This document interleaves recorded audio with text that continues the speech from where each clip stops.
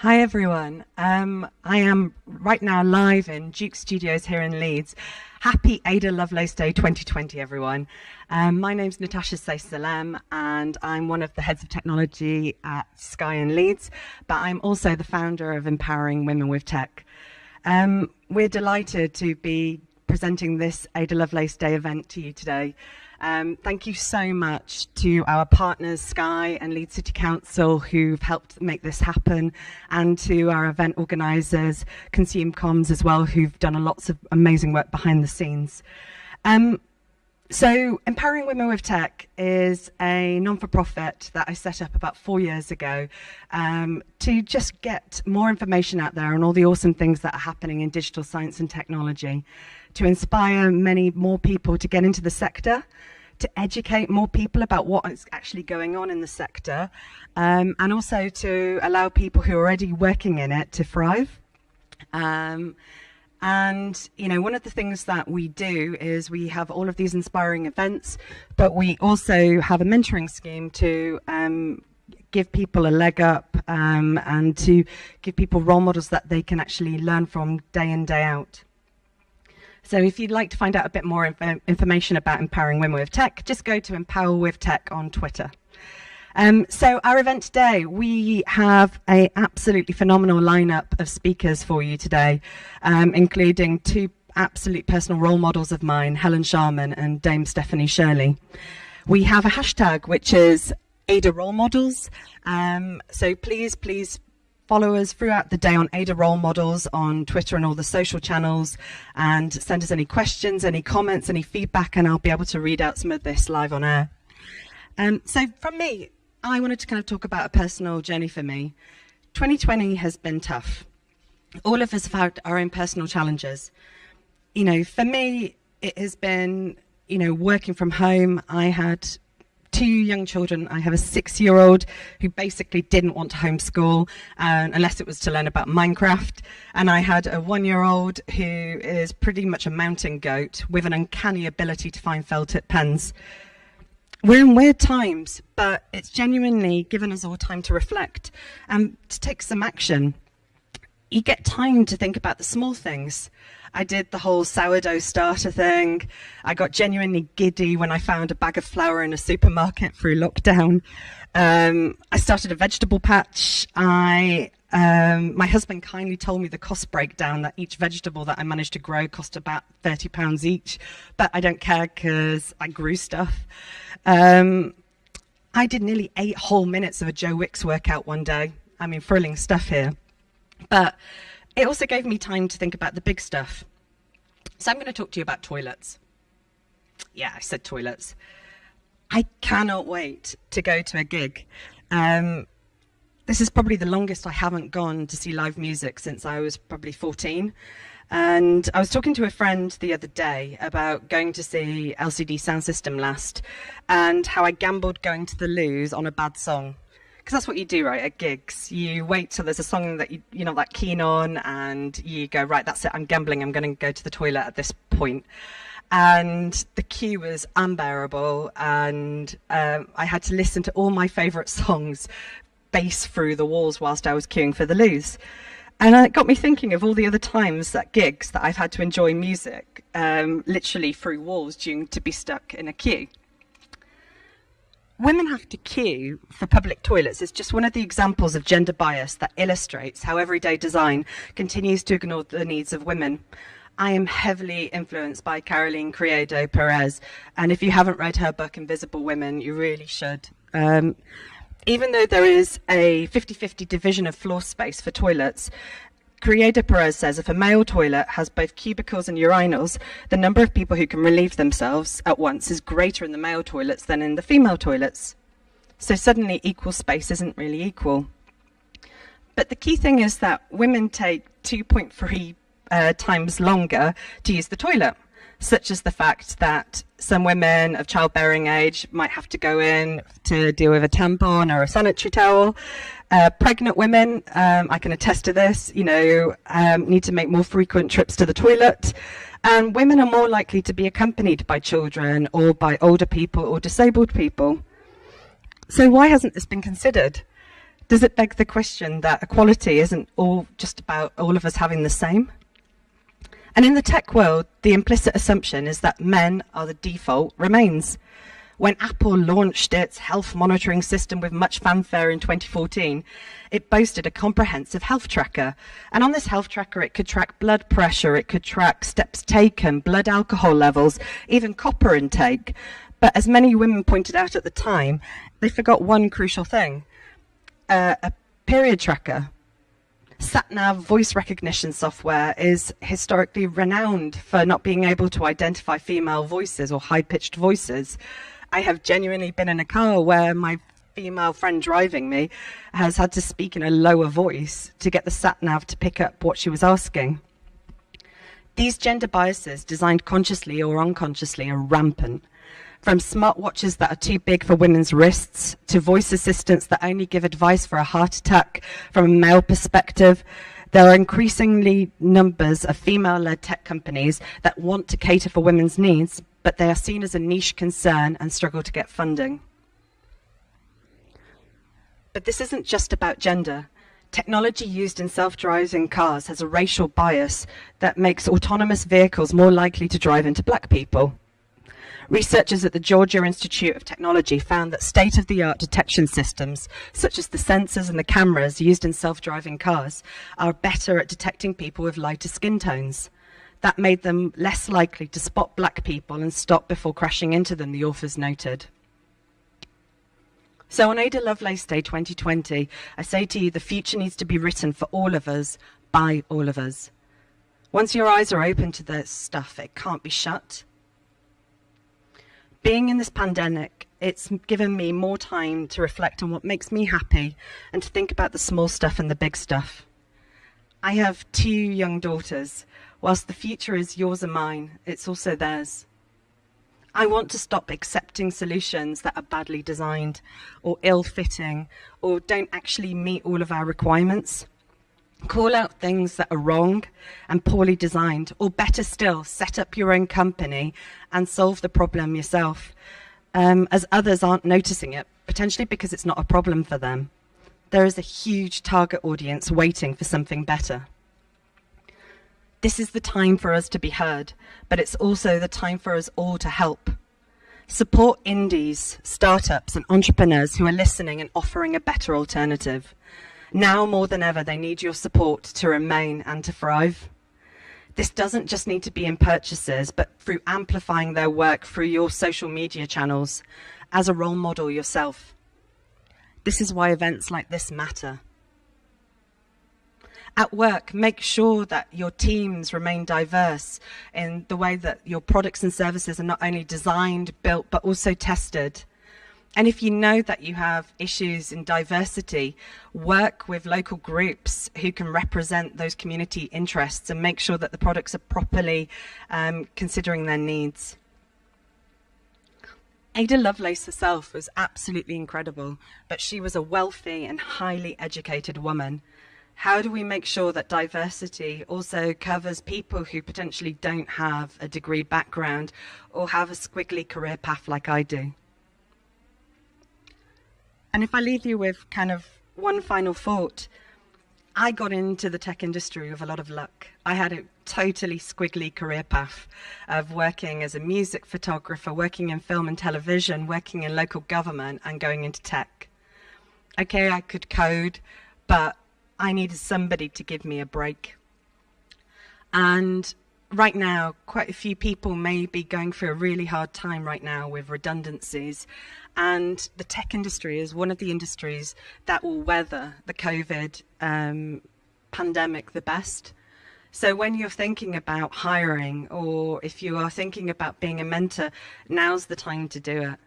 When you're thinking about new roles, how could you rewrite the job description to allow people who have no sector experience to have a fair shot at going for it?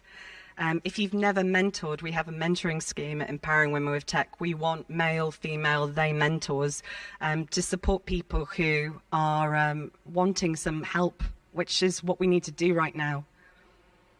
So if you are interested in being a mentor, please just reach out on Empower with Tech. You've heard me rabbit on enough. So you're going to hear inspirational talks from people here today who have that can-do attitude and have spotted a gap or have taken a leap. I hope they inspire you as much as they inspire me. And without further ado, I introduce our first speaker to you. Our first speaker is a phenomenal 14-year-old from Leeds called Ava Garside. She's currently studying for her GCSEs and spotted a problem to do with the quality of air that she wanted to make a difference. Ava Garside, everyone. Hi, I'm Ava and I'm a student in Leeds. Today I'm going to share with you my journey into space and ask you a couple of questions along the way. I'd also love your help at the end of the presentation. Actually, it's not my own journey into space, but one for my project, Perfect Sense, and the data that it collects to help people all over. 18 months ago, I really couldn't have imagined saying any of these things, so it's really exciting that I was asked to take part today. Thank you. The Empowering Women with Tech events have taught me a few things along the way. So I hope I could really explain how people from this group and all over have helped me and Perfect Sense along the way. Let me tell you a bit about my project. But first of all, I want you to think about your own journeys that you've taken yourself recently. It could be walking with your family to school, running before or after work, or walking or cycling around the city or in the countryside. How did you decide on the route that you took? Was it based on the shortest distance, time it takes to get there, or did some of you choose your path to make it the healthiest route possible? These were the questions that first led me to thinking about using science, technology, and data to make healthier choices. Perfect Sense is a pin badge with a really small sensor inside that collects information and data about air quality around us. It's wearable tech you can wear on your clothes, a jumper or top, your school blazer or coat, or even on a bag, and it'll let you know how fresh or polluted the air is as you walk or travel around each day. There's lots of information and action about the climate emergency, but quite often young people miss out on their voice being heard, or the technology isn't right for us. I wanted to work on this project to help more people to understand about air quality and make sure that we can all have the healthiest start as we walk to school each day. Your voice is important in this. Would you like to make healthier choices yourself? I've been able to work with some amazing people, and that's helped me to shape the project to what it is today. Mixing together an idea and a first prototype with graphene and satellite networks has blown my mind at times. There are 3 parts to my journey, and I'll take you through each of these today, which is basically how it started in Leeds, with me walking to school, and it's finishing up thinking about space-based measurements, all made possible by working with the UK Space Agency. I also want to share with you how different people have helped me along the way. It's really important. I had a fun start to lockdown. On the day that we were sent home from school, I got an email from the Space Agency to say that Perfect Sense and I were the individual winner of the SatelLife competition. I screamed when I read the email. I don't get many emails, especially ones like that. That was in March, and from that moment on, the Space Agency team have helped me to prepare for the July launch under the embargo and to get my story together to share with others. Throughout all of this, I've realised that explaining and communicating my ideas is really important, and I'll try to share some more examples as we move through the slides.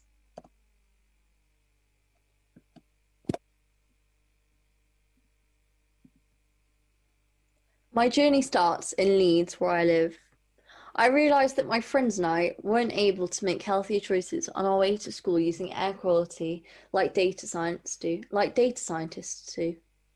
We could download an app or buy a device to measure pollution, but it wouldn't necessarily be the air around us at that moment, our own walk to school.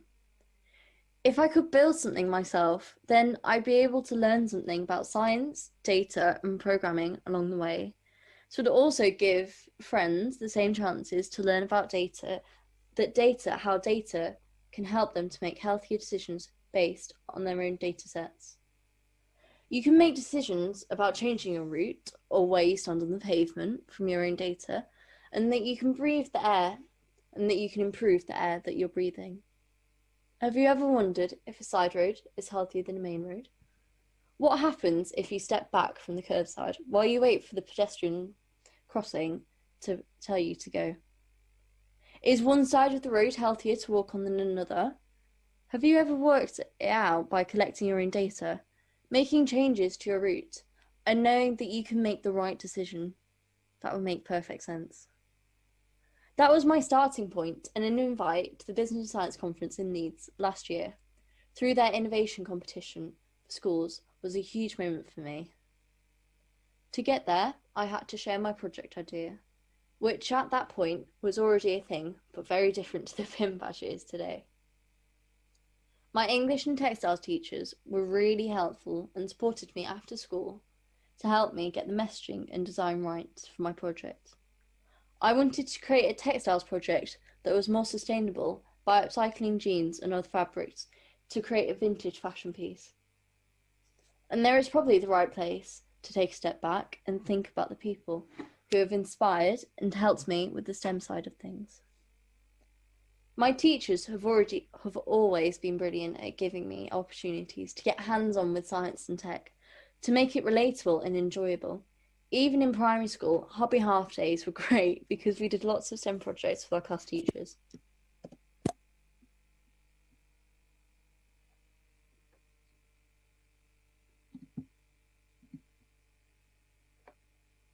Some people think that working in tech or as a scientist means being on your own, a geek in isolation, uninteresting or hidden away from the rest of the world. I think of it about being people. Here's a photograph from a few years ago that was used as a banner by Code Club Yorkshire. It's me giggling on the left, by the way. So who says that programming is dull? I think of it about working together to get something done. For me, at the moment, it's to get the healthiest start to the day. I think some of you know Linda Broughton. She was our Code Club volunteer, and this is what an after-school club looked like. So when she worked with our teachers, we had such a laugh. And that's where I started to develop my programming skills beyond the classroom. I absolutely loved it. Back to the Business and Science Conference. Then, and in this picture, you can see that I had to design a poster to talk about my project and progress so far. Here I am talking to one of the conference attendees about Perfect Sense. I remember he was really interesting to talk to, and although he asked me some really challenging questions, he was really enthusiastic about it. This is James, and he works at Graphene Manchester. On that day, I found out that he was a judge, and as a highly commended entry, he said that he'd support me to develop the project. On that day, we decided to work together, and with his colleagues to design a pin badge. Graphene makes it possible to shrink down the size of the first prototype, which was wearable, but still really bulky by the time you got a board, sensors, and power pack all together. If you look closely at the slide, you can see me holding the project. Graphene's work is really worth checking out if you haven't come across it yet. It's amazing in so many ways and is capable of changing people's lives, their health, as well as many other different applications. A couple of examples that I found really exciting, in absolutely no particular order, are in racing cars and motorsport, detecting diseases, including cancers, and graphene in batteries, and even graphene sensors. It's super thin, super strong, and amazing for making things much smaller. It's basically a single layer of graphite that looks like a honeycomb. What's really interesting is that you have all probably, at some point, made graphene yourselves. If you've drawn or written something on a piece of paper with a pencil. Those little pencil shavings that come off as you draw might actually have been a single sheet of graphene. The day I met James was another moment when I saw how science and tech is all around us, hidden in spaces when we move around. You can't see from this photo of us, but he was wearing the most amazing trainers. Not only did they look really cool, they had graphene in the soles, so they were designed to be more durable and last longer. How cool is that? Since then, I've been working with a team of nanoscientists to make Perfect Sense the best project it can be, and that's been brilliant. Another fascinating fact I found out afterwards was exactly what James's job was. He's the chief executive of Graphene at Manchester. How cool is that?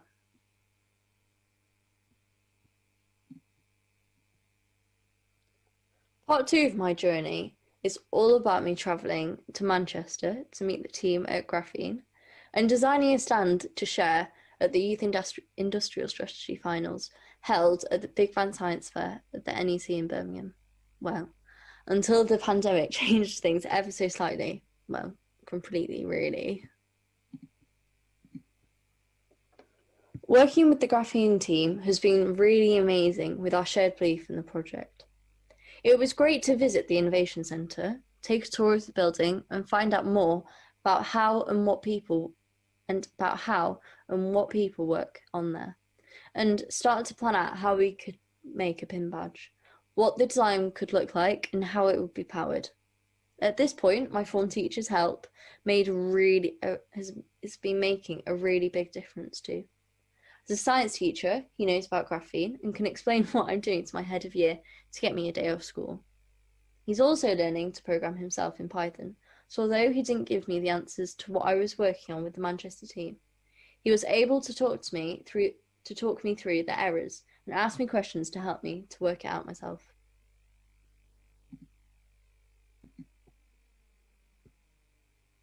I think this photo just about sums up how we all work together. Liam and Craig were brilliant to, first of all, take my ideas and original design, and then explain to me what was possible with graphene before we talked everything through. It was a chance to learn about science and nanotechnology and the real world, and they also helped me to see what I'd been learning at school in chemistry and how that relates to graphene. Here they are explaining to me about bonds and GCSE chemistry. Sometimes they get my age wrong, even this summer. I think it's because I ditch my school uniform whenever I can, and to be fair, I'm quite tall. What they showed me then is coming in useful now as I start my GCSE courses this term though. If you look closely at the photo, you'll be able to make out the honeycomb structure. See, you'll be able to spot it now and perhaps think about the wonders of graphene each time you tidy away after sketching with a pencil.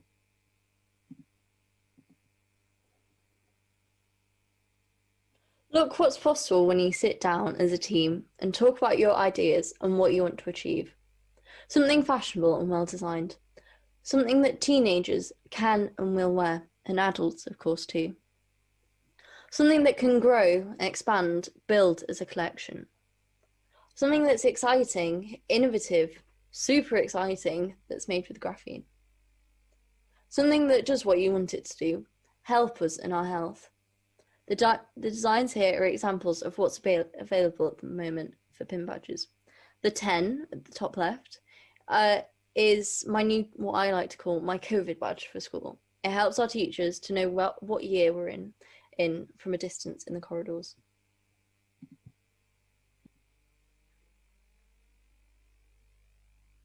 I was invited to the Big Bang Science Fair as a finalist for the Youth Industrial Strategy competition.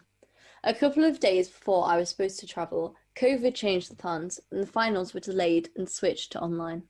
I learnt so much having to turn everything into a virtual display and record my stand for final judging. Judges were people from industry and STEM jobs, and they were able to give feedback as ideas and hints to improve my project before the finals. That's when I asked a friend, who's a digital artist and now 14 like me, to help me come up with an image to show the pin badge, and I used that on the cover of a couple of concept design books that I created for the stand. It's amazing what you can do with a Groupon voucher for a photo book. If you look carefully, you can see me on the table. You can see me with them on the table in the middle photo here. And they've been really helpful to explain to people what the project is all about. Images of how the first prototype has evolved, how I've been working, and data analysis from collecting information through the testing stages.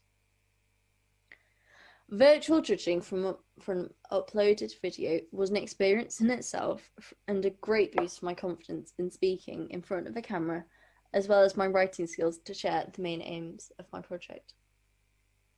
Did anyone hear Viv Groskop speak last year at the event and do as she said? It's been really helpful. Breathing through your feet. It's helped me to get some of these different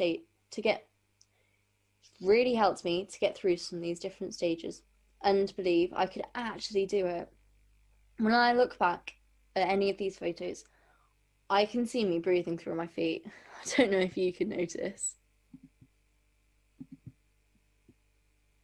And so to the final leg, or perhaps the beginning of the next stage, leads to space. Working with the UK Space Agency has made me realise that there's so much more to the space industry than being an astronaut. Although, that would be amazing, and I can't wait to hear Helen Sharman talk later. I can take my interest in physical and environmental geography and textiles to open up so many different ideas for the future, and that's really exciting for me. I've got a chance now to work with the Space Agency and their advisors to develop my project even more. Imagine Perfect Sense helping us all to connect to the environment wherever we are in the world using satellites. I've always had a location GPS sensor in the project, as well as the air quality sensor, but I've always had problems with the Wi-Fi connections and synchronizing data when it drops out if I'm walking. It can happen in the city, not just being in the countryside without reception or out at sea. The SatelLife competition is all about using space-based technology with data, and it was seeing Tim Peake talking about it that really made me think how satellites could really help the Perfect Sense pin badge. It could solve all my problems.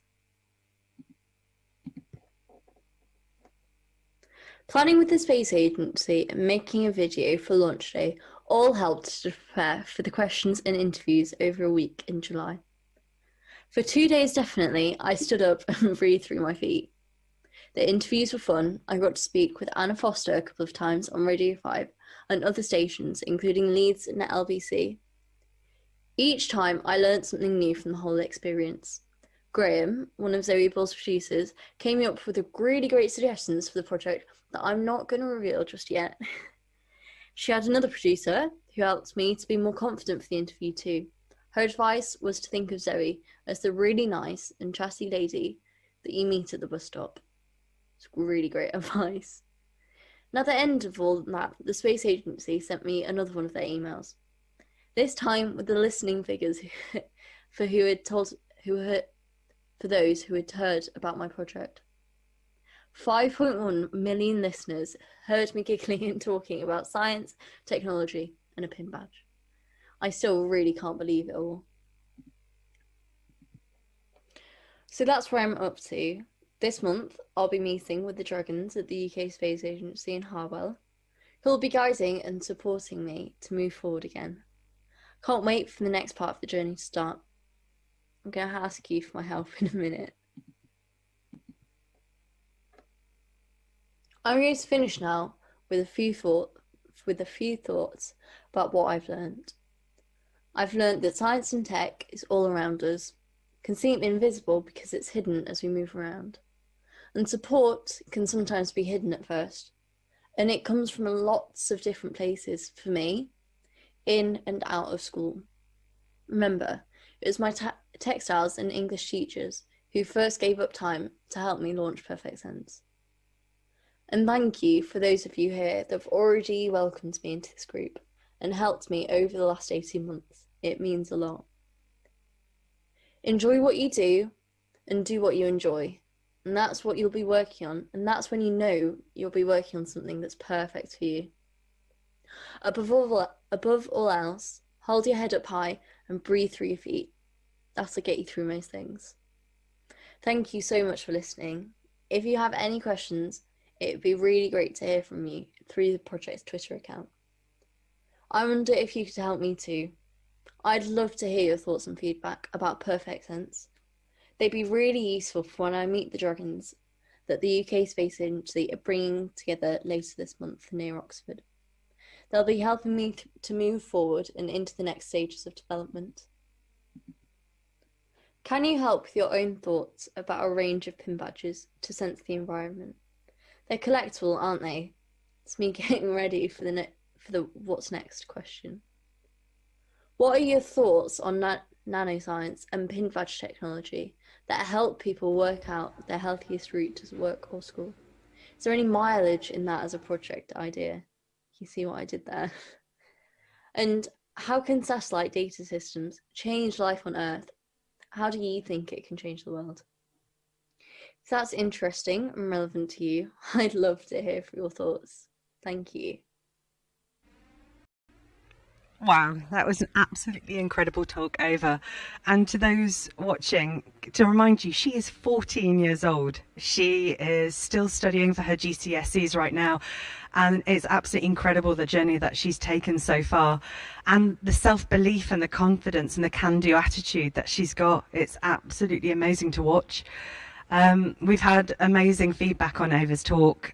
Sam, who is watching in Christchurch, New Zealand, it's just after 10 o'clock there, has said that she's now going to look into graphene after your talk, Ava, because it was so inspiring. Please keep all your feedback and comments going on Ada Role Models on Twitter, and we'll read out any questions or any comments that you've got. Right, next up, we have the Sky Women in Tech Scholars.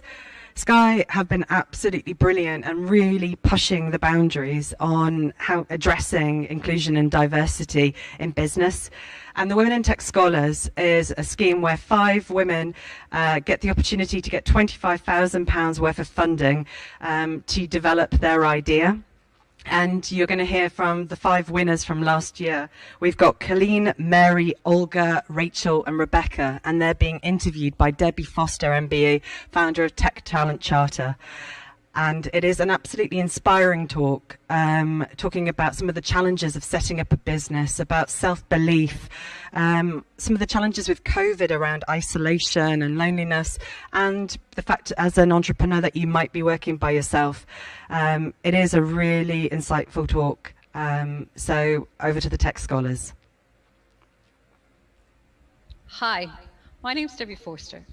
By day, I'm the CEO of the TalentChat Charter that's moving to drive diversity in tech, but I also get this fantastic opportunity to work with Sky with their Tech Scholar program, which means over the last 2 years, I've had a chance to work week by week, month by month to watch some amazing women in tech. And today, for Ada Lovelace Day, I want to give you a chance to hear from this year's Sky Tech Scholars and their journey and how much we can learn from that. So ladies, it is lovely to see you. I remember when we got to do this all in 3D and in the same world and we could actually hug each other, etc. But lovely to see you all. Thank you for coming in today.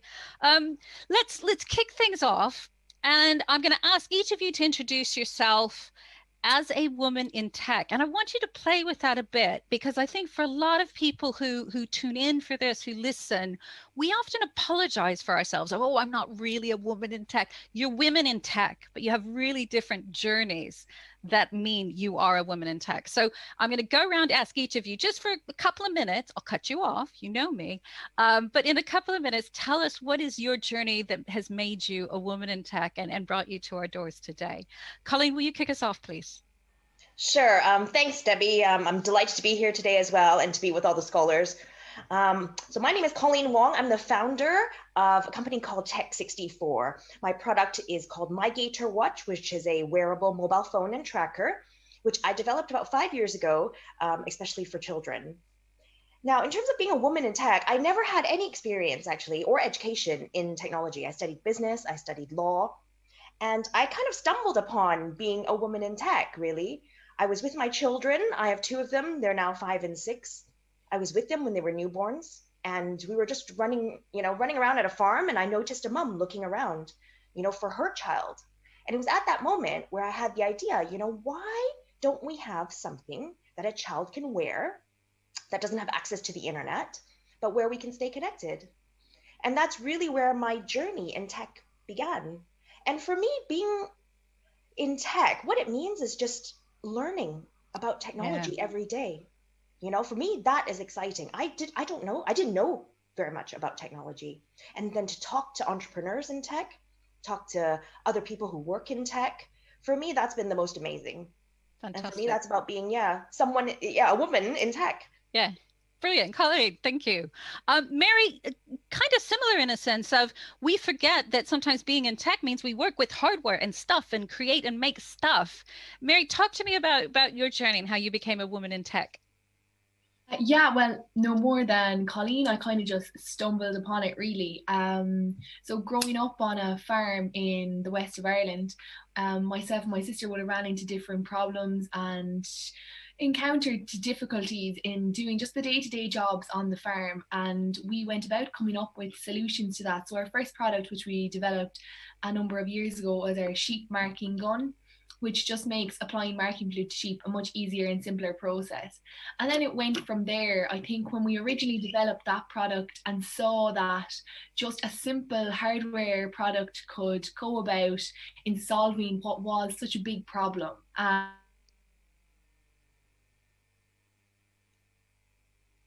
And I think the tech is letting us down, Mary. We're going to pause for a second. Mary, I know that the broadband always lets you down when we have our calls. I'm going to come back to that, and we will let Mary come back to talk about her career in something that's, you know, I would call agri-tech, which isn't even a thing yet. And what I'll push Mary to talk about is how really young she was. But we, you know, both of you, Colleen and Mary, started this and we're looking at doing this by solving a problem. Okay, tech was the means to do it. It was a tool, but it started through that. Olga, is that similar? Is that different for you?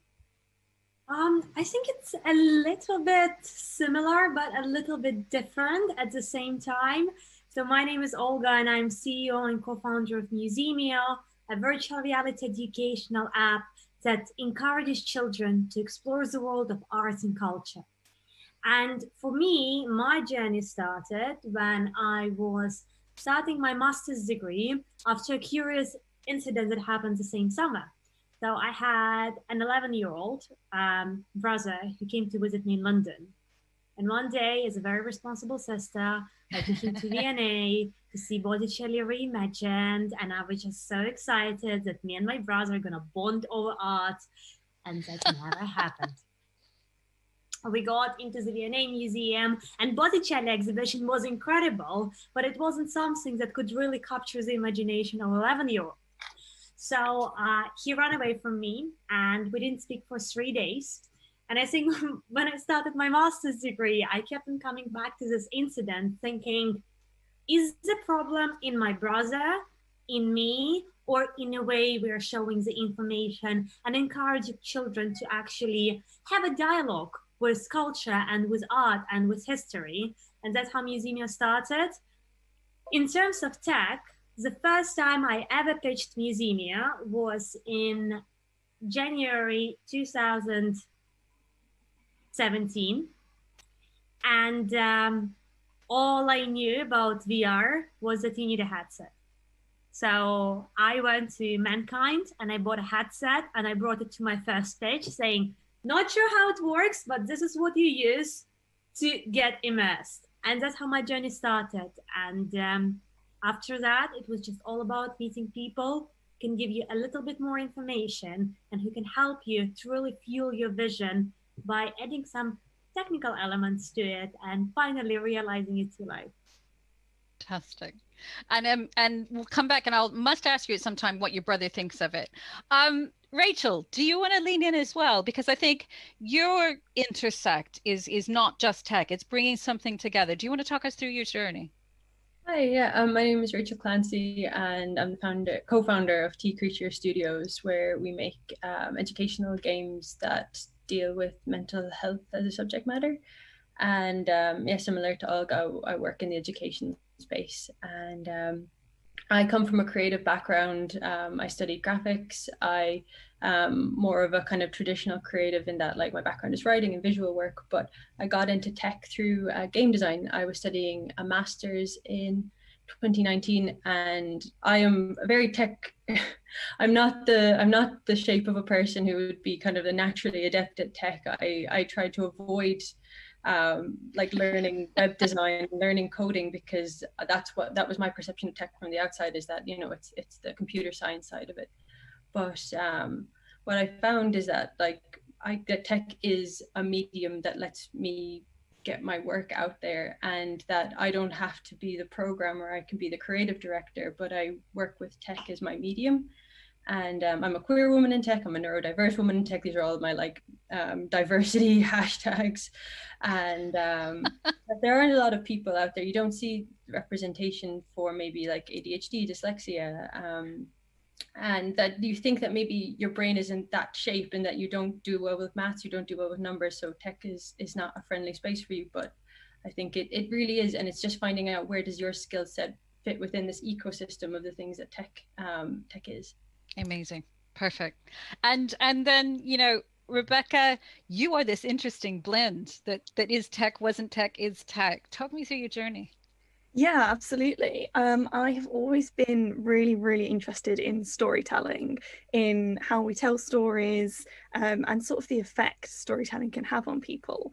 And then I also come from more of a tech background. So I did a degree called interactive media, and that combined sort of storytelling as well as learning to code. So I also code apps and virtual reality. And where I'm really interested is where those two spaces cross over and how we tell stories using the massive amount of really interesting new technology that's come up over the last couple of years. And I think when that's done well, storytelling is so much more powerful in other forms than perhaps we're used to. I think it can be quite boxed in at the moment of this is a video game and this is TV. And actually there's so much more opportunity there. Fantastic. And the way in which you're evolving that is exciting. And like everyone here, and I will come back to you. Welcome back, Mary. So don't worry. If you go and come back, we'll be here waiting whenever you come back in. So what's interesting for all of you, it is that intersectionality that you bring to it. And it is the fact that you bring your whole selves. You're a mother, you're a sister trying to help and see how people interact. You know about mental health problems. You love storytelling, and it bringing that and blending it with the tech. So it's not about you changing to fit into tech. It's about you taking the tech to shape and solve the problems you want that make it so exciting. Now, Mary, I did mention when your broadband attacked you, was, you know, you are in a space that I would call agri-tech that isn't even a space yet. And the thing you very modestly didn't tell the audience when they're listening, how old were you when you made your first product, and what are you doing right now that brings you together what you're working on? You're on mute. Thank you. Sorry, Debbie. That's all right. We were 16, myself and my twin sister, when we developed our first product and set up our company, Make a Mark. So I suppose that was a stumbling block in itself to try and be taken seriously and accomplish what normal CEOs do at middle-aged when we were only 16. But it was exciting at the same time, and it was something that we really enjoyed and something that I definitely wouldn't change. You know, we did meet our hurdles and things along the way, but it was an incredible experience to be able to set up a business and to help to solve problems. And like, agriculture is something that my family has always been involved in, and something that I find interesting. And I think no more than everyone, it's again where those spaces cross over, you know. So like, as you mentioned, agri-tech is essentially setting up technology that helps the agricultural industry, and it's something that we're working on and hopefully will become a space in time in itself, where we have a number of different agri-tech businesses and companies working together to solve all these problems that farmers encounter. And it's why I love working with all of you, because I do feel like it's not that I'm just working with you as women in tech. I feel each of you in your own way are really pioneering new spaces, new ways of doing things, redefining things. And so that's what makes it exciting. So tell me then, how did you find your way to us? Because, you know, a year and a half ago, I didn't know, I would never have thought about using virtual reality with museums or mental health. I definitely didn't think about how we could help make, wearable tech something that keeps kids safe and things in that space. I'm so excited about what's happening in movies. And I know so much more about agriculture and sheep in particular than I had ever known before. So how did you hear about the Sky program? What brought you there, and how did it feel when you found out you were successful? Because it was a strong cohort. You had to really pitch and really work hard to get there. How did you find your way? And then what did it feel like? Now, this is the bit, all of you, turn off your microphone, turn on your microphones. You can just start talking. Okay, who wants to jump in first? How did you hear about the Sky Scholar program? I'll just jump in because I was, I always jump in, so that's all right. I was inspired actually by a previous scholar, by an alumni scholar. I was very lucky to meet Kiki Onivende, the founder of Black Young Professionals Network, who did incredible job over the last couple of months. I was literally watching her LinkedIn like Netflix. Like, I was just like, this is just so impressive and it's just so exciting to see how it's gonna develop. And she's a fantastic businesswoman. So I had about Sky Women in Technology Scholarship in June 2 years ago when she announced it. And I thought, well, interesting. I wonder if I can do that. And we were a little bit behind Kiki on this journey. So I just kept on thinking about it. And when the application opened, I applied, think like, no, probably not. I mean, I'm not that technical. And then I called Kiki because a month later, I received an email from Sky saying that I made it to the interview. So I called Kiki and I was like, oh my God, what am I saying? What am I preparing? Are they going to like question me if I know C# or if I know any other languages? The only reason I know C# is because my developer always tells me about it. I know like all the random words, and that's pretty much how I roll. Fantastic. To some extent. But yeah, and she told me that I shouldn't be worried and I should just be myself. And I should just show why I care, why I'm the best person there to solve the problem that I'm passionate about, and just put myself out there. And as you see, it works. You are. Super. Does that resonate with any of the rest of you? Yeah, definitely. I think going forward, I remember getting to it was through actually a department in my university that somebody got on to me and said, maybe Mary, it might be something you're interested in applying for. And I was kind of reading the brief of it going, women in tech, do you really think so? I was like, but it was something I kind of was like, we'll just apply for it and see anyway. And when I got to the interview stage and went to London, so it was a big thing for me flying over from Ireland to London to Sky's headquarters, and it was scary really at the time to go in and do the interview. And I was sitting there thinking, how in all the world am I going to explain to these executives in Sky how me putting different colours on sheep is helpful and it's technical? And there was no way I came out of the interview. And everybody in the Debbie, you were in the interview, fantastic. But it was some really interesting experience. And I thought, you know what, I probably won't get it, but it was a fantastic experience to be in Sky for the day. It's that mindset, is it, and I think it's something that too often holds us back. Well, I can't do that, but it's that when we can lean in and just go, poof, what can I learn? And I remember that I learned a lot about sheep that day. I went home that night, I dined out on the sheep stories and how they come together when they're under stress and everything else. I am the new sheep expert in my circles because of you, Mary. What about the rest of you in terms of leaning in to do that? I think what Mary was saying about like that whole attitude of like, I'll just give it a try. I think I don't know if maybe it's part of like that like Irish happy-go-lucky mentality, but I think it's that thing of like, if you wait till you're ready, it's too late. And that sometimes it's taking that step, that's one step beyond what you feel comfortable with. And you're like, okay, I'm going to go for this thing, but I don't necessarily 100% know if like this year there's been so many like funding opportunities through like Innovate UK, or like people are really trying to support innovators or startups. And it's like, if you see something that you're thinking that, oh yeah, I have an idea, but I don't necessarily know how I'm going to pull it off, it's like, go for it and see if you can, just don't let the fact that you've never done it before be a reason for not giving? We let ourselves get so terrified of no. And you know, and no can't kill us, but we're so terrified of no, we don't take the risk of a yes. I mean, Rebecca, Colleen, does that resonate with what happened to you? Yeah, absolutely. It was something I applied for thinking, you know, probably not.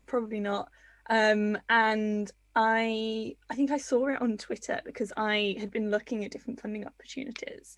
And this was actually the first thing I applied for that was sort of like, yes, I want to make this project, so I'm just going to do it, even though it's going to be difficult. And I remember being a complete wreck of nerves at the interview, because we were sort of pitching the project, and I was absolutely terrified. And I remember coming out of the interview, and I think, was it Mary that I met you afterwards, and you were just about to go in for yours, and I think I was just sort of babbling at you. Yeah, but it's something that I'm, you know, I wasn't sure that it was something I was almost brave enough to do, and it was just sort of that moment of, oh, I'm going to do it anyway. Yeah. I'm not brave enough, I'm not good enough at pitching, but let's try it anyway. It's that the best things happen outside our comfort zone, don't they? You know, nothing great happens when we just knew how it was all going to come out. Colleen, you had, because if I remember correctly, before the world broke, you were having to pitch online, weren't you? Because you were somewhere else and had to pitch into us, didn't you? No. I came into pitch. That's right. Oh no, this was it. I did come into pitch. Yeah. But I found out about the scholarship. Just I'm on tons of random, you know, founders chats, and it was one of the previous scholars as well, Hannah, who had mentioned she had won last year. But here's the funny thing though, because I knew Hannah and I knew she was very young. So then when I started doing my research, you know, and I saw the previous 3 scholars, I'm like, wait a minute here. They all look, you know, 19, 20. You know, this is not going to happen. And so I read every single like term and condition, okay, for this scholarship. And I was like, there's got to be a catch. And I didn't find one for age, you know? And so I was like, oh my God, they missed it. And that's why I applied. I'm like, yeah, it's not here. But listen to all of us.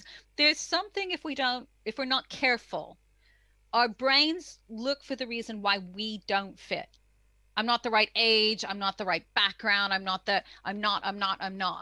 When it's not really there, we manufacture those things. And I think, Rachel, I think one of our takeaways today is that idea of if you wait until you're ready, you've probably waited too long, which I think is a really powerful one. So thinking about it, the journey since, all right, when we set out to do this, I've been able to talk to you all once a month since it started, and then the world broke. All right. So talk to me about the journey, and then in particular, let's then look at what happened. So start with the good bits of when the journey started and it all kicked off and it was all very exciting a year ago. It feels like a million years ago now, doesn't it? How did that go? And then we'll come to the C word. COVID happened, and we'll talk about what happened then. Who wants to jump in first? How did the journey go? You got the good news. Hurrah, you're a Sky Scholar, lots of great pictures, little event kickoff. What was the journey like? What's been the ups and downs? What's been the best bit that's happened while you've been doing this? Actually, I'll start. So after winning the scholarship, for me, it was just huge for myself, I think, knowing that a company as big as Sky was recognizing what I was doing and in tech.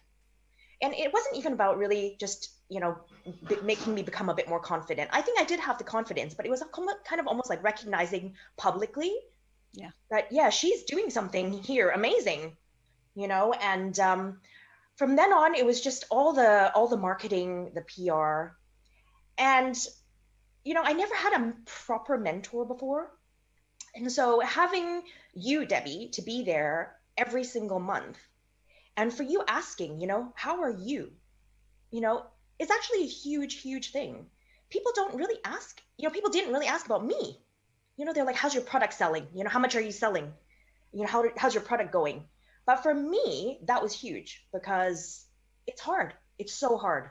And it has, you know, I've seen challenges like nothing I've ever seen before in the last, you know, 5 years.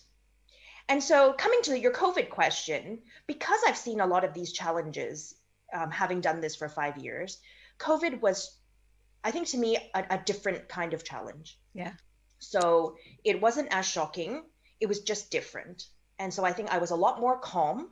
I had a bigger network, so I knew who to talk to, who to reach out to ask for help. And I think I was just more experienced in dealing with yet another challenge. Good. Yeah. How about the rest of you? Journey, then the C word. What was it like?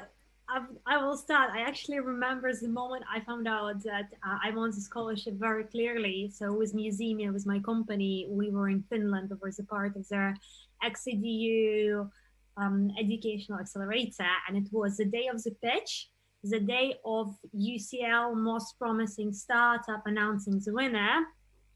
And I woke up in the morning in a small hostel. We didn't have any money to afford any flats, so I lived in a hostel for like 2 weeks during the white nights, and it basically never gets dark, and there are all the strangers coming into the room, and it was very, very horrible experience. But nevertheless, my co-founder just got into Finland, and we woke up getting ready for the page, going to this conference, and I'm saying, look, today we're going to hear back from Sky, and we're going to get UCL's most promising startup, and we're going to win the pitch in the evening. The only thing that didn't happen, we didn't win the pitch in the evening, but actually it didn't really matter. And we were at the conference, and I'm receiving this call from an unknown number in England. And Nishi is calling me and saying, hey, I just wanted to let you know, we were all very impressed. Congratulations. And it's like, what? What just happened? And that's when it started. And as Colleen said, a lot of PR, a lot of support. I'm super grateful to my mentors, to Debbie, and to my other mentor, Vanessa Woodard, who is the head of Sky Partnerships at Sky Arts, and she's just fantastic. And I think for me, I had just one thought. I did actually two things when I had that I'm a Sky Woman in Technology Scholar. I called my dad, and I told him you can be proud of me, because he was always very skeptical about me running a business, and I was just like all heads down.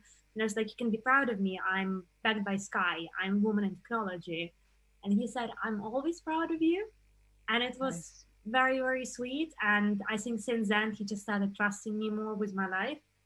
And then the second thought was, I never need to worry about my future. And it was a very weird thought, because I think being recognized as a woman in technology, both for you personally as a leader and a product, is huge. I just knew that now I'm not just the founder, I'm also a woman in technology scholar. And wherever I go, I can carry both of these titles with me. And I think it was great. Coming back to COVID, after all the greatness, product was developing, COVID hit. Like a week before COVID, I remember I was sitting with girls in the restaurant, and I had a call from my main investor who said they're pulling out of my investment round, and I literally bursted into tears in front of girls. And then I thought it's all, and then COVID was announced, and I thought I'm gonna need to let my team, I'm gonna need to fire everyone because we wouldn't have enough money to run, because I had money until May. And then suddenly my investors turned back, other investors, and said, you know what, if you can pull through the COVID, you can pull through anything. So we're gonna support you. And then we got COVID-19 grant, that helped us to develop another piece of technology. And we signed an incredible partnership that you're all gonna hear about very, very soon. That gonna basically allow us to scale to the extent we would never imagine. And now what's most important, our team is like 10 people. So I didn't need to let anyone down. I actually managed to hire people. And I watched you go through, Olga, that really tough bit when the floor was just yanked out from under you. And I think for all of you, COVID was, as entrepreneurs, we know things can go wrong, but COVID more than any other time went wrong in a way that nobody could have predicted, and it's nothing you did wrong. You know, I've not got grants, or I've not had things because I missed a trick, or I didn't do this, or this didn't work. But this one was so out of left field. And for all of you, watching you, having been through these tough times, you were doing everything right and everything went wrong. And watching you come through that. I mean, Rachel, what do you think? Where was it for you in terms of how you know, the journey before And what did COVID do? I think, I mean, so we're making a mental health game, and I think like kind of practicing what you preach and kind of living positive mental health practices is that I have to admit that like the process has been very difficult, even from before COVID, because and I think like owning the process of like, you know, doing something you're not quite ready for, like it's a learning process, and part of a learning process is making mistakes. And we made some mistakes even before COVID hit, in that we were undertaking making a mobile game in a really short amount of time, and where we kind of hit a speed bump is on just like realistic timelines for things. And we were really up against it. But my plan for this year was I was going to take 3 months of unpaid leave from my job to focus on just getting it finished and out the door in time for the end of the scholarship. But then COVID happened, and I absolutely couldn't go to my work and ask them, could I have this time off, because they were looking at who they could afford to keep and who they couldn't. So I couldn't do that. But that piece of advice of like, when you undertake doing something, it's like, are you doing it for the goal at the end? Are you doing it for this game that you're hoping is going to be like a breakout success, or for the profit that you hope it to make? Or are you doing it because you want to have the experience of learning how to do it all the way along? And those mistakes are part of it. And it's a way of making sure that even things that are difficult and things that are bad, it's like, that's going to help you going forward into the future. And maybe this isn't your greatest success, but this is a really important building block for the successes you have in the future. I'd really echo that, because we said earlier, one of the big things as women that can paralyze us is the fear of no. But I think equally paralyzing is that fear of getting it wrong, fear of making a mistake. And to be in tech is to live the reality of if you're not making any mistakes, you're not moving fast enough or doing it right. You know, the embracing, it's not the mistakes that's the problem, it's what we do after. And then what you said about that drive of, we have to remind ourselves as humans, you know, Colleen, you were talking about, I would ask about you. It's very easy for us to depersonalize ourselves, and we have to live our job, and we have to live the product, and we lose sight of ourselves. We lose sight of the ultimate goal and values of why we're doing what we're doing, and that driving back to that. I mean, Rebecca, what's it been like for you? Well, when I first found out that I was a tech scholar, nobody of my family was in the house, so I went to the corner shop and bought a bottle of champagne and told the woman in the shop. I like how you roll, Rebecca. I like how you roll. Yeah. So we the first couple of months of the scholarship was planning for the filming of my project, because it's a proof of concept for a style of interactive television. And we cast some actors, and we did the production side of it, and we filmed it in January. So we were really lucky, actually, that filming was done, because there was a stage where we looked at postponing it to Easter, which would have been terrible in hindsight. So we filmed in January. So COVID didn't actually hit my project too much, but I found, on a sort of personal level, I found it really difficult to deal with, because I'm quite a people person. I love working in a team. I get inspired being around other people. And suddenly that was all taken away very, very quickly. So I signed up to a co-working space the week before lockdown, which was a really stupid thing to do in hindsight. But it was something that, especially for the project, I'd done all the being around people and the exciting filming. And I was left with just me trying to get some code to work. And I think sometimes we have this image of coders as just people with no emotions who only live for code and think in code, and that's so not true. And especially things that make a good coder are things like communication and being able to write your code clearly so other people can read it. So I struggled personally staying motivated on the project. And it felt like I was sort of working on it alone, and I didn't know if it was going to be good enough to show people ever. But it was something that actually, when you were talking about mentoring, that was something that really helped me to kind of go, why don't you want to finish your project? And I think just the value of that mentoring has been incredible. Fantastic. Mary, what about you? Oh, sorry. Olga wants to say something, and I then Mary. just wanted to add something about how Debbie was Oh no, were this isn't the Debbie incredible. show. No. Like, it's just like something to add to what Rebecca said. When COVID just hit, I had this moment that I was just like, everything needs to have a structure. We wake up at this time and we stay super healthy and we get our 10,000 steps a day. Like 3 months, both You me and my organized partner. when you would draw and when you did it. I was organized to the point that like I would know exactly how much apples I need for the next week to make sure I can create a dessert and then use something in my salad. And then we were like super organized and super productive, and that was the way for me to deal with the stress for like a month. And after, in a month's time, around mid-April, me and my partner looked at each other and just like, why don't we just watch Netflix? And it was like the best decision that we made in a month, because it actually allowed us to take the stress and allow ourselves to be a bit sluggish, because the entire world was sluggish, you know? It's allowing ourselves to be human. And I think that a lot of times when I've talked to all of you, you let yourself work to such an impossible standard. And you have that sense of, well, this is what they want or they think, or what will people that, where for all of us, if we're going to survive, if we're going to thrive, any context, but particularly in this new, let's call it normal, we've got to get our mental health first. We've got to get our relationships. We've got to get our circle of people that we can rely on.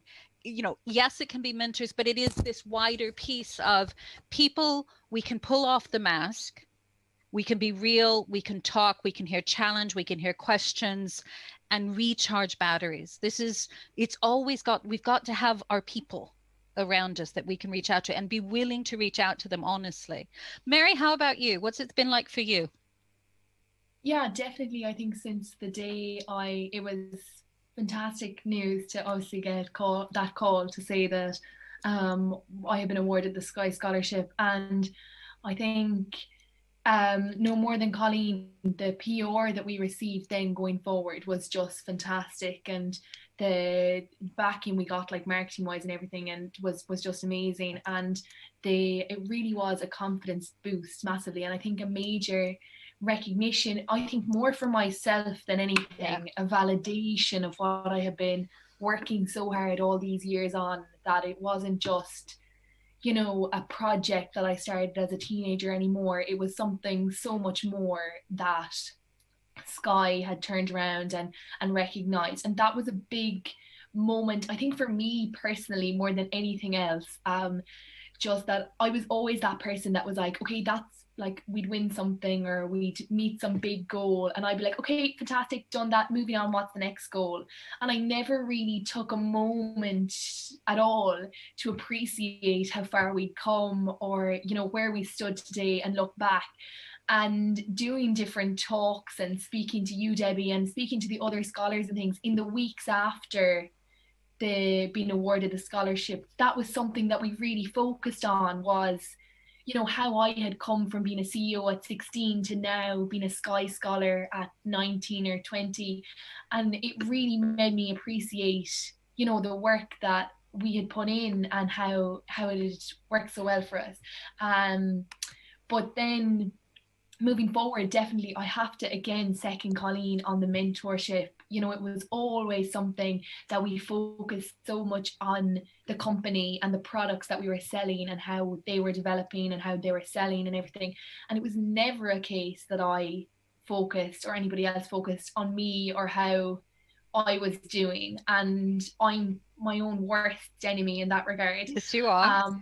I'm always fine, but I'm never really fine. But and just to sit down and talk about how actually all the problems that we're having are affecting me, not just affecting the company, I think was really significant in the last 18 months. And it's really helped me, I think, to grow as a person. I don't think I've cried as much in the last 18 months, but ever in my life, but as I have in the last couple of months. But it really, I think, is definitely for the better and has helped me to grow as a person. And I suppose I'm one of the youngest scholar here, and it's kind of all a big learning curve for me, and how I'm, like I'm still in university and trying to manage that as well as the company, and then being a Sky Scholar. And sometimes it can be really overwhelming. And I think to just reflect on it and accept that I'm never going to be able to please everybody, even myself, and I'm never going to be able to get all that I want done in some cases, and it's just a case of prioritizing what we need to do. Good. And things like that. But when COVID came, then I think, I have to say I found COVID really difficult. I think on a personal level as well as a business level. I think it was something that I never saw coming. I think when COVID started to kind of come out in China and things, I was like, oh, that's way across the world, like that's not going to bother us at all. Here in our little island in Ireland, we'll be fine, you know. And then it was, but it really did, and it wasn't. And I think business wise as well, it affected us big time. And just like no more than Rebecca, I'm a real people's person. I love talking to everyone, and I found it really difficult to be back at home in the west of Ireland, locked down and just working on. In one sense, it was quite, I think I came to a point where I actually started to enjoy it. I was back on the farm with all my family, but it was really difficult too. And I think we can all look at the positive side of it, and we've all kind of are coming out the other end of it now, and we're adapting to this new normal. But I think I have to admit that I think it was one of the most difficult things that I've ever faced as a person and as a business. And Mary, I can say as the old fart on the call that, this is the worst we've seen for a generation. This is as bad as it is. And I'd say that to the audience here. It's okay to admit to ourselves, this has been hellish. This has been painful. This has been hard. And then I think something I want to, draw out that all of you did is we need to, as Mary says, you need to stop and soak up our successes. One thing I know from working all of you is you'll start off a lot of these calls saying, oh yeah, by the way, this happened. And I have to go, whoa, stop. That's amazing. That's amazing. We're so quick to jump to the next thing. We're so quick to jump to the next problem, we don't even see the glass is half empty. We're worrying if there's ever going to be water again. And what we need to do to build this resilience in us is we need to find ways to accept the validation, to buy our champagne and tell them in the shops, to tell our dads, to tell our sisters, to tell our family, to store that up, because it's a reserve we're going to draw on again and again. So it's okay for us to seek out that validation. We can't rely on it. And I always say, whenever something good happens, polish it off and put it in your special little box. Okay, that's another jewel that goes in the box that you bring out on the bad days to remind ourselves. And so for anyone in this call, the fact if you've made it through this, and for some people in the call, they may be losing jobs or not sure they're going to have a job, businesses are tanking, all those sorts of things. It is hard, but if you're here, you've survived, and that is something.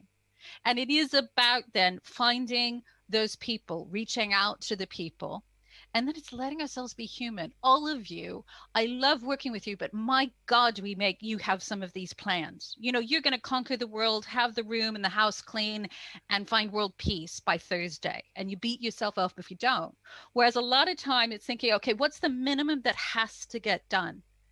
Does it mean sometimes we need to just watch Netflix for a while and the world does not stop turning? That we can look after our partners, that we can look after ourselves, find people who remind us of these things, and then just keep solving the next problem. Just keep moving forward. Now we're nearly to the end of the time, so I'm going to have to wind it up. We could talk for days, and we will.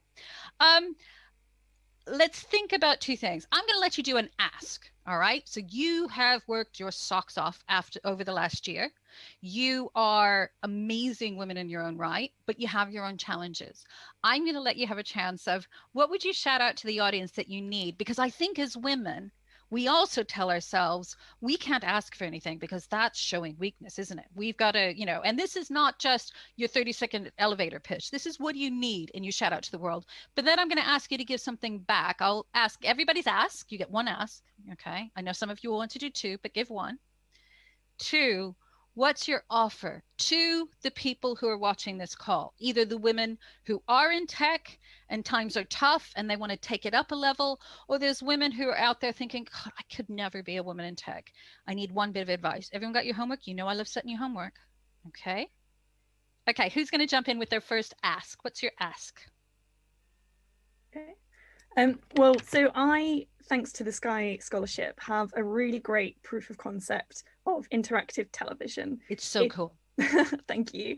It's a way of storytelling that I think is so interesting. It's so cool.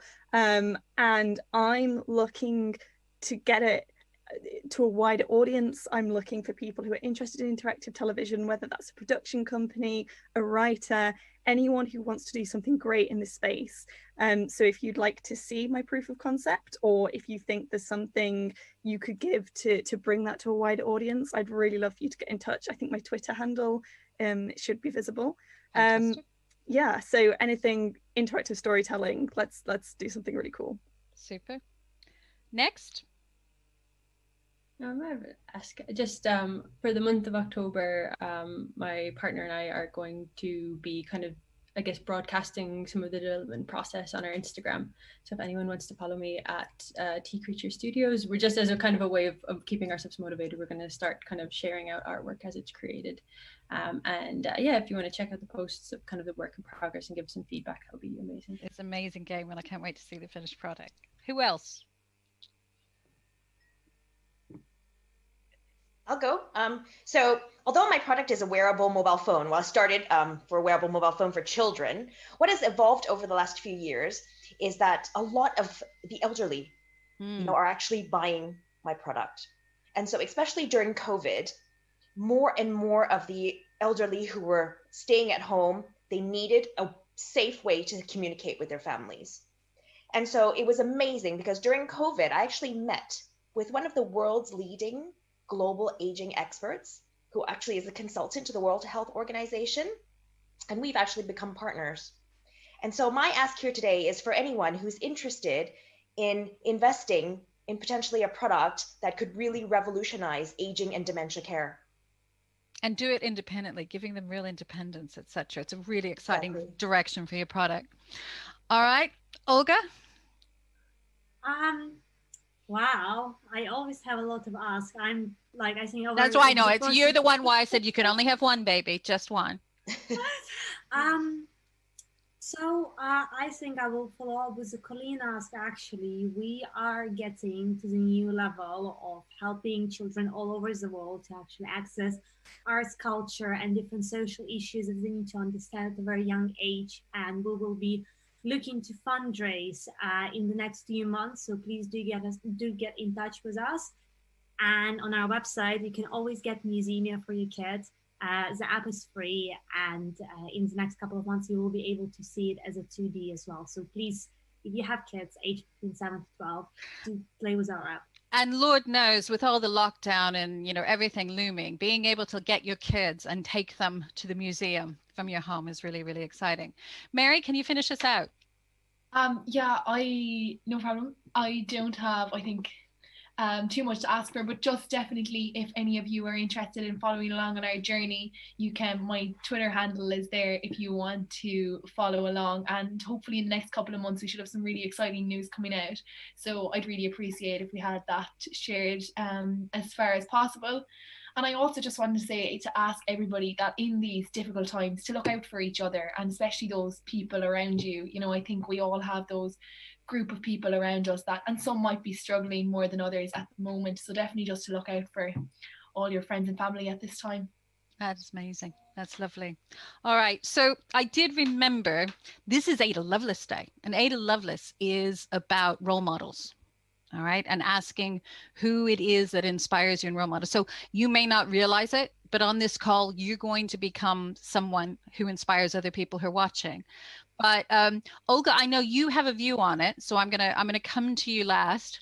But do any of you don't have to have one or have a view, but do you have someone that you look to that is that person that inspires you, that you look to on tough times?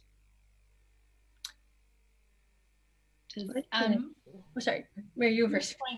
Sorry, no, I was just going to say, but personally for me, it would have to be my dad, actually, is one of the biggest role models in my life and always has been. He has a full-time job and also works as a farmer then as well, and has always worked exceptionally hard. And I think since a young age, we were always watching him make things and fix things on the farm. And to us, that was just everyday life. But looking back on it, it's definitely something that had a huge effect on me and inspired me to go into entrepreneurship and to be inventing and developing, as it's something that he does just on a daily basis as part of his life. And he's actually somebody who always worked really, really hard. And that's something that inspires me to work hard and to move forward in whatever I'm doing, and to never give up. He has a real never give up, determined attitude. Sometimes it's his worst trait, no more than me. He's stubborn, but it keeps him doing what he's doing, and no more than myself. I think it just drives me forward to try and achieve the goals that I've set out for myself. That's lovely. Thank you, Mary. Who else? I just want to throw in two names, kind of Ada Lovelace Day themed. Charlotte Webb, who is the founder of the Feminist Internet, which is an organization who is working towards unpicking some of the biases that have been hard-coded into our experience of the internet, and Phoenix Perry, who founded Code Liberation, which is an organization to get women, identifying non-binary people into programming. So if anyone out there who's heard the talk and wants to start learning and exploring more, those are two great places to start. And I like that you say that, because I think a lot of when we talk about diversity and inclusion in tech, it's no longer just about women. It's about a place for everyone to be. So that's great. Anyone else? For me, it's Oh, sorry. No, you go, Clean. For me, it's Katherine Johnson. I absolutely love this woman. She's a mathematician, American mathematician who worked for NASA. You know, she was made famous, actually, or more people knew about her after the movie Hidden Figures. Yeah. So actually, I watch Hidden Figures every time, you know, if I need a kind of, you know, motivational kind of moment. She's amazing. I mean, you know, it's hard even for us now as women in tech, because, you know, just the percentage of us are so few. But imagine back in her days, she was like practically the only woman. And not only that, you know, she was a minority, and then she was working at a completely male-dominated space. But she worked hard, she was assertive, you know, at times aggressive when she needed to be, in a positive way. And for me, it's absolutely amazing. And actually, what I love is that Barbie made a doll of Katherine Johnson. Yeah. I've never liked Barbies before, but I'm trying to hunt one down. It's almost an oxymoron, isn't it, really, to do it that way? Yeah. What about you, Rebecca? Well, a couple of years ago, I watched Martha Lane Fox give the Dimbleby lecture, and it was about why we needed more women in tech, and that completely inspired me. It was before I'd really done anything on my own, but I felt that call where she said, "We need you in tech." And I was like, yeah. She's an amazing woman, and that really comes from the heart from Martha. That's lovely. Definitely. And I wanted to answer your other question as well about giving a piece of advice. We're going to come back to the advice. Hold the advice, because we're going to close with the advice. I just realized I'd forgot one of the questions I promised I'd ask. So that's my bad. So Olga, you and I had a talk this morning about role models, and you had a different take on it. So talk it through what you were saying. So for me, the question about role models has always been a very difficult one. Firstly, I didn't necessarily ever have someone I would put on pedestal or something like that. That is a very old-fashioned way to view the idea of the role model, but that's something that comes as an association whenever I hear this word for me. And there are so many women that inspire me, and these are women who are now incredible CEOs and CTOs of their companies, or who've been so many amazing things in the past. So I just would like us to reconsider what we mean by the role model. Is it someone who inspires us? Does it need to be a single person? Do we really need to ask you to define this one single person that can be your North Star? I'm just not sure if this approach is the most encompassing and the most modern that we could take. At the same time, I'm going to encourage everyone on this call to read a book. It's called Invisible Women, Exposing Bias in the Role Design. Oh my God, yes. And I think it's just very important to understand, as Rachel mentioned, that there are a lot of things that needs to be changed. But I think generally, as women in tech, as women in technology, and I hate actually saying women in tech because I think it really puts you in a certain boundaries. As women who are building the future, let's just put it like that. It's important to support each other. And maybe now it's about being a collective power. It wasn't trying to define this one or two or three people who are leading the way. We can be It's about greedy. your We can have action. lots and lots of role models. And I think I'd throw that out to everyone is to think about who inspires us. It doesn't have to be a role model, but who inspires us, and to accept our role in inspiring other people. All right, sorry,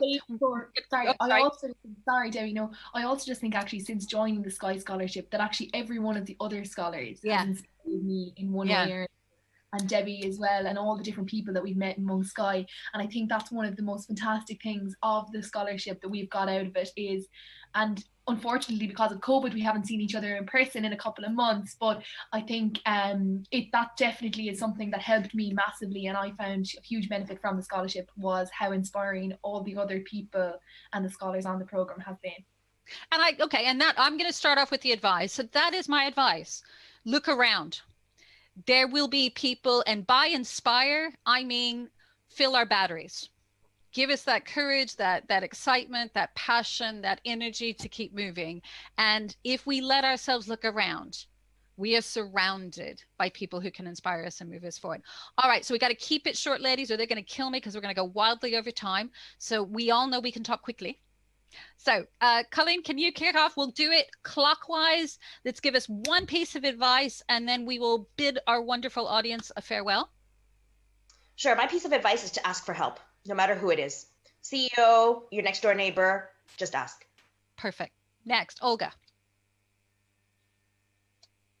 My advice is be careful with advice you receive. Not every opinion that you get about your business or about what you should do next is actually important. So always take it with a slight pinch of salt.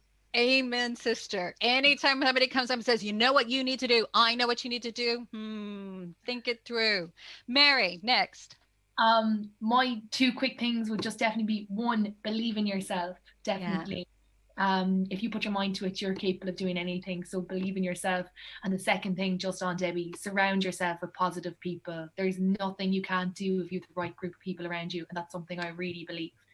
Fantastic. Rebecca. I would say give yourself time and space to sit down and write what you want to achieve, write what your goals are, write down what's stopping you, because when you write it down, it becomes real. It gets it out of your head and it makes it possible. So set a time, and when it's there in front of you, it's so much realer.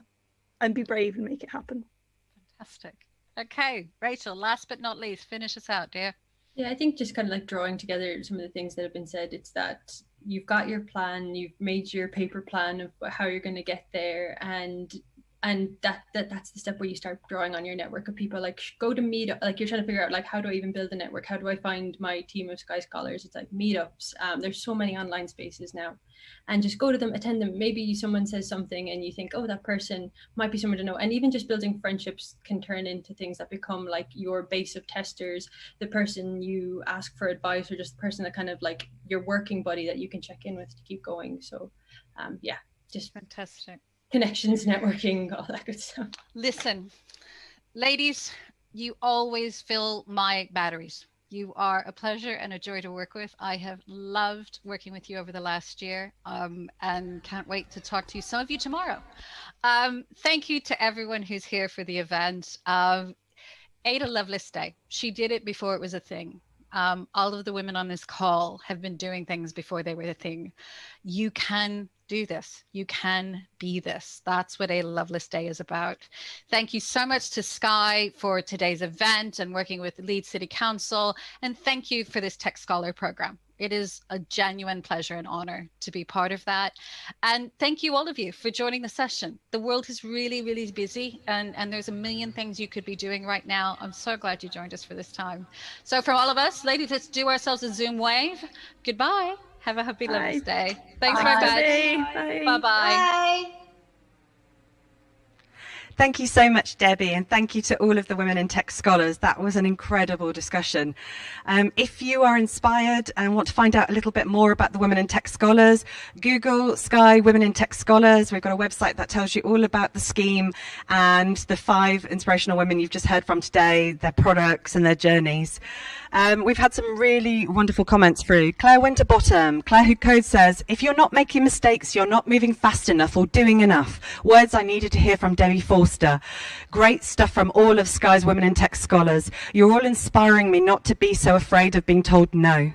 Helen Hartley, Creative Director at Elmwood, says, it is very true. Women have that self-doubt, and no matter what age you are, it is being uncomfortable, working with like-minded support networks, not being afraid to fail. You learn through fine-tuning, iterating and sharing thoughts. Great discussion.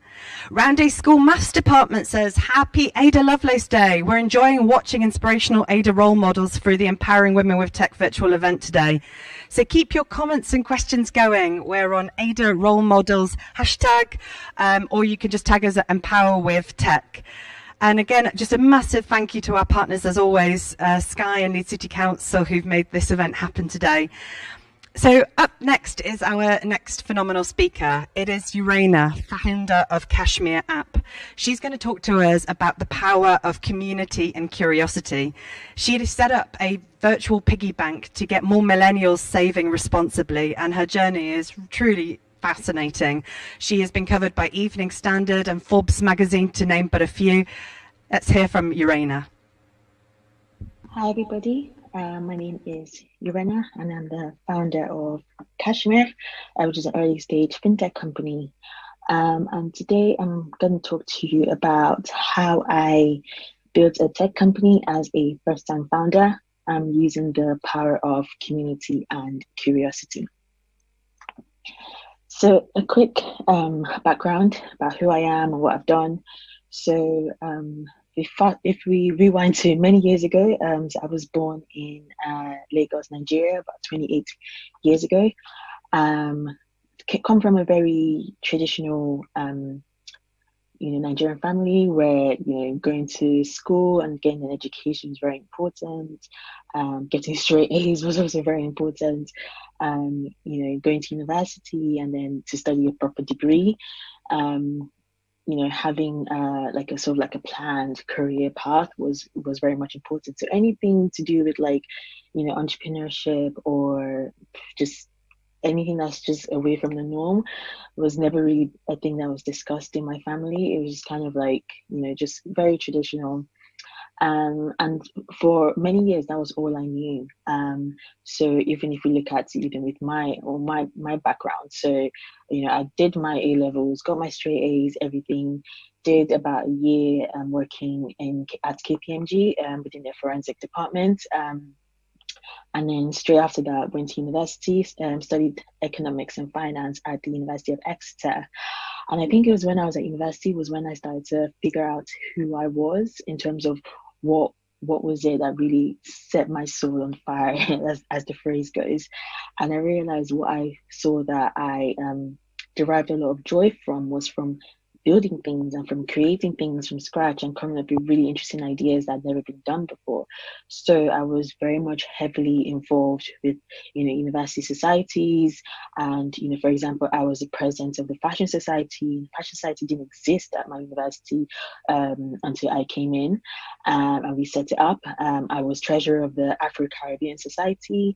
So, and then part of my role was, organizing different events, coming up with new, interesting things that we could do to make our members happy. And it was just, and I realized that this is what made me very happy, but I never really considered myself as an entrepreneur because, like I said, throughout my growing up, being an entrepreneur was never a career that was ever discussed. So I just thought I was just someone who just liked to do cool stuff in addition to going down my traditional finance career route. So anyway, so I graduated from university in 2014 and then went straight into the world of corporate, and I worked for a firm called Saunderson House, which is a private wealth management firm, where I was working as a financial advisor, basically managing investments and providing financial advice to high net worth individuals. So basically, my day-to-day job was to help rich people get richer, which is very interesting. And it was a job that I definitely learned a lot in terms of, that this was like, apart from working at KPMG, which was more of like an internship, I did for a year. This was like, my first proper job. And to be honest, as this has been the only other company apart from KPMG that I've worked with in terms of corporate life. But I definitely learned a lot in terms of like how to really become an adult. And even in the job that I did, it was very much, it definitely was a stepping stone into what I'm doing at the moment with Cashmere. So anyways, I was at the company for about 4 years, and then I left to then build my own startup. And I'm going to go into a bit more detail about how I went from traditional finance into a fintech company. And then in addition to my current role at Cashmere, I'm a scout for Back to BC, which is an early stage fund that invests in companies in Europe and particularly, and also we've done a few US investments, but it's mainly seed and Series A type companies who are looking for investment in order to like grow and scale their business. So that's enough about me. So I'm going to talk quickly about my transition into tech. And like I said, it was a very accidental journey. I had no plans to ever be an entrepreneur. I didn't even know the tech industry or the startup industry existed. I mean, obviously I knew tech existed, but I was more like a consumer of tech and was never really like thinking, oh, I could actually have a career in tech. And so basically, what happened was when I had the initial idea for Cashmere, I decided to do a bit more research into, okay, how do I build this product? Because like I'm someone who I don't really like to figure out stuff and then do it. I'm just like, if I have an idea for something, I would do it and I'll just figure it out as I get along. And I've always been like that from a young age. So it was from like starting to do a bit more research into, okay, this is a product I want to build. I had this really cool idea and this product I want to build. What am I going to do? How do I do this? I just went on Google, started researching loads of different things. Started to like look at what else was already what else was in the space that was solving the problem I was trying to solve, and then also looking at how, if they've done it, like how can I do it, how can I make it better, and then also speaking to like potential customers, speaking to potential people who would use my products in the future. And then it was from all of those conversations, all of those research was how I was able to figure out, okay, this is how I'm gonna build my product. I mean, at this time I had no team. It was just me trying to figure it out on my own. I wasn't technical, all of that. And it was such a, I mean, what you would consider like an overwhelming experience. But for me, I didn't see it as overwhelming. I was like, oh my God, this is like amazing. Like, I really want to do this. And so through all of that, I then figured out how to, build Cashmere. And actually, I'm going to give you like a quick overview of what Cashmere is so that it will give a bit more context about what I'm doing. So in summary, Cashmere is a savings app that helps young aspirational consumers save up for their favorite luxury products in a much more financially responsible manner. So obviously now that we live in an age where there's easy access to consumer debt, and you've got platforms like Klarna and ClearPay that sort of promote a buy now pay later experience for consumers, particularly young consumers. We don't believe this is necessarily the best way to go, because we know that a lot of young people are going into debt in order to keep up with the lifestyle. So for example, like research is showing that young people are spending £400 a month on like luxury products and experiences in order to keep up with their favorite Instagram influencer. But 7 in 10 of them are going into debt, to maintain that lifestyle, which obviously isn't sustainable, and it's not something that a lot of people talk about, because debt is something, particularly in the UK, something that is quite hidden, and for anyone, it's not something that you really, really want to talk about with your peers. But the reality is that a lot of young people are going into debt for this. So that's why I decided to build Cashmere, which is a much more sustainable way of being able to access a luxury product you want. And basically how it works is when you sign up, you spot a wide range of products available on our platform. So we've got a number of partnerships with retailers like Farfetch, Harvey Nichols, Selfridges, Harrods, and so on. So you spot an item that you want, and then you add it to your Cashmere wish list. You then connect your Cashmere connect your bank account to your Cashmere wallet, and then decide how much you want to save each month. So let's say like there's a Gucci belt you really want, and you want to save £100 every month towards that Gucci belt. So rather than taking up debt in order to pay for that, you can actually save up for it and know that by the time you hit your goal, you can buy it and not feel guilty, and not feel like, oh, now I need to figure out how to pay for it, or like now I'm in a lot of debt that I need to, which does have like an emotional toll on you. So anyway, so £100 every month you're saving, you can track how close you are towards hitting your goal, and then once you've hit your goal, you buy the item directly on Cashmere, and then you also get up to 3% cash back on the purchases you make. So that's kind of like in a summary, and that's a quick summary of how the product works. And a lot of my experience from, like I said, from my previous job working as a financial planner, I was able to use that towards building Cashmere, because it's all about forward planning and thinking, and like thinking about what kind of lifestyle do I want in the future, and how can I make better financial decisions right now in order for me to be able to achieve that. So obviously we're using this for like the aspirational consumers and thinking, okay, this is the lifestyle I want, this is the product I want in the future.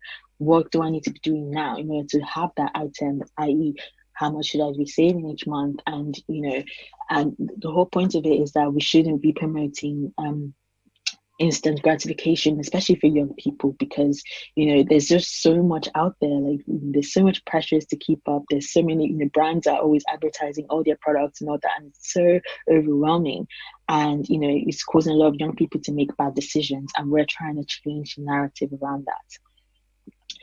Anyway, so moving on from my product, so that was what my whole thing, because obviously I worked as a financial advisor, and I saw how young people were getting into debt and all that. So I didn't come from a tech background, and I'm trying to build a fintech product. So how did I actually end up doing that? So the first thing I did, like I said, was researching the industry. So really taking my time to really understand how do things work already, what players are already out there, how the hell do I build a tech product, all of that kind of stuff.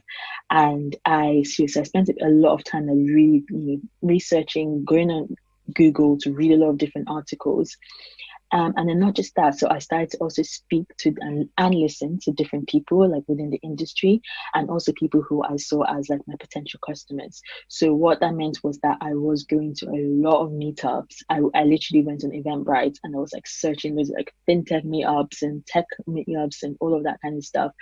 And then from there you meet someone who might like I talk about my idea with the person, and then they're like, oh, okay, cool, that's really cool. I know someone who would be interested in, like, you should connect with this person, and so on. And so from doing all of that was basically how I was able to sort of build my network. Also, and by the way, I was still doing my full-time job in finance during this whole discovery process. So literally, like in the evenings after work, I'd finish work at like 6:30, and then I would go to an event. Most of them were in central London, and my office was in central London, so it wasn't too bad. But I wouldn't get home till like 10-11 p.m. and I'd be so tired, but also so like rejuvenated and just like excited about like building my company. So like speaking to different people, listening to them.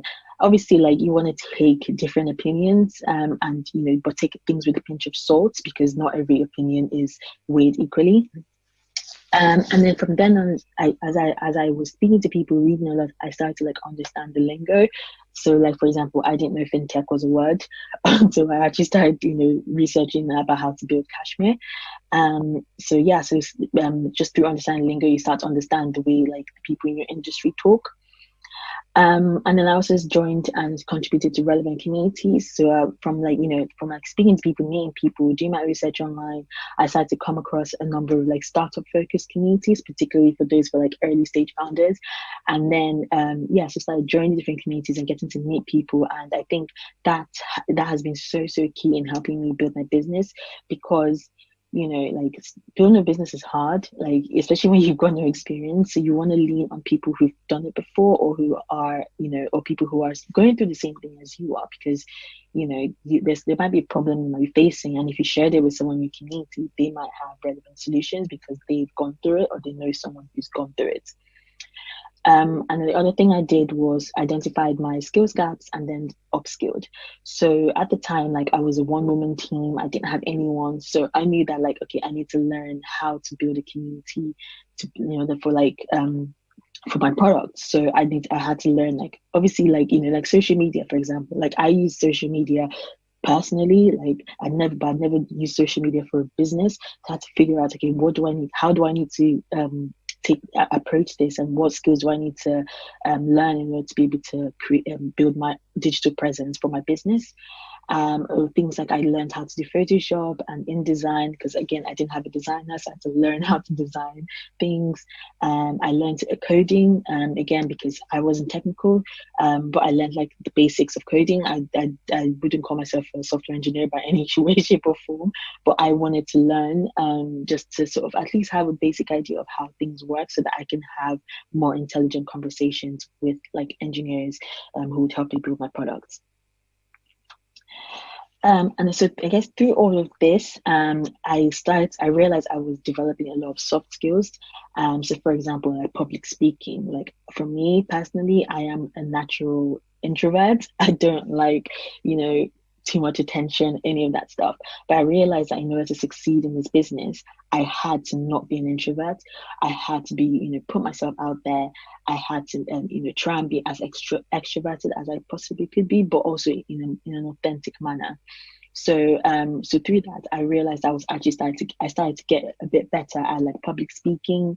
So I was doing a lot of different speaking engagements. So I remember, I think last year, I set myself a target that I would do one speaking engagement a month, just to build my confidence and build my ability to talk to a crowd. And I realized that even though my target was one a month, I started to do, sometimes 3 a month, because I would go to an event, do a talk and all that, and then someone at the event really liked my talk, and then they invite me to another talk that they were organizing, or they know someone who's organizing, all of that. So that was a really, really important skill that I developed, and I think it needs to develop, because you're going to be constantly like selling to people, whether you're doing talks or industry related talks or general talks, or even like pitching to investors, talking to your customers and your clients and things like that. So that public speaking is so important in order for people to be able to feel confidence that you're the right person to lead this company. Even when you're talking to your team, also you want to be able to instill that confidence in your team that like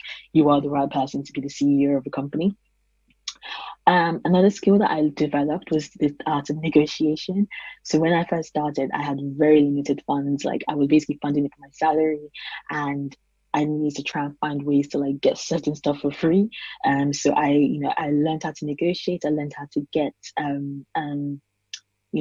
get brands to like sponsor different things for me, and which is so important. And I think the fact that I had limited funds really, really helped my creativity, because I think sometimes when you have access to a lot of money, you don't think about like, how can I be frugal, or how can I be smart about how I'm spending my money? But because I had limited money, I just had to figure out like interesting out of the box ways of either making money or reducing my costs.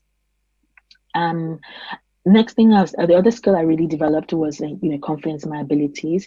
Like I said, I've always been someone who's been very introverted. Like at school, I was very quiet. I was kind of like teacher's pet, but like really, really quiet. Didn't really want to want too much attention. And even though I knew I was intelligent, but I just didn't want to sort of like be very vocal about it. And then sometimes that sort of made me less confident. I'm not sure if that makes sense, but it made sense in my head. And but from like, putting myself out there and really talking about what I'm doing and really connecting with different people, it gave me a lot of confidence in my abilities, because I felt like, I actually know what I'm doing. Like I've done the work, I've done the research, I know what I'm building is a great business. So that's definitely an important skill that I developed. And finally, emotional intelligence. one of the things that you are not prepared for when you're building a company is how to manage different personality types, whether it's a team, whether it's different investors, whether it's different types of customers, and so on. So this is something that I've learned, I've realized I've developed over the past few months, in terms of understanding how to manage different personality types, how to manage different people, and understanding like that, you know, people are not the same. So the way that I would approach something is not the same way as another person would approach it. So really understanding how do we come to that middle ground so that we both achieve, you know, the same goal. And then in terms of what I would have done differently, I've definitely made a lot of mistakes, you know, since I started building Cashmere. I think one of the important things I would have done differently would be to have greater insight into the technical aspects of my business, my product. So at the very early stages, I hired a freelance developer to build the MVP, so the version 1 of my product. And I didn't really I wasn't too involved. It was more of a case of like, you know, I had this idea, so I told her what the idea was, and then I was like, you build it, and then, you know, when you're making progress, you can send it to me and I can give feedback and all of that stuff. But I wasn't really too involved in terms of like really understanding, how is she building this product? How is this going to be a scalable solution? Like, you know, the really like nitty-gritty technical aspects of it.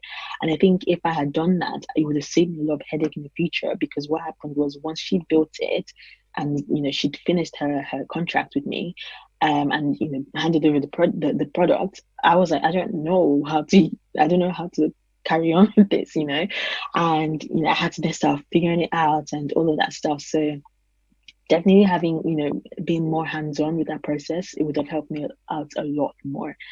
And sort of linked to that is also documenting everything when it comes to building a product, because again, because I wasn't really involved in that process, she didn't really document anything about, like, you know, the sort of like the nitty-gritty of the product and how certain things were built. So which meant that, you know, again, it just caused me a lot of problems, it made things a lot harder. And, you know, so, and it also means that when you want to hand over to someone else, let's say you bring in another engineer into your team, it makes it a lot harder for them to understand, like, you know, what was already done, what needs to be done, and so on. So I would definitely make sure that I document everything. Another thing is, I would have done differently was to be laser focused and be more goal driven from the very start. So one of the things that, like, issues that I love first time founders face is that, like, you know, you have this really cool idea and you're trying to build, and you've got so many ideas, and you're trying to get involved in so many different things because you're trying to build, like, maybe your personal brand, or you're trying to build, you know, your business's brand, and so on. And sometimes you do things that are not necessarily linked to your core goal. So I definitely did that, and I know a lot of founders within my network who've done that. And what I would say is that if you were to start a business, really focus on, like, what are the key things that are going to help you take your business to the next level, and only focus on that. Anything else is just secondary. Like, it's not, just don't even let it not be part of, like, in your brain. Let it just take it away, because the problem is that once you start delving into different things, it then sort of distracts you from your core goals. So yeah, being laser focused is so key. And then finally, documenting my progress, because, you know, as a early stage startup, you're doing a million things all at once. You're wearing multiple hats and so on, and it's like a massive roller coaster. So one of the things that I, you know, didn't really do early on was really documenting my progress and really seeing how far I've come. So, but, you know, documenting both the good and the bad, because sometimes, especially when the bad happens, you forget all the good that's also happened. So yeah, so really documenting my progress and making sure that I was, like, keeping tabs on all the good things I've done and all the not so good things that have happened, and, you know, actually I'm being proud of myself and being proud of the progress that I have achieved. In terms of resources that helped me, so YouTube was so key. Honestly, like, shout out to YouTube and Google. Everything I need to learn, I always go on YouTube and Google because it has everything. Twitter is also a massive resource, because I connected with so many people within the startup space, investor space, you know, just different people, like, who are from different backgrounds and so on. And, you know, I've definitely gotten, like, you know, like, roles. I've definitely gotten like, you know, opportunities just from Twitter. So Twitter is definitely like a really, really good tool to use if you want to build a company. Udemy is also a really good one for like if you want to learn like quick short courses. So like if I wanted to learn something on like UX and UI design, I would probably go on Udemy or sometimes YouTube, but Udemy is actually quite good. Also, although I would recommend make sure you look at the reviews because some courses are not as good as others. Another really good resource if you want to start a business as a first-time founder is Y Combinator Startup School, which is a series of resources by Y Combinator, which is a early stage accelerator program in the US. It's basically like the Harvard for startups, and they have a lot of like online resources on YouTube of like how to build a business and all the different things you need to think about. Also different communities, so like Future Girl Corp and Beauty Stack Summit, which was started by Sharman Reed, and it's an amazing community of different founders at different stages, but mostly like early stage female founders. And Sharman's been very generous about sharing her journey and sharing what needs to be done in order to like build a business from the early stages. So definitely communities like that so key for early stage founder. I also like podcasts, so I listen to the ones I've found the most useful have been How I Built This and Girl Boss. How I Built This in particular because I'm a very early stage company, I don't really care about like companies that are like in the millions and $1 million company and $1 billion companies. Like I want to know how you started, like how you built this, because that's the stage I'm at. So I'd really like to learn about from successful entrepreneurs about the steps they took at the very, very early stages in order to build a business, because it's more relevant to the stage I'm at. And then just a few books which I found really useful, so like Atomic Habits, Lean Startup, Hitmakers, which I think are really good books to read if you're thinking about starting a business. So yeah, that's all from me. Feel free to stay in touch. My details are on here. So I'm active on Twitter and Instagram. LinkedIn, I guess. I do use LinkedIn sometimes. And then also if you are interested in finding out more about Cashmere, my website is on there. It's cashmereapp.co.uk. So you can check out more about the product. And if you're interested, also sign up. So thank you very much. Urenna, that was brilliant. Thank you so much for such an inspiring talk. Naomi Sharif says, fab idea, Urenna. There needs to be more financial guidance for the younger generations. Eilish Burden says, Urenna's journey is amazing. What a learning curve. And the Divine Claire Duffield says, 3 talks a month is brave. Well done.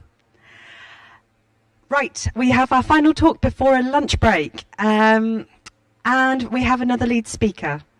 So a type 1 diabetes diagnosis is life-changing. From managing your diet to checking your blood glucose levels, there's so much you have to learn.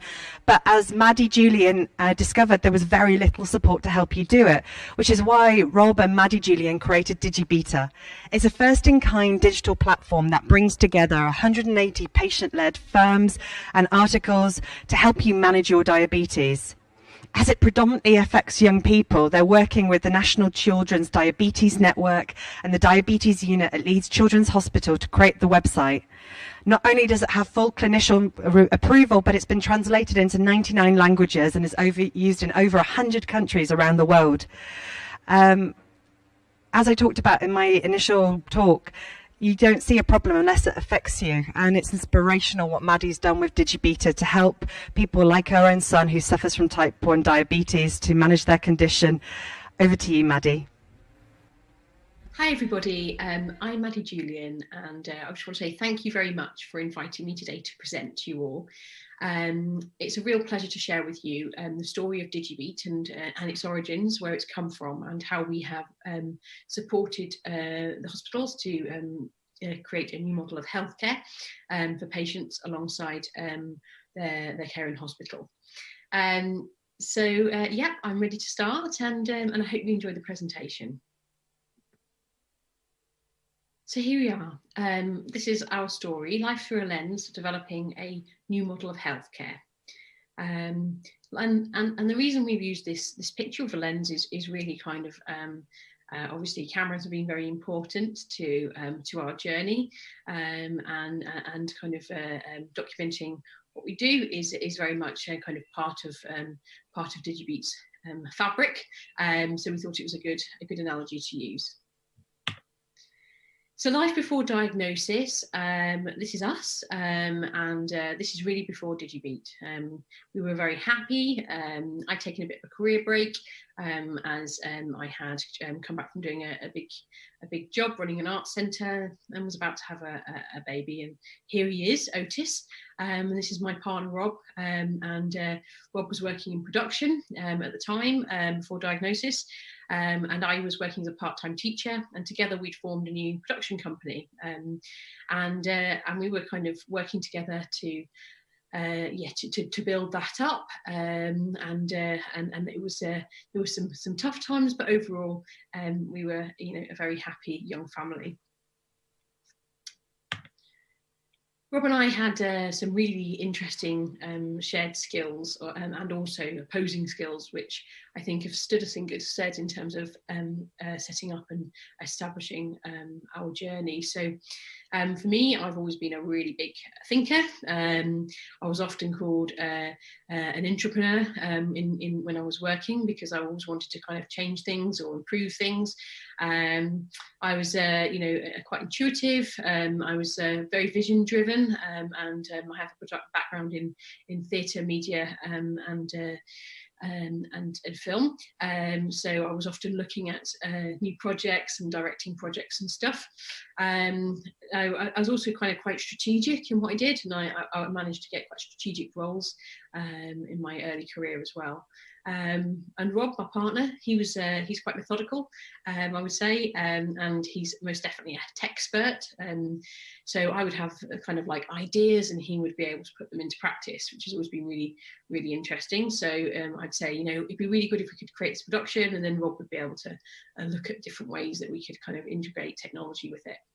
It's very process driven and design focused, and he's a big lover of detail, which is another good complement to my kind of big thinking.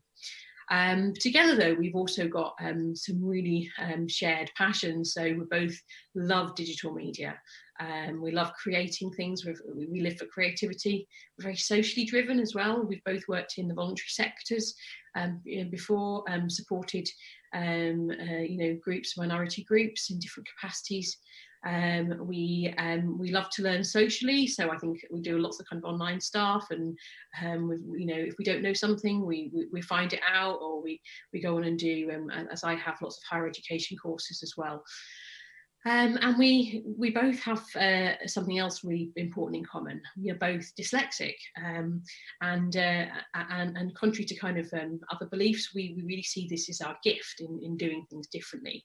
And I think it's something that runs quite strongly through how we've created DigiBeat. So we'd like now to sort of talk to you about, how the story of DigiBeat kind of came about. So I'm going to show you our story film, and this kind of shows you how we've created the early stages. Unfortunately, DigiBeat started with the unfortunate reality that our son was diagnosed, and I'll leave you with this now, so you can see the impact of that.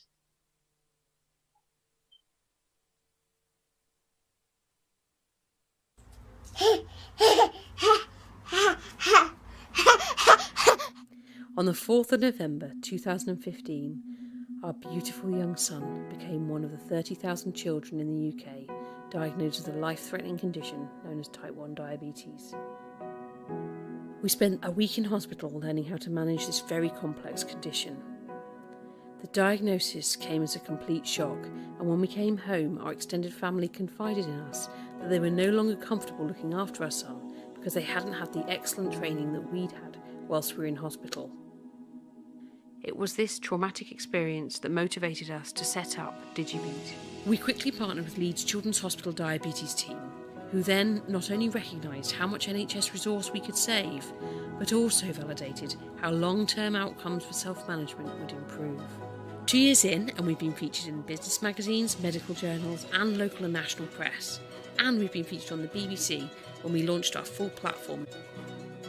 We've built a very strong business model, a network of influencers, and a strong social media presence.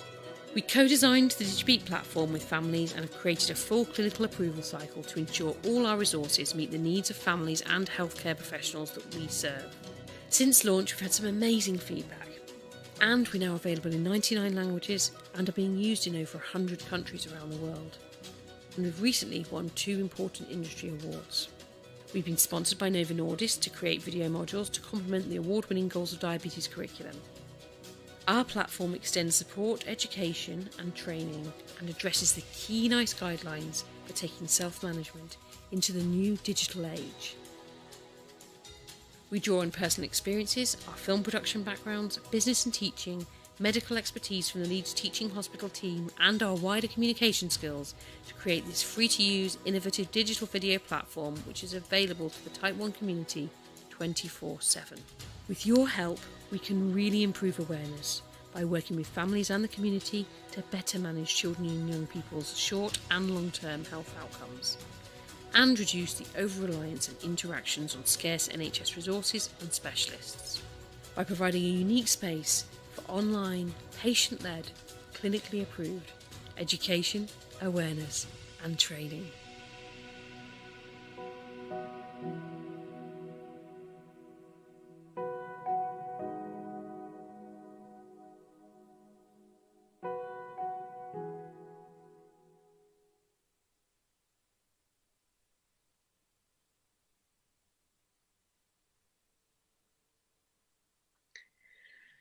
So I hope you enjoyed that, and it is a kind of been a very, very interesting journey. And you know, as you heard in the film there, our NHS journey began really in the wonderful Leeds Children's Hospital, although not a place that we'd have chosen to go. The care that we received in the hospital was absolutely fabulous, and we were so fortunate to receive that care. Otis has been very, very poorly leading up to the diagnosis, although we hadn't really realised why. He kept getting lots of infections, kept going to and from the doctors with lots of different complaints. Like the doctors kept saying that he had like bladder infections, but it wasn't showing up on the tests, and they kept treating him with antibiotics and stuff. And slowly over the course of time, got to Halloween, and he was actually with my friend, and he wet through. He was completely wet with his skeleton suit that he was wearing to a costume party. And my friend picked him up and said, "Maddie, he's soaked from right the way up to the neck." I said, "Oh, he keeps doing this, and it's like this is the this is like only being put on this suit an hour ago," and we just couldn't really believe it. Anyway, luckily for me, she's an NHS nurse, and she said, "Maddie, I hope this isn't the case, and it's probably very unlikely because he's so young, but this could be the signs of diabetes, of type 1 diabetes." We were really upset about that, and wondered, we also thought maybe this is too young for it, but we went back to the doctors on the Monday as recommended by her. This was a Friday, and we booked an appointment first thing on the Monday, and the doctor said, "Well, it's very unlikely that that's the case. Come back in a few days' time and have a blood check anyway with the nurse. Book in with the nurse, and we can just check." So a few days passed, and we came back to the nurse, and we'll never forget the nurse's face when his blood glucose was checked through a finger prick. Very easy test. Took about a couple of minutes, well, not even that, 30 seconds. And I don't think they like doing it because it's a little bit of a prick on the but no more than an injection or something. So we had that done, and the nurse's face just went absolutely white. She was laughing with me beforehand and just sort of saying, "Oh, is he tired?" and all this kind of stuff. And I said, "Yes, he's not really been doing too much. He's been very lethargic and stuff." She's like, "Oh, there's lots of viruses around." Anyway, she did this check, and sure enough, his blood glucose levels were absolutely sky high. In fact, the meter couldn't read. It just said HI high. And so at this stage, we were then told to get to hospital quick, and this was confirmed by the doctor.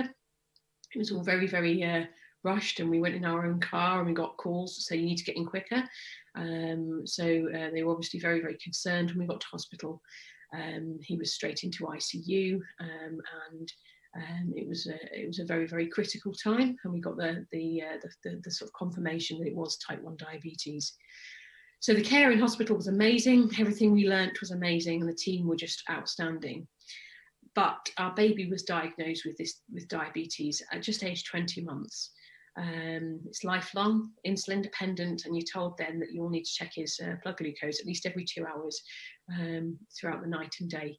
And to be honest, in our experiences, sometimes it's a lot more than that. So it's a real shock to learn that you will become a nurse and a scientist and a doctor for the rest of the childhood of your child, and you probably never lose that responsibility. Our world sort of like really fell apart at this stage, and it became, ever clearer that we had potentially a new purpose, and that was to use our skills for absolute good, and to support our community. So we began our kind of walk out of the darkness, if you like, and this is I think this is probably the best analogy that we can give. Carrying your baby on a tightrope, out of the darkness, and trying to find your way, trying to balance everything. What you don't realise with type 1 diabetes, especially in children, is everything affects it. Growth hormones, the weather, excitement can send them really high. Spontaneous exercise, and we all know that toddlers like to have a good run around or wrestle, but that can send them into a nasty hypo, a life-threatening hypo at times, and we've had some very nasty ones with him being under 5 during the diagnosis. And so, even for adults, I think this is a difficult condition, but adults can feel their own body and can react. But obviously for children, they can't tell you. Luckily for us, we got some good technology early to help us, but it's certainly not the cure. And it's a very, very round the clock condition to have to manage both at home and at school. So we were on this tightrope pretty much with our baby, and we were, trying to find our way. We've got the NHS on our back there. They're supporting us every step of the way with everything that they can do. But what they can't do is train all those people on the ground looking up and trying to help us. And that was the real challenge here, was all the family members that didn't have the training in hospital, the childminders and the nursery staff who had no idea what type 1 diabetes involved, and how kind of close the management needed to be. And so we found that on our journey, all these families were the same, and they were all manually having to train every single person around that child to be able to manage the diabetes. And coming from an education and production background, we just knew that was not right. We knew we could do something about this. We could create a platform and an app and digital materials to support people to be able to upskill the community around the child. So the training and stuff behind DigiBeat is not just about the parent, but it's really about the grandparents and the childminders and the aunties that want to be involved, and to really stop the isolation that you feel on that first few months after diagnosis. So we set about building a team. We went to Leeds Children's Hospital and we said, we've got this idea. We want to create some essential films for people to be able to review at home. We want every child to be able to, the families around these children, to have the same information that we had in hospital. So we approached the lovely Dr. Fiona Campbell here, and said to her, we've got this idea. We sent an email to Leeds Children's Hospital. This is something that we would like to take forward, and we'd like to be able to give people access to this amazing training that you do in hospital whenever they need it. And Leeds, being very, very forward-thinking, the diabetes team at Leeds Paediatrics got it on board and said, let's do this first thing, then let's film these 10 essential things you learn in hospital and let's show them at a parents' evening. So we worked with Caroline Mullier, who volunteered, and Frances Hansen. So Caroline's a registered DSN, diabetes specialist nurse, and Frances is a dietitian. And together we formed a team with Rob, who's obviously my partner, and John Hughes, our business director. We decided that our skill set together, we could really do something quite magic. And this is how we started off. With the beta platform. So here are the essentials that we filmed. What is hyperglycemia?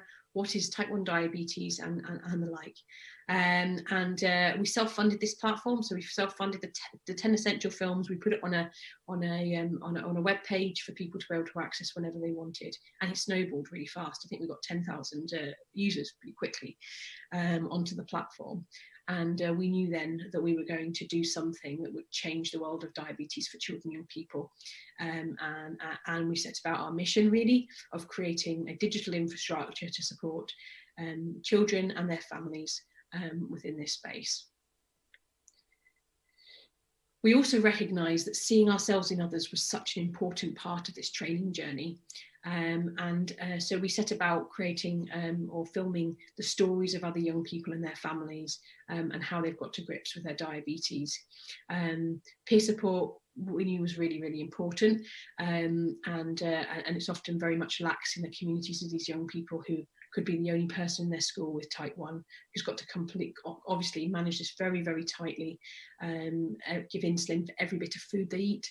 They've got to watch themselves going hypo when they're doing exercise and PE. They've got to manage their anxiety and all their education around it. It's very, very complex. We wanted to reduce the isolation for these young people by providing role models of their community, so people in the community who were managing it well and could support them. So we've set about filming all these stories, and I'd like to share with you now the very first story that we filmed, because it's still something that really kind of highlights the sort of complexness and sadness that can happen to a young person as they're diagnosed.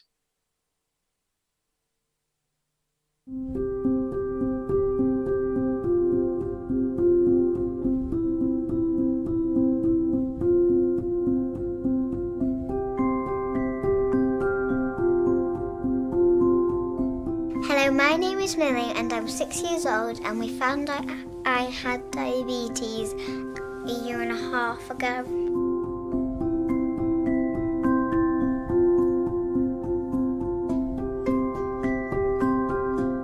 It was really hard at the beginning when I got it, but now it's fine for me and I can handle it. This is my kit.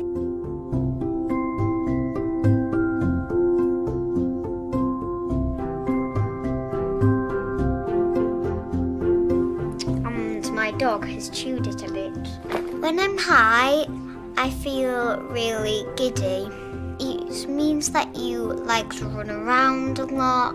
Sometimes when I'm really low, my legs feel a bit shaky and my hands feel a bit shaky, but this is the only day where my heart was pumping a bit fast. I go to dance and gymnastics. And I also play a flute in the morning. When I was at Rainbow's Camp, my mum had to come because it wasn't going very well. My teachers and the children are very kind to me, but the teachers always tell me to go out for my check, but it makes me really frustrated because I want to do it in my class. It does make things a bit complicated. Well, I want to not just sit in a field and wait when I'm hypo. When I go to the clinic, I feel scared, shaky and excited. It doesn't stop me from doing anything.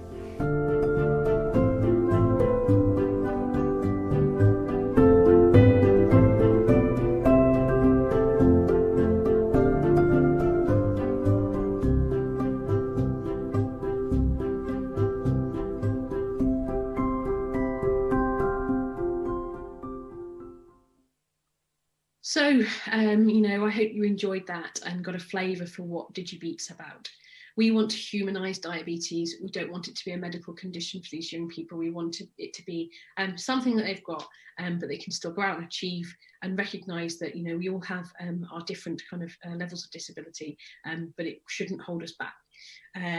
So we created then the full platform. As you heard in the story film, it launched in 2018 in February, and since then we've been building the resources. We've now got 200 or so video resources thanks to funding from the National Lottery, from some of the medtech companies, and also a big thank you locally to Morrison's, who have funded all of our schools films, which is been a huge passion project of ours to make sure that teachers and teaching assistants have role models too, in terms of how they manage those young people, and they hear from other young people about what it's like to live with type 1 diabetes in school. So we've created a whole training package and suite for teachers as well. But this gives you a bit of a broader view of the infrastructure that we've been creating. So whilst we've been creating the resources, we've also been creating a digital infrastructure for children and people's diabetes within the country. We partnered with quite early with the National Children's Diabetes Network, which Dr. Fiona Campbell, our clinical lead, heads up. And we recognised that it wasn't just the children, young people and the families that needed digital resources, it was also the national network of paediatricians and healthcare professionals, nurses and dietitians who needed a place to share good practice and really kind of work together to improve care in a digital space. So we've created a national network website for those healthcare professionals as well. And we've created a DigiBeat app, which now takes the resources that we've made and curates them via age. And I'm just going to show you now a little bit more about the app. So our app actually takes things a little bit further.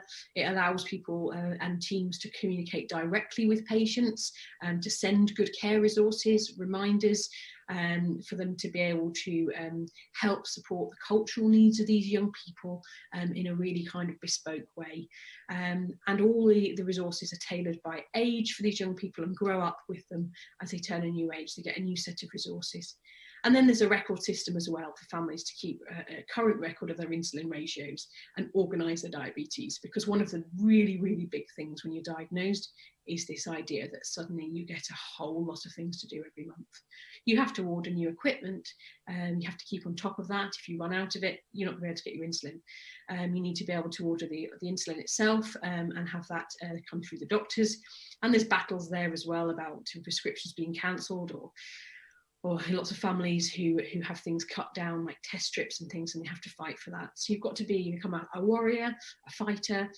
You've got to become somebody who can be really organised with the diabetes, and you've got to know all of your ratios, which are very, very complex indeed.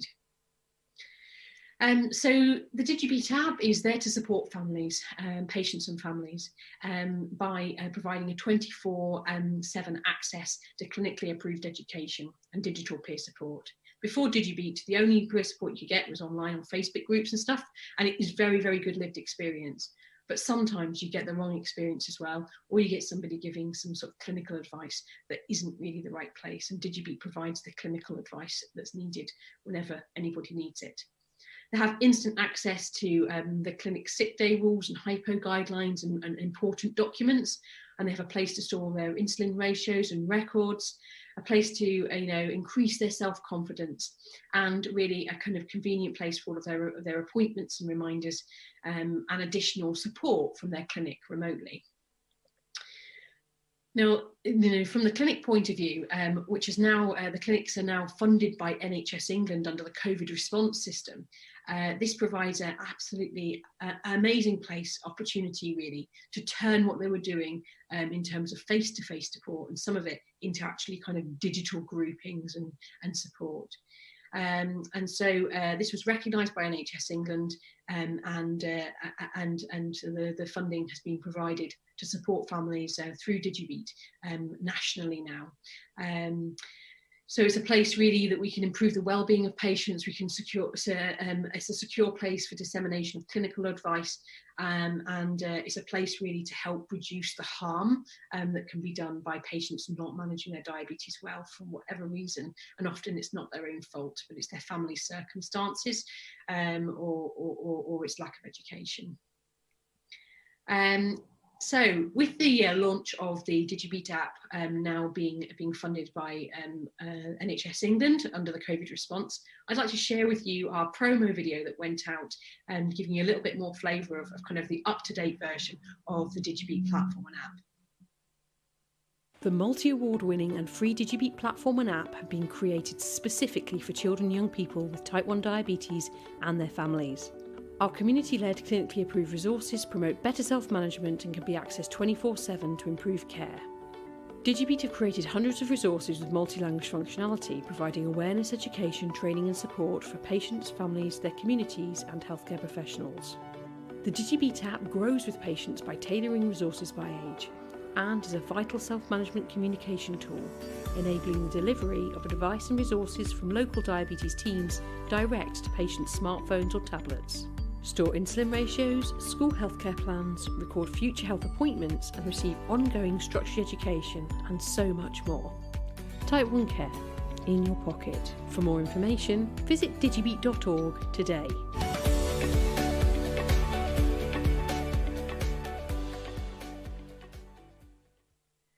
So I hope you enjoyed that, and you can see kind of, you know, where we've gone with the resource, and this is just to show a little bit of very top line on our impact. So DigiBeat is now used in 150 countries, and the majority of our users, about 80% or so, are in the UK. But we are being used as a free resource for on the platform anyway, around the globe. So we have 72,000 users on the platform, and they're growing each month. We have 140 clinics, NHS clinics, in the UK, additionally, that have now also adopted the app. And are implementing this as part of their healthcare delivery program. And this is, you know, such a significant shift in the way that families are able to work now with the healthcare professionals in such an open way to really improve the lives of our community living with this really kind of onerous condition. So we're really proud of that stat, and we continue to work to onboard clinics and patients across the country. And, you know, this is just a bit of a case study in terms of a healthcare professional coming back to us a couple of months ago saying that they'd saved nearly £1,000 on paper envelopes and postage costs through our common system alone on the app. But this is only really the tip of the iceberg, and we'll be showing the improvements in terms of health and outcomes over the course of time as well, and really those emergency admissions, which are so costly to the NHS and costly to the young person's experiences as well, of how they manage their type 1. Some feedback from healthcare professionals. So really proud to say that healthcare professionals are getting pretty passionate about what we do, and we get a lot of thank yous when we do the training, because I think we're really kind of trying to solve that issue for them about supporting patients remotely. Usually for diabetes, you see a clinician 3 times a year and have all of your checks done, and at the moment that's very challenging, and so we hope in the future they'll have the DigiBeat app and all the good checks, but at the very least these healthcare professionals are able to properly support patients remotely as well using the app. And, you know, patients say as well how much they love it, and, that it's really targeted to individual needs. This was actually a Twitter post, not ours, but could have been ours, that we found online, and it was from a clinic and who had kind of put this together. So it's a completely, anonymous comments, but I think it sums up why we've made DigiBeat really. They wanted scribbling down of ratios, organising your diabetes, and being able to store your appointments and have all the education in one place, and it being really easy to navigate has been a real success story for DigiBeat. And I suppose, coming full circle, this is our life post-diagnosis. So we didn't let diabetes hold us back, and we did have another child, and this is Dylan. So we now have Otis and Dylan, I think Dylan provides a lot of balance in our lives in terms of the diabetes for Otis as well. They now got a buddy, and thank goodness, because of all the lockdown measures and stuff. And most of the time they get on when they're not bundling and turning into fighting. So just wanted to share with you that although there were some very dark places for us, we now are well and truly into the light. I'd like to just finish by sharing with you a really important message now. So you've heard the story of Digibeat and our passion for creating all the infrastructure. But we'd like to leave you with a film that Otis has actually made. So he's drawn and voices that's been out through the national network and to the families with type 1. And this is really giving some education around diagnosis. So if nothing else from today, I would like to remember these stats and the fact that young people can get type 1 diabetes. Know your signs. Thank you very much, and it's really lovely to be part of it.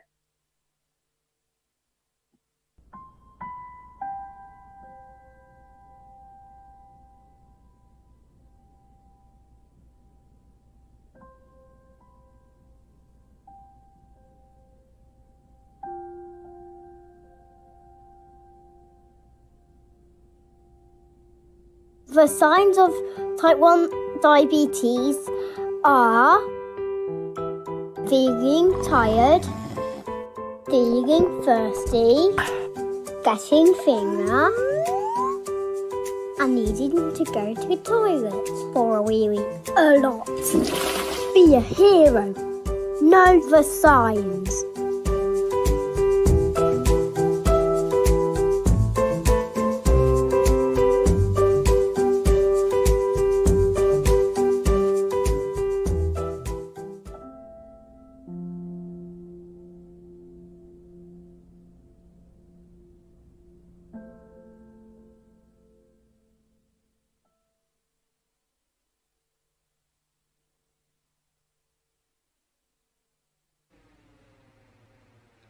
Thank you so much, Maddie, for such an inspiring talk. It is absolutely incredible the journey that Digibeta have been on and how quickly they've scaled in the last 2 years. We've had a lovely piece of feedback from Saqib Khan saying, I'm type 1 diabetic and I wish this resource was available to my parents when I was first diagnosed. It was a much scarier and ill-informed time back then. Absolutely inspirational stuff. Right now we have a lunch break, so we are back at 1:15, everyone, where we have a fun-packed afternoon. We have got Tom Reardon and Eve Roodhouse from Leeds City Council.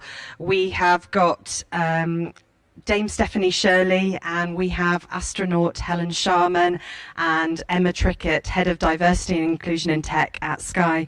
So an absolutely jam-packed lineup in the afternoon. So go and get yourself some lunch. I can hear some stomachs grumbling. Keep the conversation going at Ada Role Models hashtag or at Empower with Tech, and see you back at 1:15, everyone. Hi everyone, welcome back to our Ada Lovelace Day celebration in partnership with Sky, Leeds City Council and Empowering Women with Tech. I hope you've had a wonderful lunch break. So we are straight into our afternoon session. So I'm delighted to have Eve Roodhouse and Tom Reardon here from Leeds City Council. Eve is the Chief Officer for Economic Development at the Council, and Tom Reardon is the Chief Executive for Leeds City Council. Welcome, happy Ada Lovelace Day. Happy Ada Lovelace Brilliant Day. to be here. So, it feels quite right to kick off with COVID, everybody's favourite topic at the moment. And I think it's probably worth talking about the lockdown measures. Obviously, yesterday, Boris announced lockdown measures and three tiers of lockdown measures.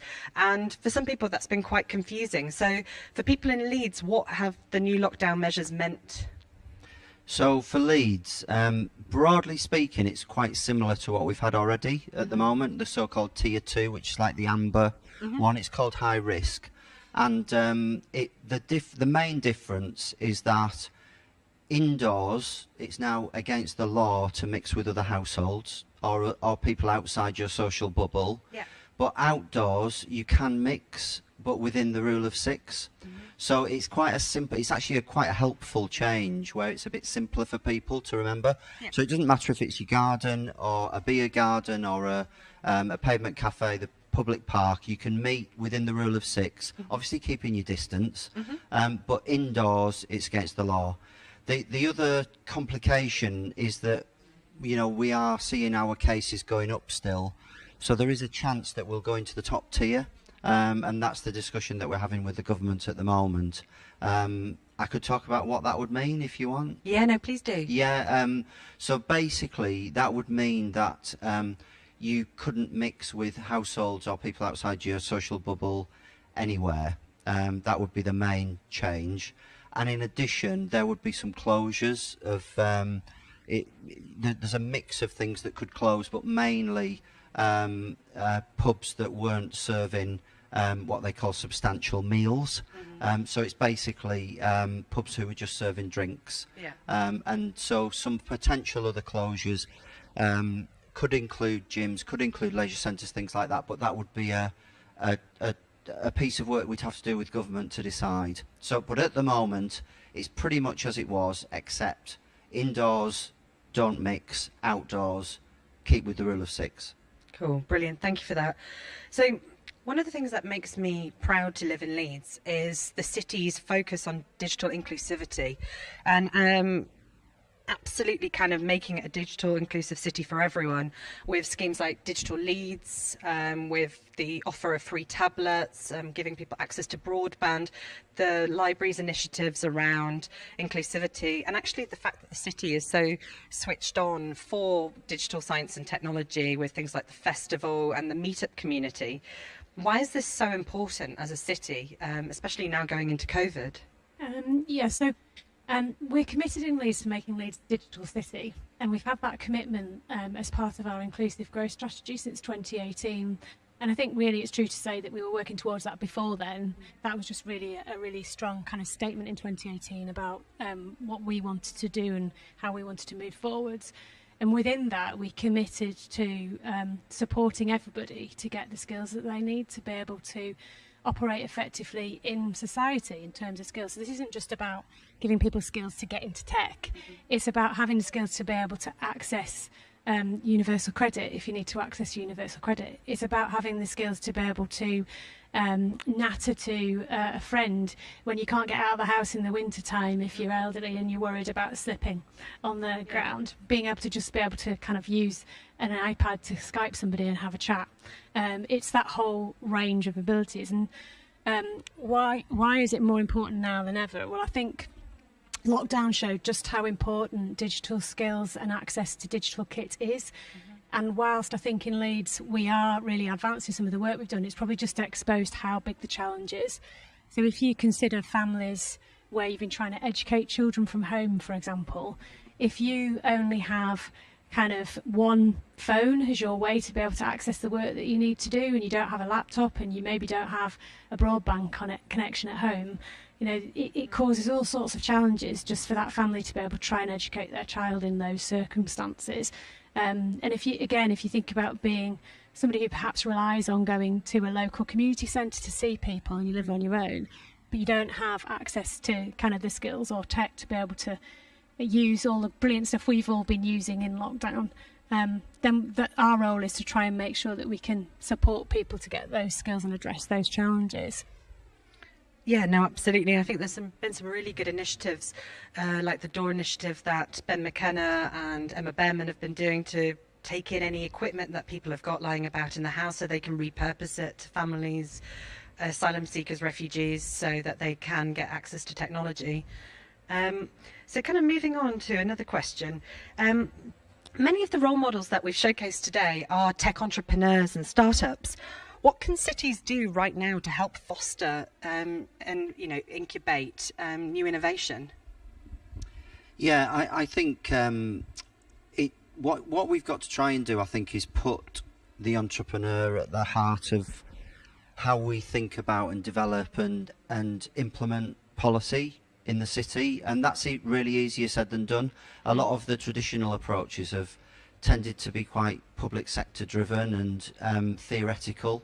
And the work we've done with Boston with MIT REAP and this international program with other cities, so mixing with Oslo, Monterey, Sydney, getting their perspective of how they're doing things in this space, and working with MIT, it's sort of forced us to put the entrepreneur right at the heart of what we're thinking about doing. So we've set up a new initiative called LEAP, which is about supporting entrepreneurs. We're very interested in how to get much more support for a more diverse background of entrepreneurs, particularly in tech, which is what we're talking about today. Yeah. I think it's about collaborative spaces like the one that we're in today, you know, Duke, which is, there's a great irony about the challenge that, you know, we've gone through recently, where I think when I talk to CEOs of companies and how the world's going to change, they all talk about, oh, we're going to have to be much more collaborative in the spaces and the office space that we have.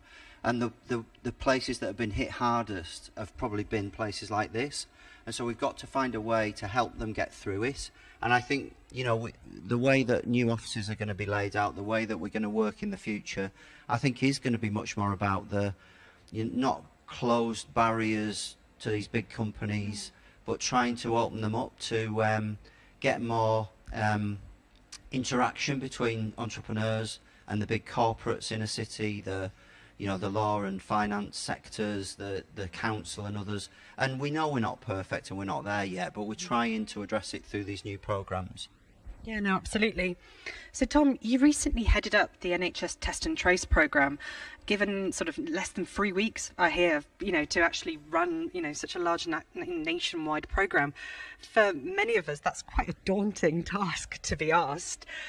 You know, how did you go about approaching, you know, being asked about it, and what were your experiences as, you know, running it? Yeah, well, my advice to anyone is to don't answer the phone on a Saturday morning, because you know, and it was one of those where I've been asked before to do things nationally, and I've sort of turned them down really, because I love Leeds and I love Yorkshire and working here, and that's where I've sort of made my way, I guess. But it was one of those where it was like you know, it wasn't quite your country needs you, but it was sort of, we really need people to help us, because this thing is going to be massively important for the you know, the future of the country and sort of saving lives. And so you know, I had to do it really. It was probably the hardest thing I've ever done in my life. I was still running Leeds City Council at the same time.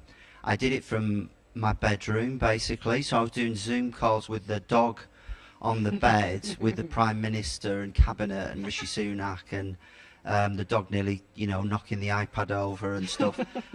It was massive pressure, because basically what I tried to do was the German system is very effective and it's very localised, so it's based on you know, very localised teams taking control of the test and trace service. So I basically created that to add on to the national system. And I'm hoping that they're still going to now use that, you know, as we move forward. So, yeah, just and nobody was happy. So, you know, and you know, I had all of Whitehall to deal with, all of the local government sector, the politicians, Director of Public Health, the general public. Everyone was equally unhappy. And I went from being bothered about being on page 7 of the Yorkshire Post to being not really bothered about the front page of the Times and the Today programme. So, yeah, it was just such an amazing experience working with some brilliant people, but hopefully it made a bit of a difference, and it hasn't quite pushed through yet, but I think it will do in the next few months, and hopefully it can make a difference. Didn't you get a blue tick on Twitter during that period of time, Tom? Maybe. It means nothing, as you can see. So, Eve, you know, kind of picking up on Tom's point on the test and trace, obviously that relies a huge amount on digital inclusion. You know, going into COVID and coming, you know, we're kind of, well, however many months now into this COVID pandemic, what do you think that the opportunities and risks COVID presents to the digital and the tech sectors? Well, I mean, where do we start? I think you've seen a massive acceleration of trends in the economy as a result of COVID-19. So we already were seeing so much change thanks to digital, and what you've seen is kind of that really ramp up. So you've seen for the first time online courts hearings. You've seen a massive uptick in GP consultations being done remotely rather than face to face, and people accepting that and feeling comfortable with that, and in some cases feeling they're getting a better service. But it's not just in those areas. In the council, we've seen loads of small businesses really increase demand for our support services that help them adopt digital technologies, and the demand far outstrips the supply in terms of the support that we can give. So I think there is undoubtedly the digital sector, I think, has been more resilient through lockdown, through COVID, and is kind of very strong, and is going to be a really important part to our recovery in terms of kind of bringing forward those businesses that are going to keep the economy going, employing people throughout. But you and I have talked about kind of the challenges we've got as well in terms of unemployment that we're now facing as a city. And I think there's some interesting reflections for us all about how we can speed up the reskilling of people that are coming out of some sectors. And I'm not talking about ballet dancers retraining here, by the way, definitely not. But, you know, where there are businesses, where there are sectors in decline and someone wants to make a change into the digital sector, let's provide the routes for them to do that, because, you know, we have got routes, we have got opportunities for people. And we're seeing kind of programmes that, you know, Sky have done for Get Into Tech and other businesses across the city, and it's how do we kind of get those things really aligned to try and give people opportunities where they want to take them. Yeah, no, absolutely. And I'm, you know, absolutely proud as Punch for Get Into Tech that offers, you know, a 3-month coding course for women to gain coding experience over a 3-month period, and you know, we've had other people like the BBC follow suit with things like Step Into Tech. But it is an interesting point around the fact that redundancies are unfortunately on the rise, and we're going to start to get onto the scene these amazingly talented people who have leaps of soft skills, core skills, transferable skills. Yes, they don't have potentially huge amounts of digital or domain experience, but that stuff can be easily taught. But actually, stakeholder management, empathy, teamwork, being a great line manager takes time to hone those skills. So how do we, as a sector, I guess, try and reword job titles or create more opportunities for these people to sidestep in? Because for some of them, I suppose they won't want to go in at an apprentice level or a graduate level because they're potentially, you know, more advanced areas of their career. Yeah, and I think you and I both know from having spent some time both working in digital before I joined the council that actually having that diversity of thought, people with those experiences from different backgrounds, is really, really valuable in your team, because you get different perspectives and you get a better product, you know, in the process. So, yeah, we at the council will try and carry on convening and we're collaborating with employers across the city to encourage the work that we've already been doing around apprenticeships and so on. But equally, making sure people know about what's available at brilliant colleges like Leeds City College in terms of kind of retraining and capacity there, as well as some of the private sector stuff you can see from North Coders, for example. Yeah, no, absolutely. So on a day celebrating inspirational role models, who are your role models and why? I always find this really hard. I mean, there were some individuals who really massively affected my life. So, you know, I won't go through the family and everything, but, you know, there was a teacher who sort of saw something in me that no one else saw, and he got me to apply to uni, and, you know, that was massively important for me, a guy called Adam Chedburn. There was, you know, somebody who really helped me in my career is someone called Ruth Redfern, who was my sort of number 2 at Yorkshire Forward. She was my... I was the nice cop and she was the bad cop, and she taught me so much. She's profoundly deaf, and she really taught me about understanding individuals and empathy, and how to deal with she was very proud of her her deafness, and, you know, so, you know, there's people like that. And then globally, you know, I on Ada Lovelace Day, I mean, Michelle Obama, I know a lot of women and girls would talk about Michelle Obama, but I think she's amazing. And I just think, you know, the way that she's utilised her role in such a subtle way to influence people, I should think, you know, you could argue she might have as big an impact on people across the world as her husband, you know, in the way that she's done that. And I just think she's massively inspirational. So yeah, that would be my list for today. That's a good list. Yeah, so I think for me, probably a bit like Tom, there's a few people I've met as I've gone through my career that have really influenced me. So in my very early days working at Deloitte as a consultant, there was a lady called Helen, and she worked 3 days a week, and she was the best manager I had at Deloitte. And it was how she organised her time, and she made sure that we were all clear on our objectives. And it gave me the confidence, funnily enough, even in those very kind of formative years just starting work, to know that at some later stage, if I wanted to work part-time, I could do the same. And I kind of took all that. I remembered how she worked, and it really then, years down the line, I had the confidence to know I could do that. So she's got kind of one of my role models going backwards. And then kind of in terms of, you know, kind of me now and looking forwards, there's two kind of people I've had the pleasure of working with. One of them is Tom, and another is Kieran Devane, who's now the Chief Executive of the British Council, both of whom I would say are very kind, generous leaders who gave me the confidence to believe that you can be a leader and you can be honest and you can be kind. And you can be true to yourself. So I'm really grateful for that. I said to Tom it would sound like I was sucking up when I said it, but it is true. It's true, and it is a pleasure to work for Tom. And that's what I aspire to be. And it's great to have people around you, or have worked with people that you see that in them, and you think, yes, I can be myself, and I can be kind, and I don't need to be a shit to be a good leader. So you know, that's kind of important to me. And I think one of the things I would say is that kind of, although I really, really believe you need to have kind of people you can see as role models, the one thing that I've really tried to do, and I've always advised others when I'm mentoring them, is every single step of your career, watch your boss and the people around you and pick the stuff that you really like about what they do and think, I really love the way they do that. I really don't like the way they do that.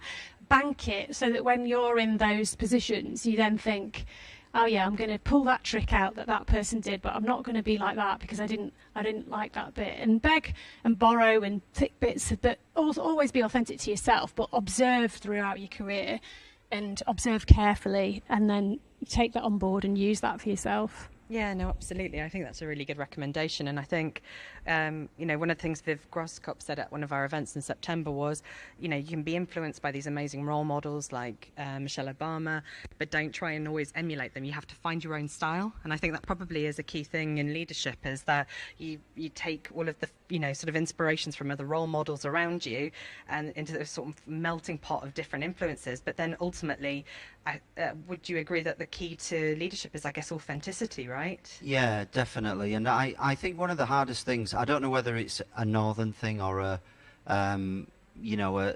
sort of, I don't know, state school thing or whatever, but I always found the thing that I managed to find that I never had when I was growing up was self-confidence. And if you can get a sort of inner be comfortable with yourself, I think all of us find that really hard. We all sort of look at our sort of weaknesses, and if you've got friends like mine, they always tell you what they are as well.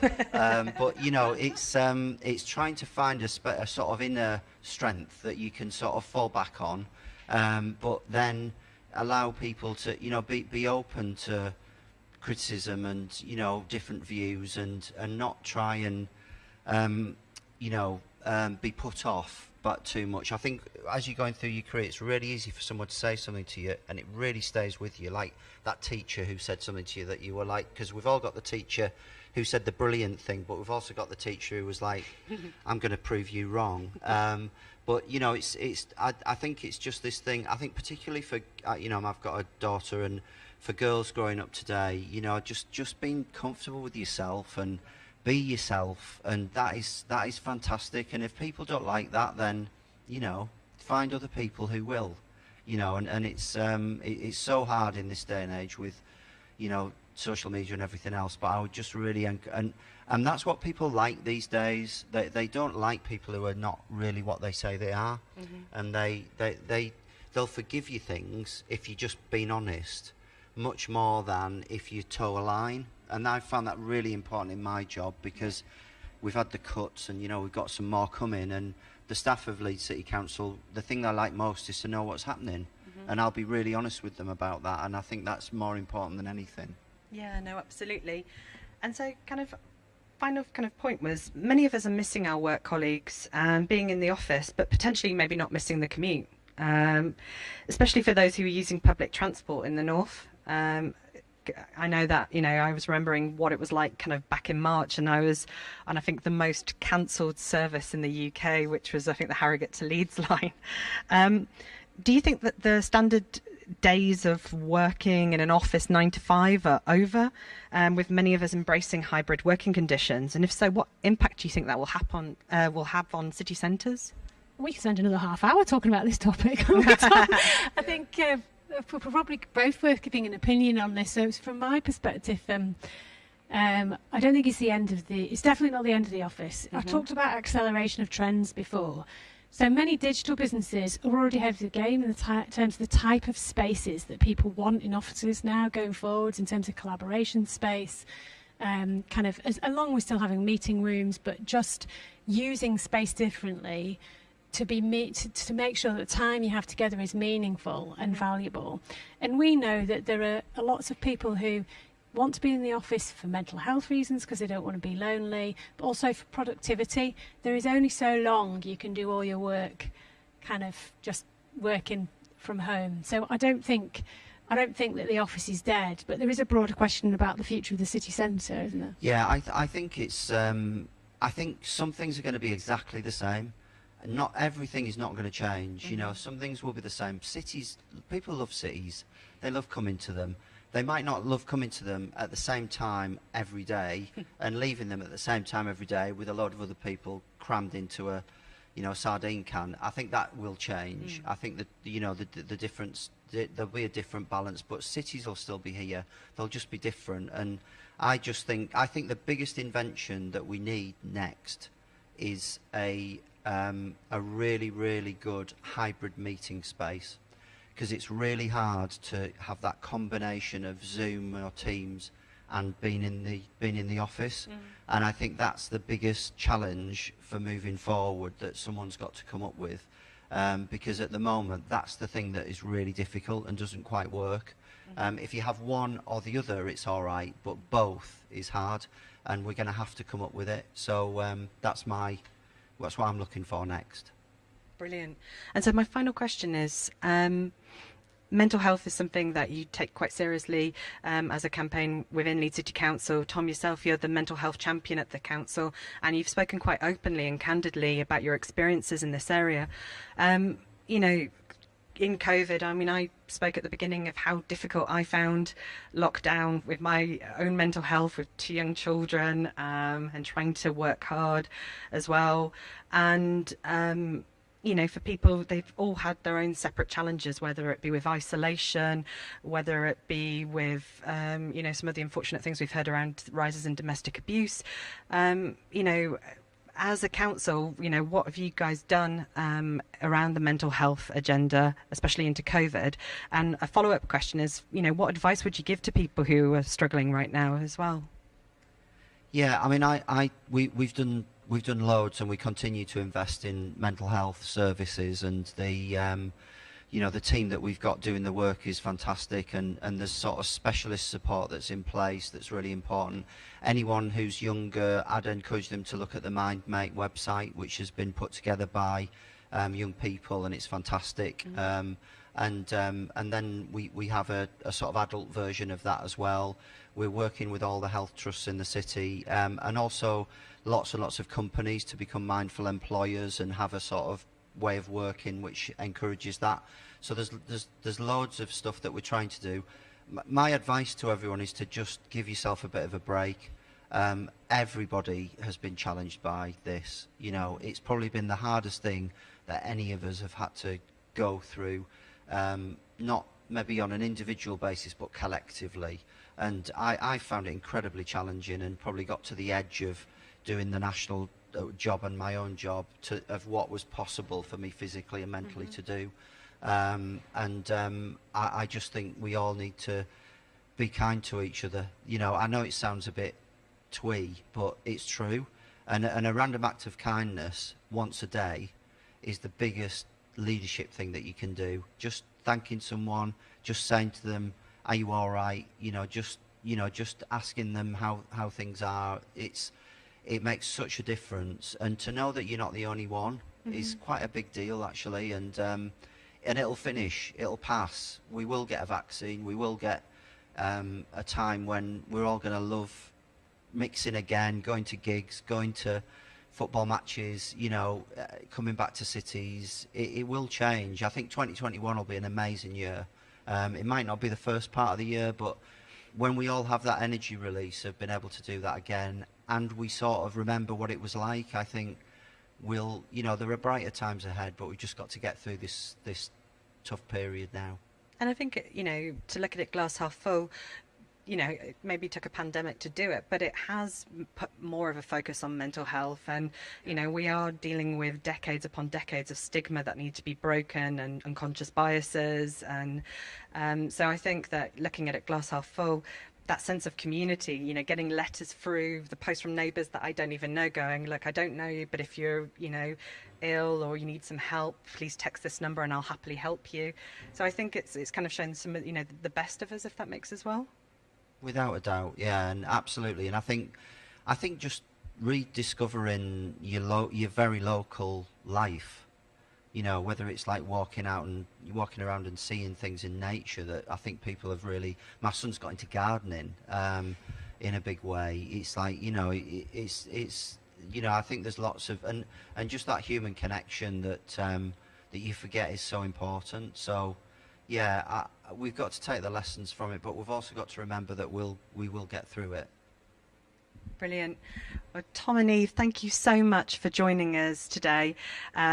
We've got loads of lovely feedback that I will read out afterwards. But next up, we have one of our two final keynotes for the day. This lady doesn't need any introduction, but I'm going to attempt to give her a little one.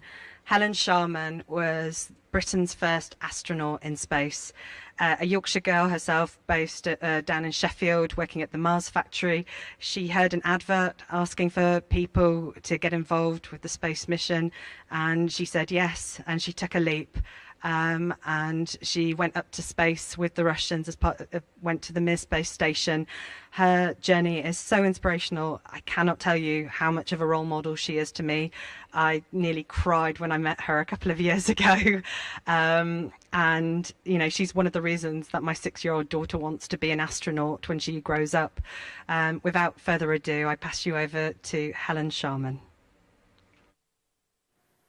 Thank you very much, Natasha, and really it's just a delight to be able to help celebrate Ada Lovelace Day with Leeds City Council, Sky and Empowering Women with Tech. We have some wonderful questions for you. We sent out a mailer to a number of schools nationally and actually just asked anybody if they had any questions for you. So without further ado, we have a lovely question from the lovely Naomi Shara from Leeds saying, how do you feel when you're in space? When I watch space movies, it gives me pretty bad anxiety because to me space is so cool, but also terrifying. Did you ever feel scared? Wow, yes, that's a really interesting one, isn't it? And I'm never really quite sure what the difference between being scared and excited and apprehensive and so on is. I don't really think I was scared. And I think that's because when we really think of fear, it's often to do with what we don't know. It can be quite irrational, and our brains make up all sorts of weird stories for us. Our imaginations are very good, but actually that can be a negative quite often. And the training was very good. So actually, there was nothing left to be scared of. I knew what I had to do right from the day of the launch, right through all of my experiments, if there was an emergency, right the way to coming back to Earth. And of course, I was so concentrating on trying to do a really good job that probably took away any of that other element of fear, were my imagination able to work on it. So no, I wasn't scared, not because I'm particularly brave, but just because I think I knew what I needed to do. Brilliant. Thank you. Andy, 9 years old from Twickenham, from the St. James Catholic Primary School, says, I would love to be an astronaut when I grow up. I love maths, but English not so much. What did you study to become an astronaut? And is it true that I need to learn to speak Russian? Thank you for answering my question. Oh, great. So, yes, to be an astronaut really is it's the same as to do many kind of different jobs. There's no one thing you have to study. I still think that studying science is a really important thing at school, and then later on, science, engineering, or some sort of technology, some sort of maths also is very good. And it's subjects that allow us to understand the spacecraft, the things that you're going to be doing in space. So the important thing really is to be curious, is to stay curious about all sorts of things. We don't know exactly what jobs are going to be needed in space yet. So I think if we remain curious about everything that's around us, and importantly, do lots of different types of things. I think it's important to have different types of hobbies and to play with a variety of different types of people, because astronauts don't go into space on their own. They go in teams of people, and we have to communicate with other teams of people on the Earth. And it's doing that together that actually saves people's lives. It saved my life in space, certainly, and enables us to do so much. So enjoy lots of different types of hobbies, playing with lots of different types of people. Whether you enjoy playing football, that's still good, or whether you enjoy just playing games on your computer with somebody else, that's also good.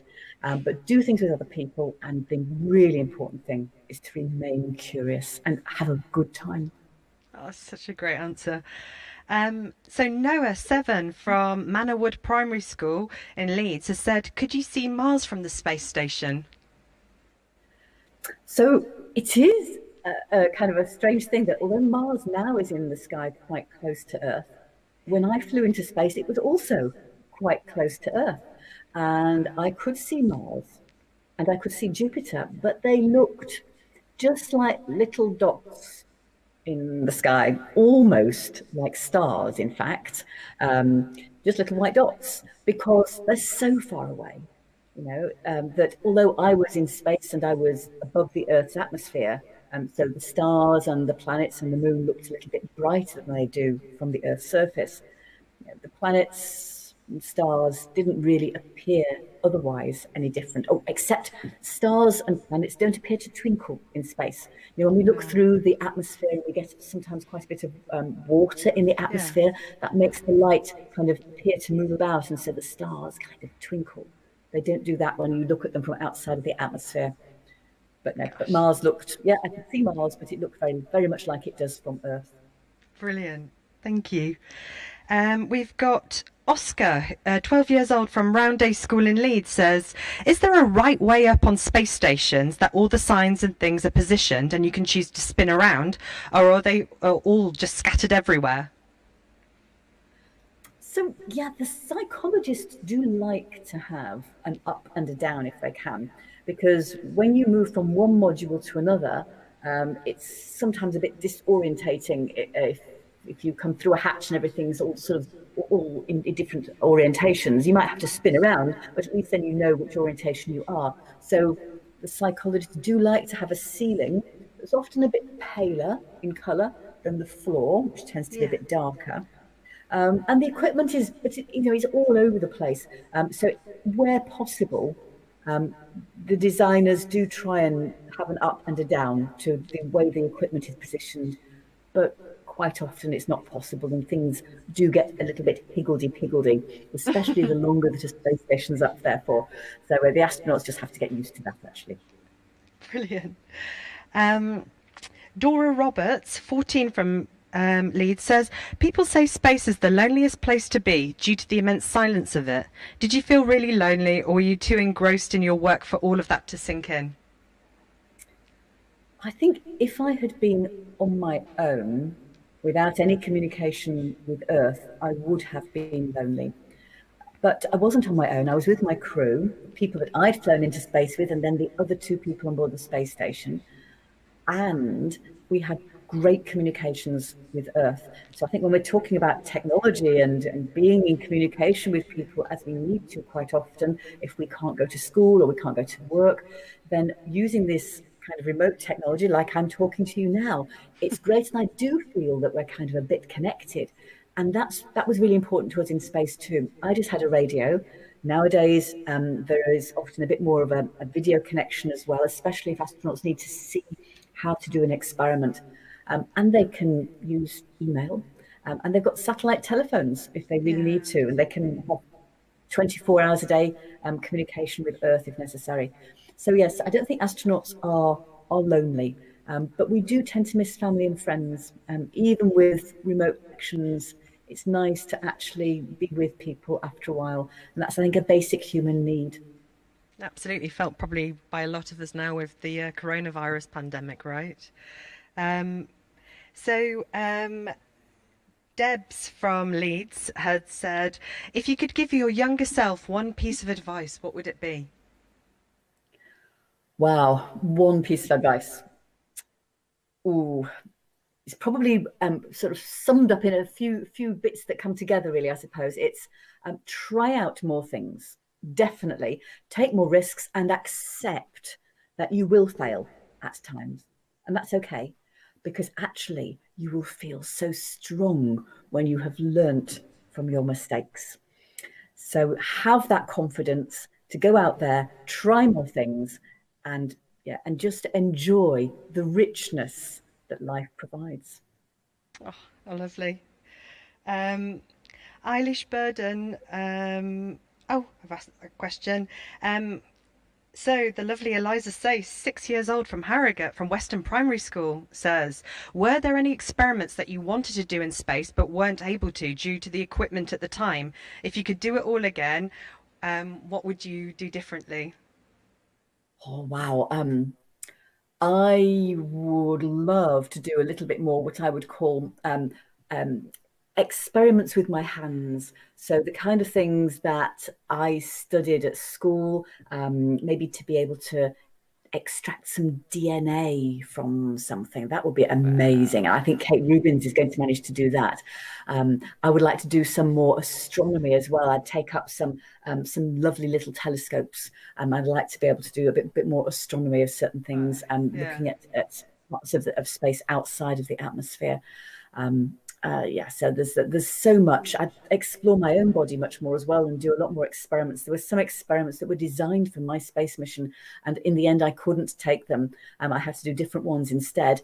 They were still experiments, but I felt sorry for the scientists who had designed those. So I would like to take those experiments into space for those scientists, and they were about how my body was adapting to feeling weightless. Oh, that's cool. And then I'd like it would be nice to know what Eliza would like to do in space, but I know I can't talk to you, Eliza, at the moment because I can't sort of hear you. But yes, perhaps one day you can tell me what you would like to take into space with you. That's great. I'll try and get the follow-up. And the last question is from Lydia, 24, in London, who said, what were your feelings or first thoughts when the mission was over and you got back to Earth? Was it a feeling of relief, and did you miss space?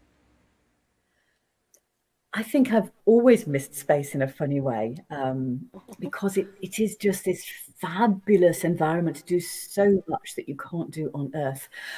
But you're right, immediately on landing, it is just this relief that we're back safe and sound. And although I knew I'd left my crew, I'd left my commander, my engineer, back on the space station to carry on their work, and so I was missing them as well. I knew that I had to get on with my next task, which was to do the medical debriefing and the technical debriefing. And so your space mission doesn't suddenly finish when you land on Earth, it carries on.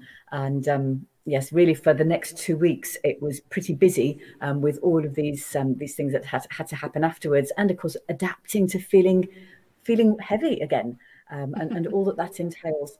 And then of course after that I was looking at what I could use my space mission for, and the joy that I've had of being able to communicate, not just about space, but actually, I think to talk about, for me, how important science is and what we can do with STEM subjects in life and in the world to improve things, has been so great for me to be able to do. So yes, I miss space, but I'm so grateful I had that opportunity to go. I can't say from the bottom of my heart for pretty much everybody watching, thank you so much for everything you do, taking the time to give back to us, to school kids all over the world, to inspire them to get into STEM. Thank you so much for being such an inspirational role model, and such a great storyteller. And we need more storytellers in STEM, and you are exceptional. Thank you so much for joining us, Helen.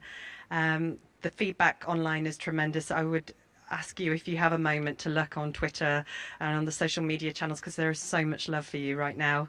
So thank you so much, Helen Sharman. Thank you. My pleasure entirely. Thank you. Thank you. Wow. As you can kind of tell, I'm pretty overwhelmed. I kind of could see some of the feedback on the social medias, and the feedback is phenomenal. To those who sent in questions and we didn't get a chance to answer them, sorry, but thank you so much for sending them through. So next up, we have our second keynote, another lady that doesn't need much introductions, but I'll try again. Dame Stephanie Shirley. Somebody who came to the UK as an orphan through the Kinder Transport Scheme, and set up a revolutionary tech company that effectively became, what became the industry norm today. She is such an inspirational role model, an inspirational leader. I give you Dame Stephanie Shirley. Hello, everyone, and thank you for joining us today on what will be a truly inspiring talk. My name is Renee Hunt, and I am the Director of Group Digital Platforms for Sky, based up in wonderful Leeds. And today I have the pleasure and the honor of speaking to a woman who is truly a pioneer in our industry. Now, we use icon and pioneer a bit throwaway these days, but in this case, it is absolutely 100% earned. I'm also very excited because I'll tell you a personal story. When I first moved to the UK back in the late 90s, I heard of this exceptional company. It was a software company that was led by women. And my head was like blown at the idea of this in the late 90s. And I was like, how can I get with them? I need to learn about this company. Imagine my complete excitement to be talking to the woman who started that company, not in the 90s, not in the 80s, not in the 70s, but in the 1960s. So if you have not heard of Dame Stephanie Shirley, I want you to sit back and get ready for the most inspiring story. And I am super excited. I'm not going to talk anymore because I'll just go on and on. Y'all know me. But it is my absolute honor and pleasure. And without further ado, to introduce you to Dame Stephanie Shirley. Thank you. Over to you, ma'am. I want to pay tribute to the mother of computing as we know it today, Ada, Countess of Lovelace, who had her roots in the Northeast and was clearly a Northern power woman. And I honor her excellence in mathematics and science, then, as perhaps still now, thought to be the prerogative of men. I salute her as an icon. Ada was the legitimate child of the mad, bad, and dangerous to know romantic poet Lord Byron, the original Regency hero in boots and tight pants. When I heard about Byron taking his pet bear for a walk in Cambridge, that cold, damp place in the fens founded by a group of people thrown out of Oxford, I was reminded of a nursery rhyme. Mary had a little lamb. She also had a bear. I've often seen her little lamb, but never seen her. Oh, I'm so sorry, I've forgotten how it finishes. The beautiful Ada had been blown away by the work of the polymath Babbage. They became pen pals, and so it was that she became a poster girl for women's contribution to technology. Born in the wrong era, overshadowed by Babbage, she never became well known, whereas today she'd be of iconic celebrity, along with Bill Gates and Sir Tim Berners-Lee. Nevertheless, she's a powerful symbol of women working in technology, the star of the Woman's Gallery in the National Museum of Computing. I'm also in there as a late pioneer of the computer industry, late as opposed to early. So you see before you a museum piece. I've been asked to tell you about my professional life. To get past the gender issues of the early 1960s, I set up my own high-tech software company, one of the first such startups.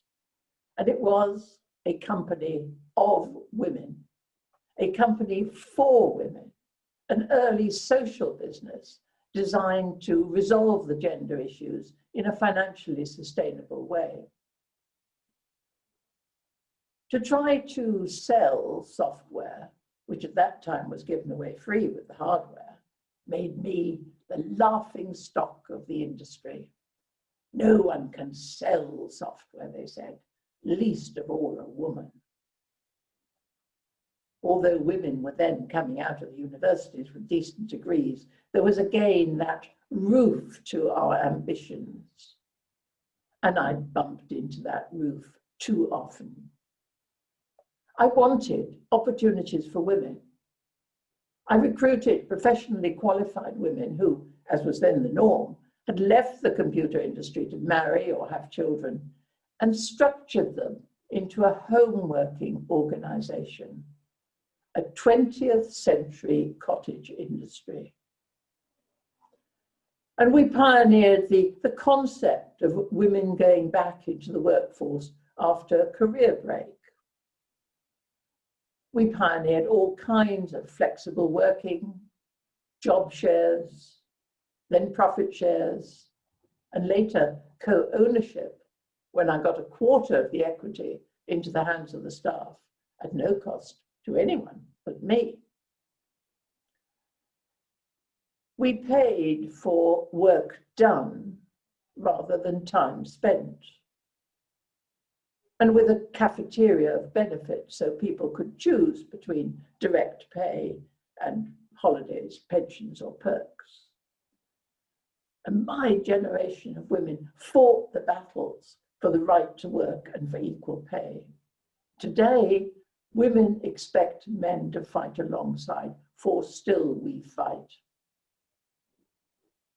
When strong young men offered to carry my equipment for me, I used to reply somewhat tetchily, I believe in equal pay and will carry my own things.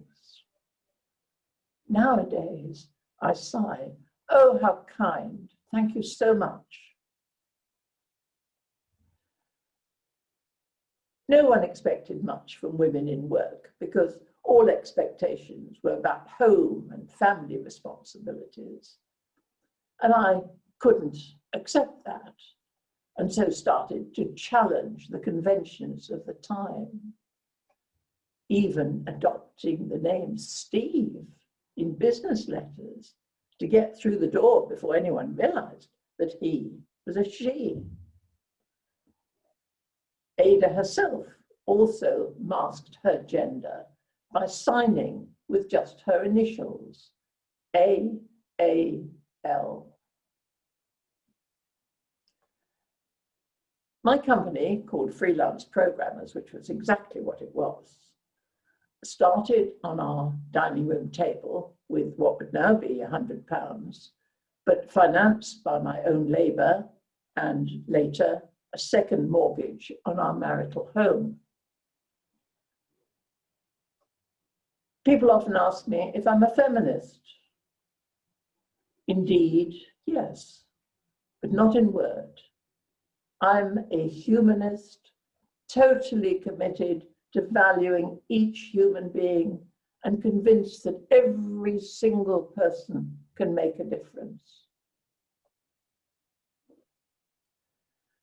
I thought business would fast forward my career in software because that's what I loved.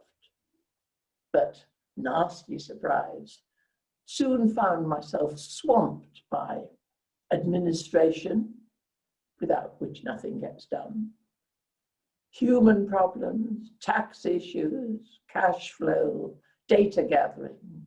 I was paying other people to do all the interesting stuff. And I learned then of my low boredom threshold. Lots of people have ideas. The difficulties come with the implementation. My interests were scientific and the market was commercial.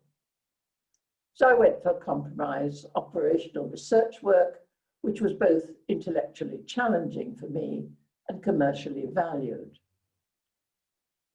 Scheduling freight trains for British Rail, timetabling buses, stock control, lots and lots of stock control, everything from cables, which come in vast rolls and lose value when you cut them, to ice cream, which came in tiny little tubs and melt. Gradually, the work came in. Lots of interesting tasks because I chased after everything that moved. We disguised the domestic and innovative nature of the workforce by offering fixed prices, one of the first to do so. Who would have guessed that the programming of the black box flight recorder for supersonic Concorde was done by a bunch of women working in their homes, 30 of us. It was an important, valuable, and exciting project. Our programmers, remember, only women, including non-binary, and this was 60 years ago, worked with pencil and paper to develop flow charts defining each task to be done. And they then wrote code, usually machine code, sometimes binary, which was sent by mail to a data center for punching onto cards or paper tape. Then repunching it in order to verify it. All this prior to submission to the mainframe computer. Our schedules were based on 2 such accesses to the computer a week. That was programming back in 1962. In 1975, 13 years from my company's startup, Britain's sex discrimination legislation came in, which meant it was illegal to have our pro-female policies. And as a fine example of unintended consequences, we had to let the men in. When I started my company of women, the men said, how interesting, but of course it only works because it's small. And as the company grew, the same men commented, yes, it's sizable now, but of no strategic interest. Later still, when the company was valued at nearly $3 billion, and I'd made 70 of the staff into millionaires, they had the nerve to say, well done, Steve. But of course, it's nothing new. What an attitude to change. You can always tell ambitious women by the shape of our heads. They're flat at the front from beating our heads against brick walls, and flat on top from being patted patronizingly. Note that when Alan Turing disagreed with Ada's views on artificial intelligence, he didn't patronize her. He did so by debate, recognizing her as an equal.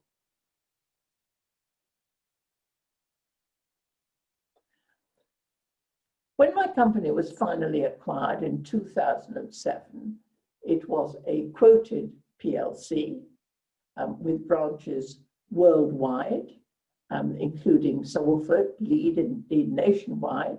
We were in the FTSE 250. We had a staff of 8,500 people, men and women, which is as it should be. I'm often asked for the secrets of commercial success. And one key is to surround yourself with people who work smarter than you do. My colleagues will confirm I do that. And people that you like, not people like you. Another is to choose any partner very carefully. The other day when I said, my husband's an angel, a woman complained. You're lucky, she said. Mine's still alive. I've learned to always let him have the last word, so long as it's yes, dear.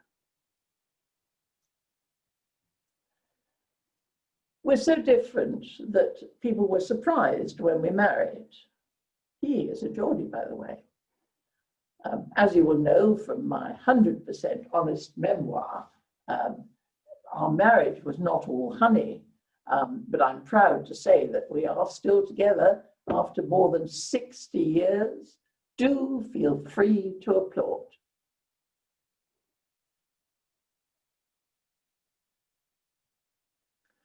Women's careers often depend on our child rearing. So let me tell you about the family side of my life.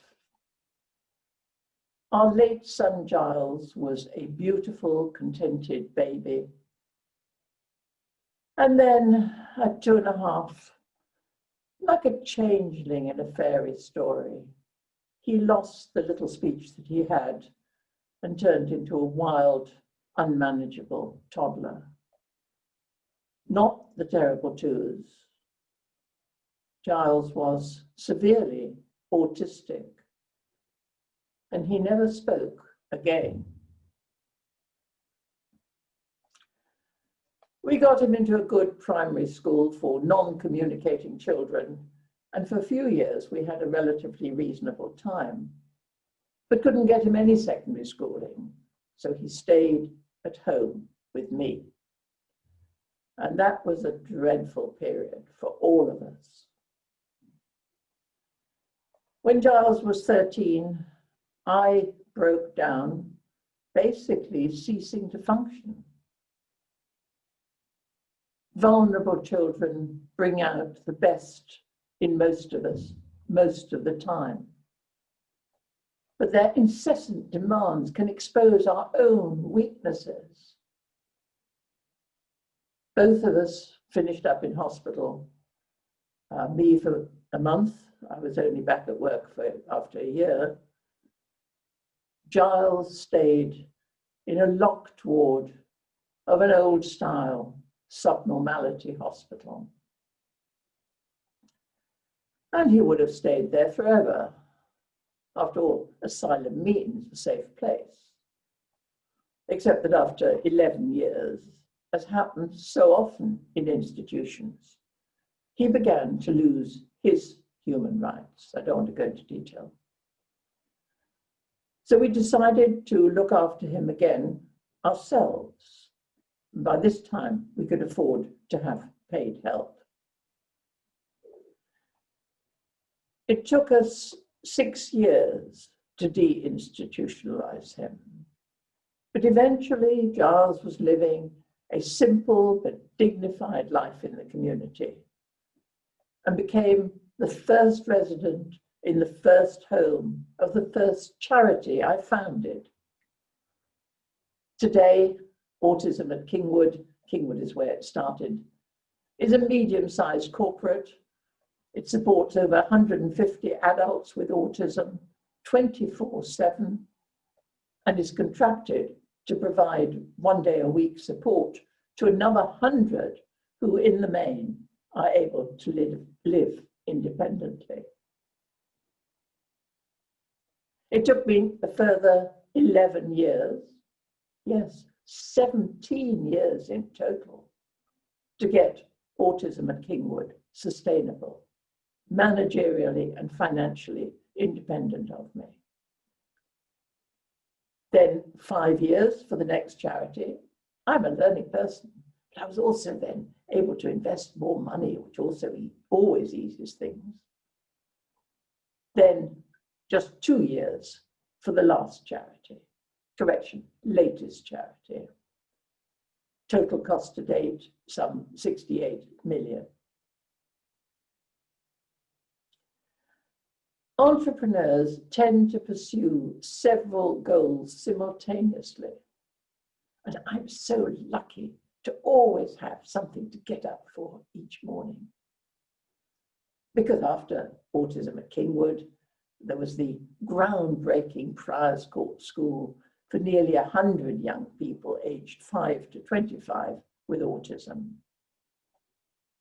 And after 20 years, that's grown into a sizable residential school with an artisan bakery as a small subsidiary, and is currently seeking a second site in order to extend the good it does. My most strategic charity is Autistica, which funds autism research. There's much that we don't know about how to get people with autism leading long, healthy, and happy lives. Autistica will probably always remain a small organization, but together those three charities employ over 1,000 people. Going back to my company, I had no experience in running an organization, and in a way, ignorance was bliss. No one had told me what one shouldn't do in business, so I went ahead and did it. I wasn't constrained and had the freedom to innovate and to make mistakes. For example, my lack of commercial expertise meant that our pricing started off wrong and stayed wrong year after year. Profitless prosperity, though it did get us market share. On the other hand, I came up with new ways of marketing, new ways of staffing, new ways of financing the business. Because what carried me through was the belief that I had the guts necessary for any leader to cope with failures, and I had many. To admit to mistakes, face up to them, pick myself up, and move on.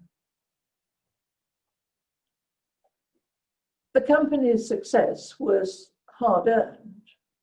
We failed as often as we succeeded. We sold our Danish subsidiary to the staff, our Dutch subsidiary to a client, and closed down the American company, only to restart there some 20 years later.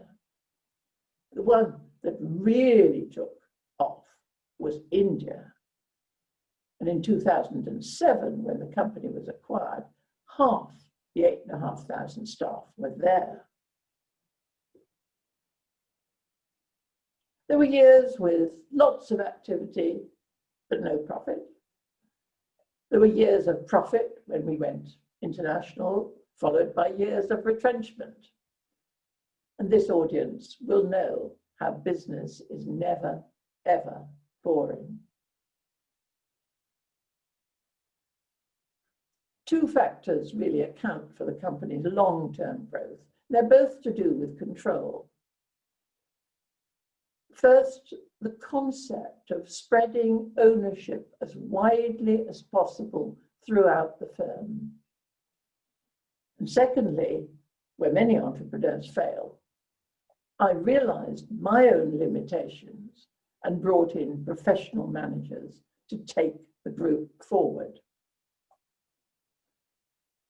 Both industry and the charitable world are littered with horror stories of organizations whose founders hung on too long, basically suffocating the spirit of their brainchild. In my case, I recognized that I had been a superb technician and was an excellent director, strong on strategy, full of ideas and energy, but merely a dutiful and competent manager, one that hates paperwork, hates politics, hates bureaucracy. So I decided to back out from the day-to-day management of the company. And at my third attempt, I was able to establish a suitable successor. But relinquishing management control proved painful. And that period was one of heavy strain. For me, I became highly stressed, both at home and professionally, traveling too much, smoking too much, exercising not at all. I burned out and broke down. It's not easy to build a business. The cost in human terms can be horrendous. Ironically, the more successful a company was, the less I enjoyed it. And my role changed over the years. My management style also had to change from entrepreneur to businesswoman to corporate. As a software entrepreneur, I made serious money. By the millennium, I was worth over 150 million, a chunk of which a goodly chunk, I lost in the dot-com bubble. And it was 25 years before my company paid a dividend. Even Bill Gates took 10 years with Microsoft. Success, whatever that means, success is found at the edge of failure. And if it were easy, we'd all be millionaires.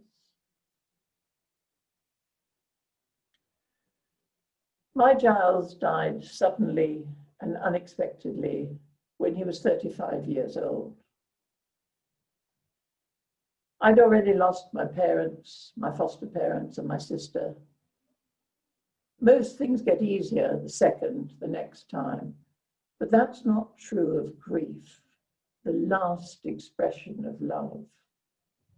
I lost all momentum. But eventually, my energy returned and was followed by a period of tremendous creativity, because whenever I find a gap in autism services, I try to help.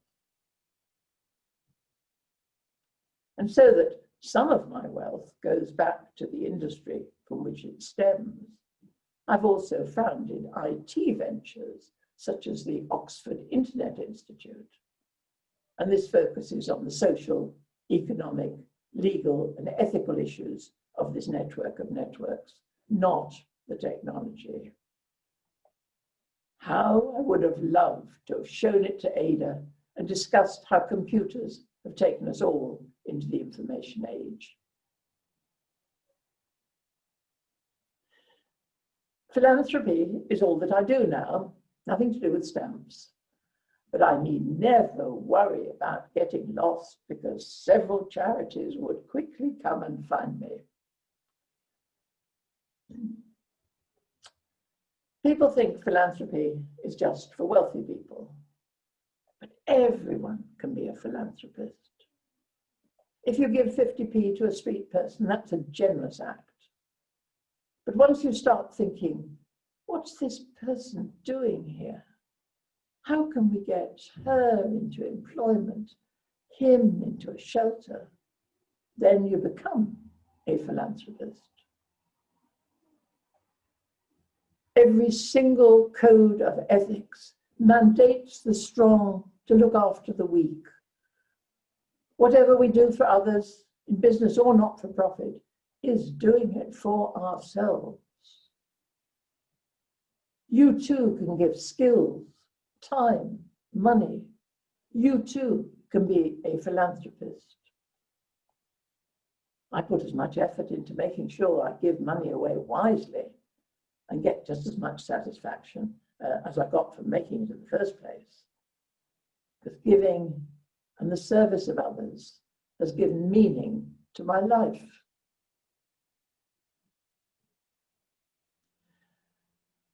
I'd like to finish by also remembering Ada as a person, and I do so with affection.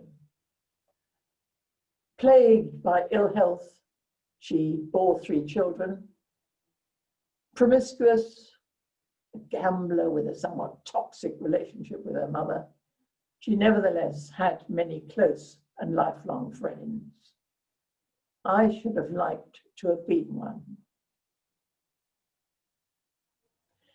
Ada Lovelace died of cancer in her mid-30s, more painfully than necessary, because her mother withheld her painkillers so as to convert or revert her to Christianity.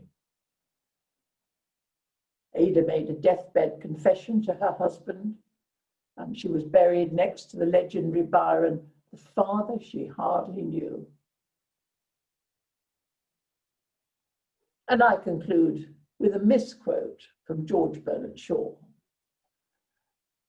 Reasonable people adapt themselves to the world.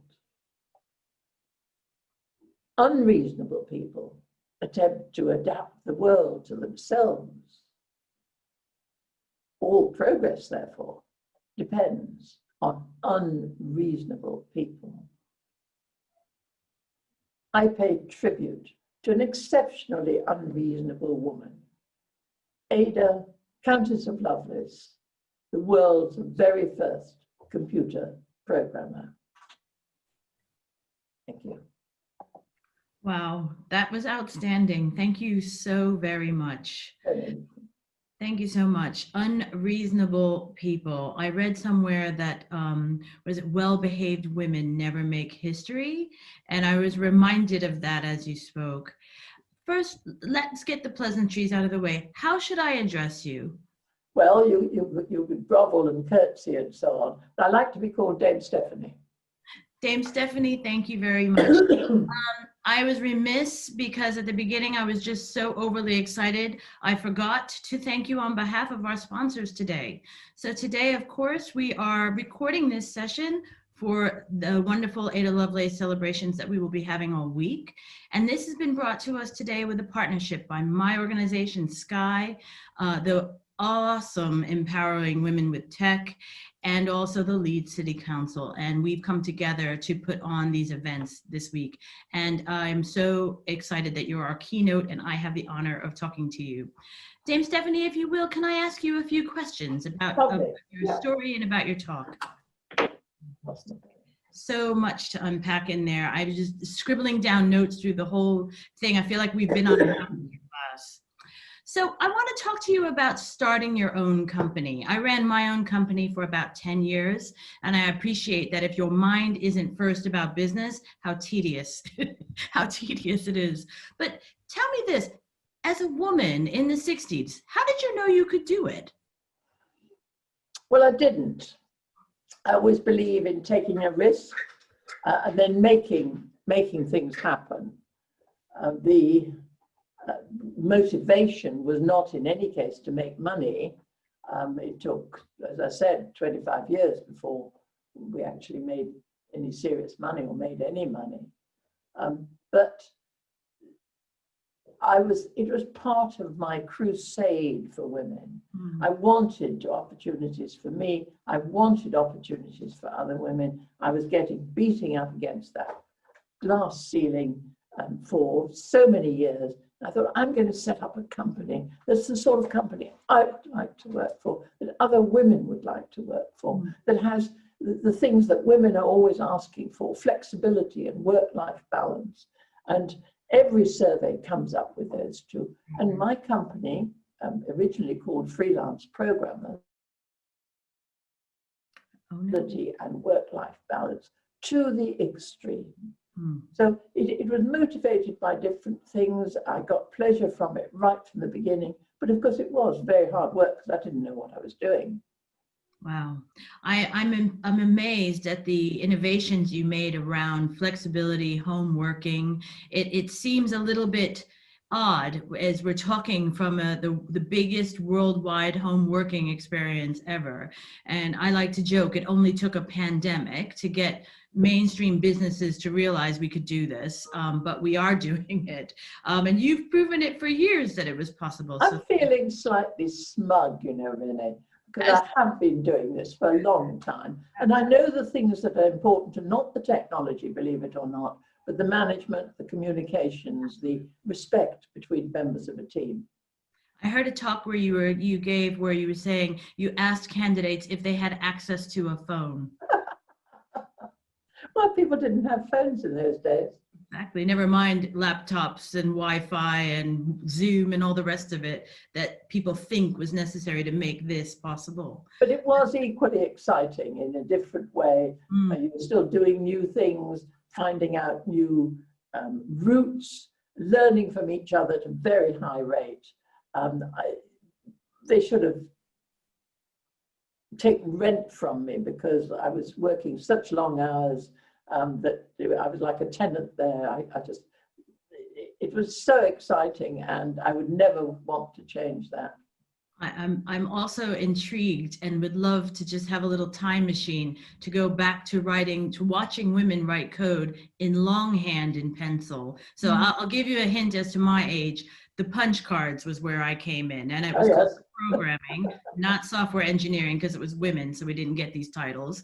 But I'm intrigued at trying to write assembler longhand on paper. That's incredible.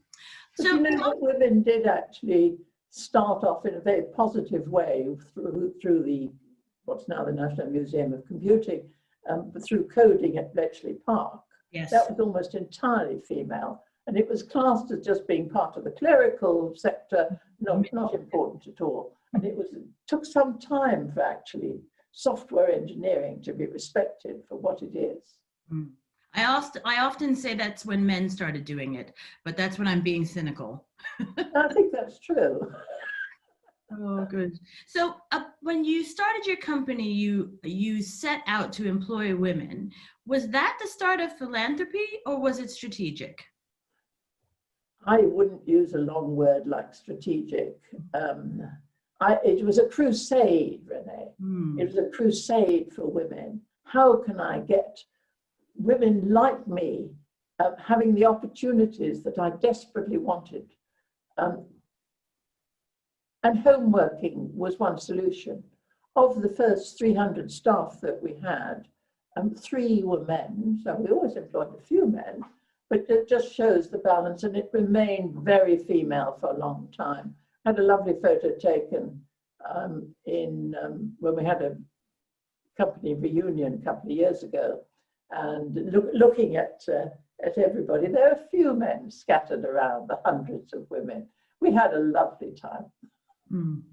And did you find, as your company changed in the 70s and you were required to bring on more men, that it changed the nature of the company or the culture of the company? And if so, how? Partly it was the legislation, but partly it was also we got to the stage where we were making acquisitions, which necessarily was bringing in male management, and that changed the balance for a long time. When you look at the growth of the organization over the years, the female aspect stayed for many, many years, but it stayed in a different way, Renee. It stayed in team working. It stayed because we work collegiately. I'll help you this morning. I don't mind asking your help this afternoon. These are things that women, we do automatically without really being taught it.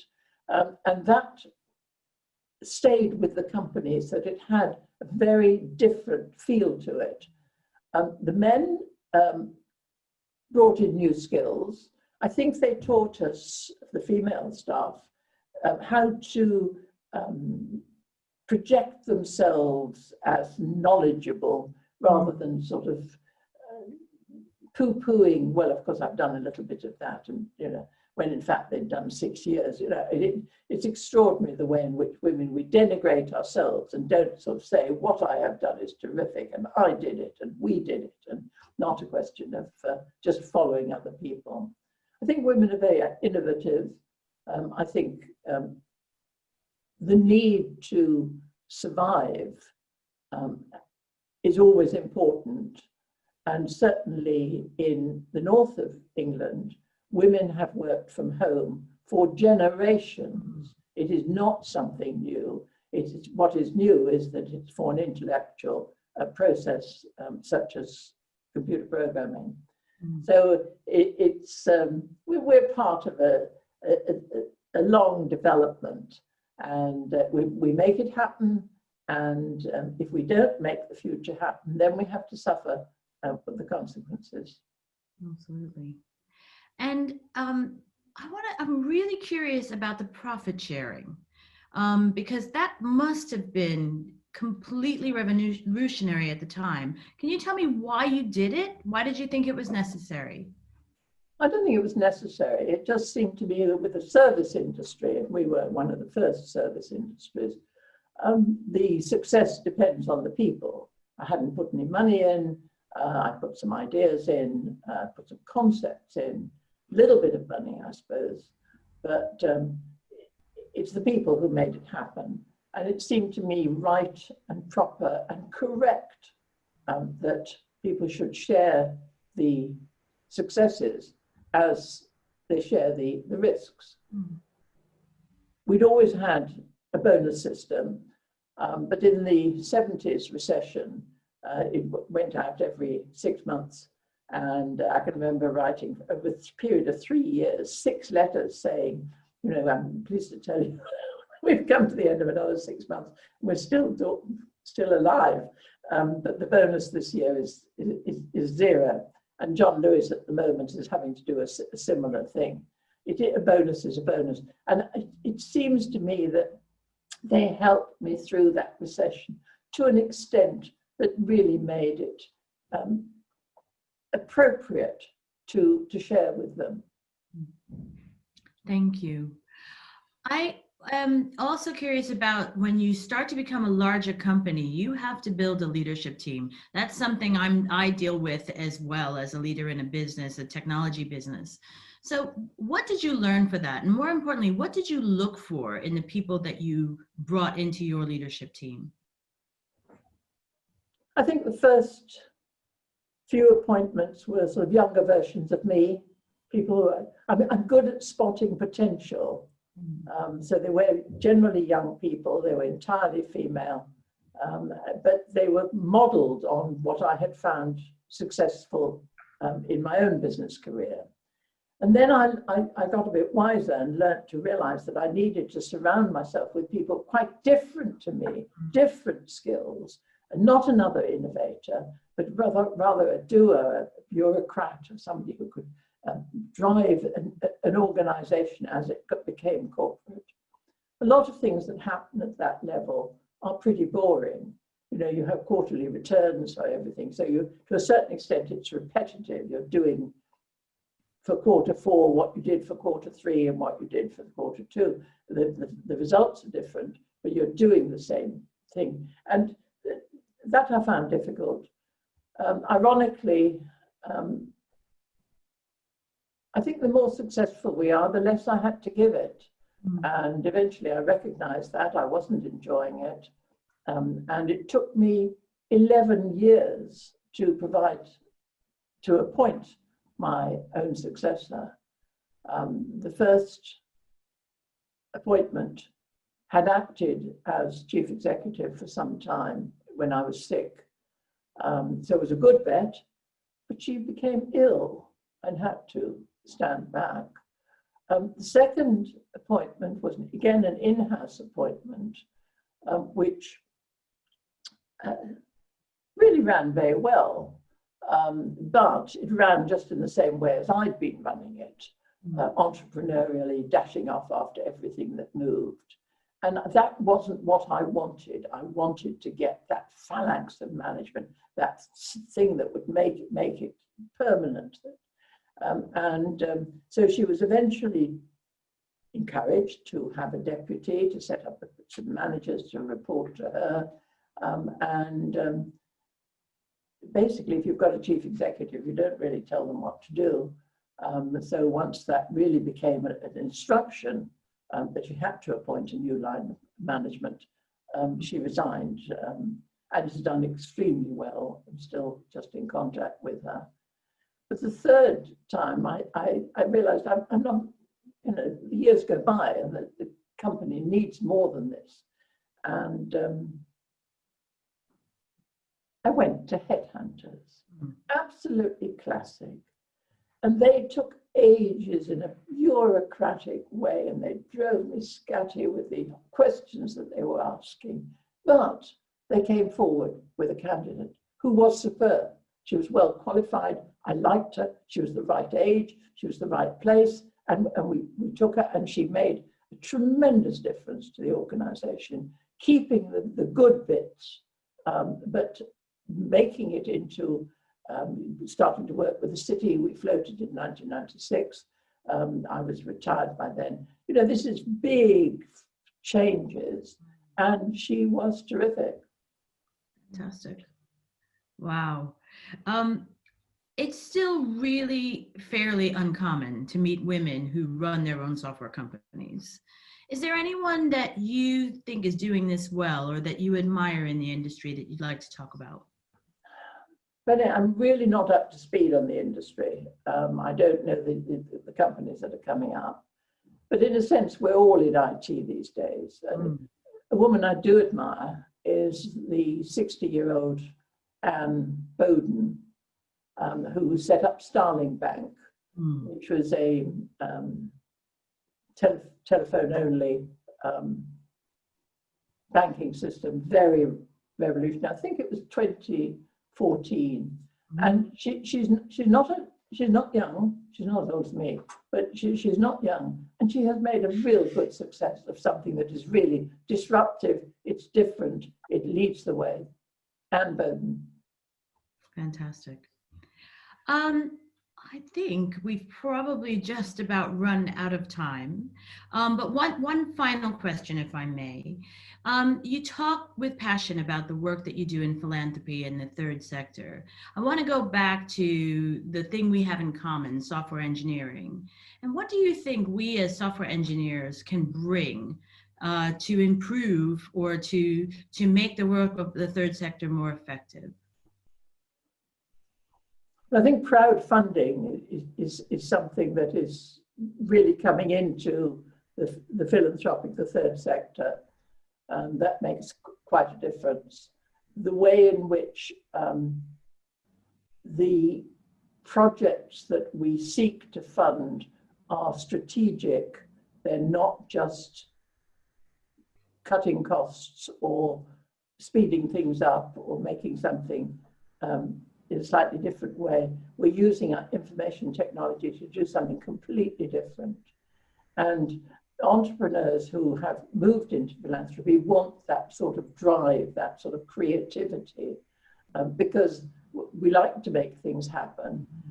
It's lovely when I travel around the country, and I've been doing this a long time, and always I mentally think, oh yes, in Leeds, I used to have an office there, yes, and they did such, and they have this wonderful client. And so everywhere there are people who have contributed to my life and to business generally. Thank you so much. This has been such a pleasure to spend this time with you.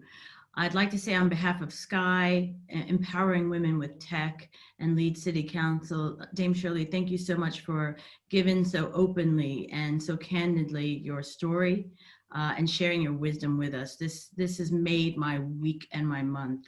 So thank you, ma'am. And I wish you all the very best. Thank you. It's been a real pleasure. Happy Ada Lovelace Day. Thank you. Bye-bye.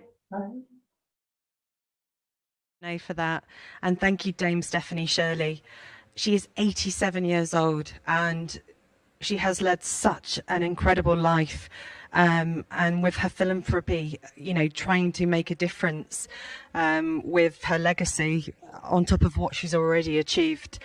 It always saddens me that so few people know about Dame Stephanie Shirley. So I'm so delighted to have brought her to this wonderful event for many of you to understand her journey and her words of wisdom, and also just how refreshingly open she is about her work, her life, and her family. We have an amazing opportunity. So if you would like Dame Stephanie Shirley to personally sign a copy of her memoir, Let It Go for you, with a dedication or a message, she would be delighted. If you go to https www.autistica.org.uk/donate/donate, You donate a minimum of £12.50 per buck, and then if you email lynn@steveshirley.com with proof of your donation, your name, address and message, and Lynn will post the book to you. All of the details are on the YouTube channel as well, or just send us a DM and we'll send you the information. But you know, I can't get over just how awe-inspiring that talk was. We've had, comments from Victoria at Next Up. The open, honest leadership style shown today is what will open up opportunities to get more women into tech and improve diversity of digital design. Lots of feedback from you all about the openness around her life, work and family, which you highly respected as well.